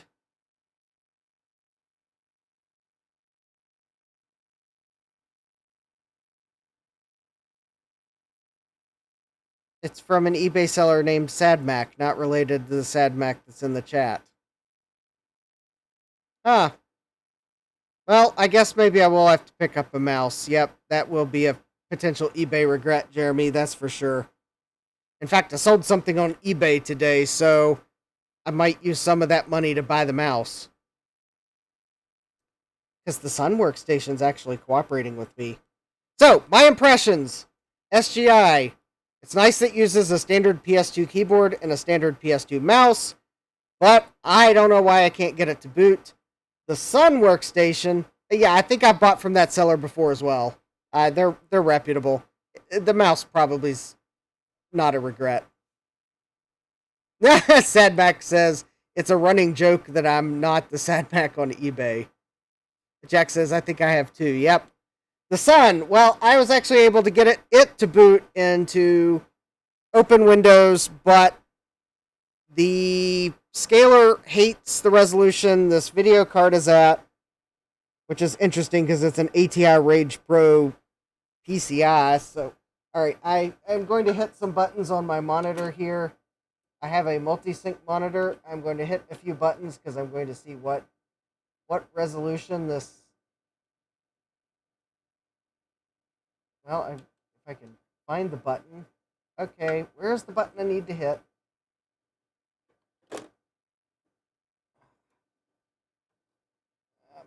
All right, my multi-sync monitor is. There we go. There's. The problem is my multi-sync monitor, the arm that it's on is like.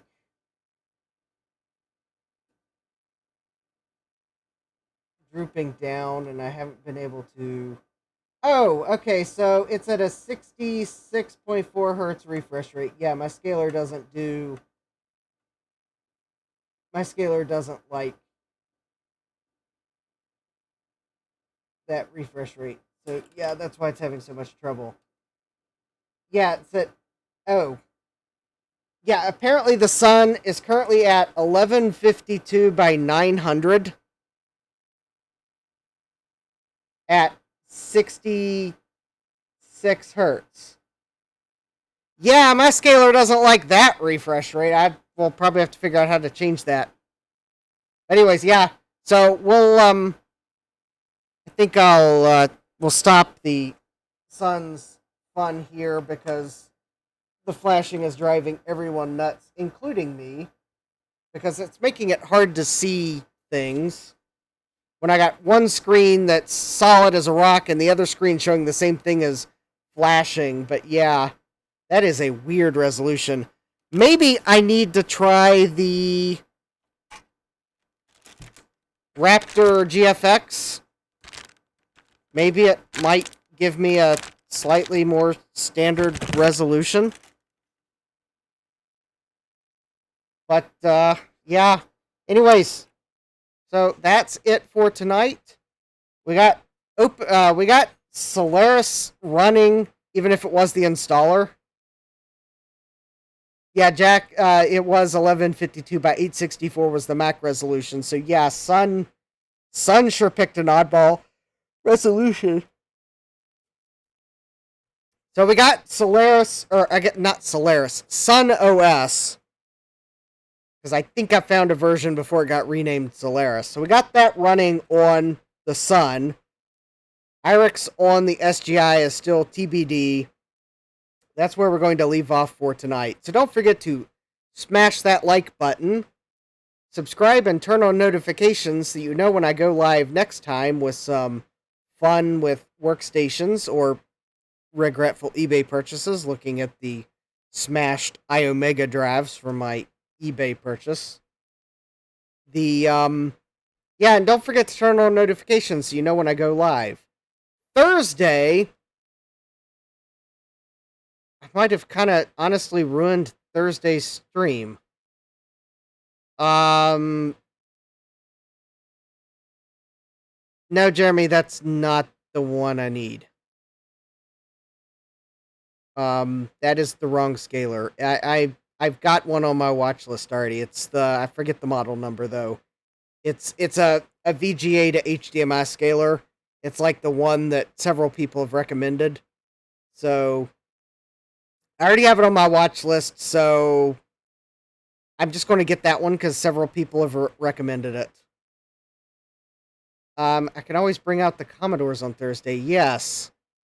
So Thursday I was going to stream about the Power Mac G3, but due to the seller of some stuff's poor packing, I had to test the stuff on stream tonight. And, well, that kind of ruined the fact that it just worked. So, Thursday we may be looking at Commodore stuff. Yes, Jack, it's the RGB HDMI 300A. That's the one that's on my watch list. That's the scaler I need. So, yes, that's the one I need. Is the RGB HDMI 300A. It's only like one VGA, two HDMI, but that's what I need. I need to try that one before I try anything else. So yes, maybe I will bring out the Commodores on Thursday. Unfortunately, I don't... Well, maybe I can still bring out the Commodores. I got some cap kits from Console 5. And I would like to get that one VIC-20 back together that I disassembled to clean the keyboard PCB. Alright, Thursday I'm probably going to do Commodores because I kind of feel like I ruined Thursday's stream looking at the G3. We'll look at it, but not Thursday because I kind of had to... I had to basically ruin the punchline, so to speak, or whatever the saying I'm looking for is. So Thursday we'll probably look at Commodores. Next week, I'm thinking is going to be Computer Week. And you're probably thinking, Justin, every week's Computer Week, isn't it? No, I'm thinking next week is going to be Computer Week. As in, the computer I have that I have named computer. Because I should have my Mauser order tomorrow. And in that order is a whole bunch of sockets that are not garbage sockets, hopefully, knock on wood. So I'm thinking I will do Computer Week next week, where I try to continue replacing the bad sockets on computer with what are going to be actual, hopefully high-quality sockets that are actually sealed and are not going to let solder wick up as I solder them. So yes, I already have Jack and Sadmacker excited at that prospect. So I think next week will be Computer Week. I think I'm just going to go ahead and say both streams will probably be computer, because there are enough sockets that it will probably take me at least 2 streams to actually get them all replaced. So I was thinking of working on that next week, because I'd kind of like to get back to that, because it's been a while since I've looked at computers. So yeah, Thursday I think will be Commodores, next week will be computer, and then maybe the following week, maybe we might get back to these workstations if I can figure a few things out. At least for one stream, not both streams. Because the thing is, the reason I wanted to look at workstations tonight is because Facebook reminded me that I had posted a photo of the SGI like a year ago, the beginning of August, and I was like, oh yeah, you know, it's been a year since. Hey, thank you, Jack68K. Extra funds for computer. Yes, that will certainly help with all the sockets I bought. Definitely. So thank you. Because my Mauser order was like, I think 3/4 sockets, and they were sockets for computer. So that helped soften the blow. There were a few other things on the order. There were a few things I didn't order because I was ordering so many sockets. I wanted to stick to like an amount. So that'll help me like get a few more parts that I've realized I needed. So thank you. And yes, computer fun. Yes. All right. I think with that, because it's almost 12:30, I am going to wish everyone a great rest of your evening. Thank you for hanging out in the chat and providing some moral support as I looked at stubborn workstations, because these workstations can be somewhat stubborn sometimes.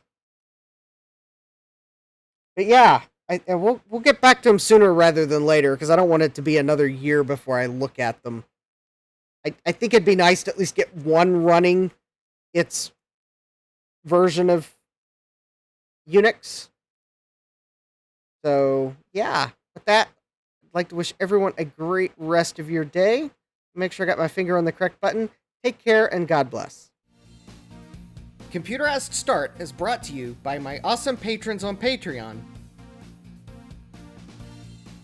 and by your tips and memberships on Ko-fi. These and other channel supporters make my live streams possible. You too can become a channel supporter with tiers starting at just $1. Don't forget to smash that like button. And if you've liked what you've seen, subscribe and turn on notifications so that you don't miss the next video or live stream. And as always, thank you for all your support. I hope to see you next time. And until then, take care.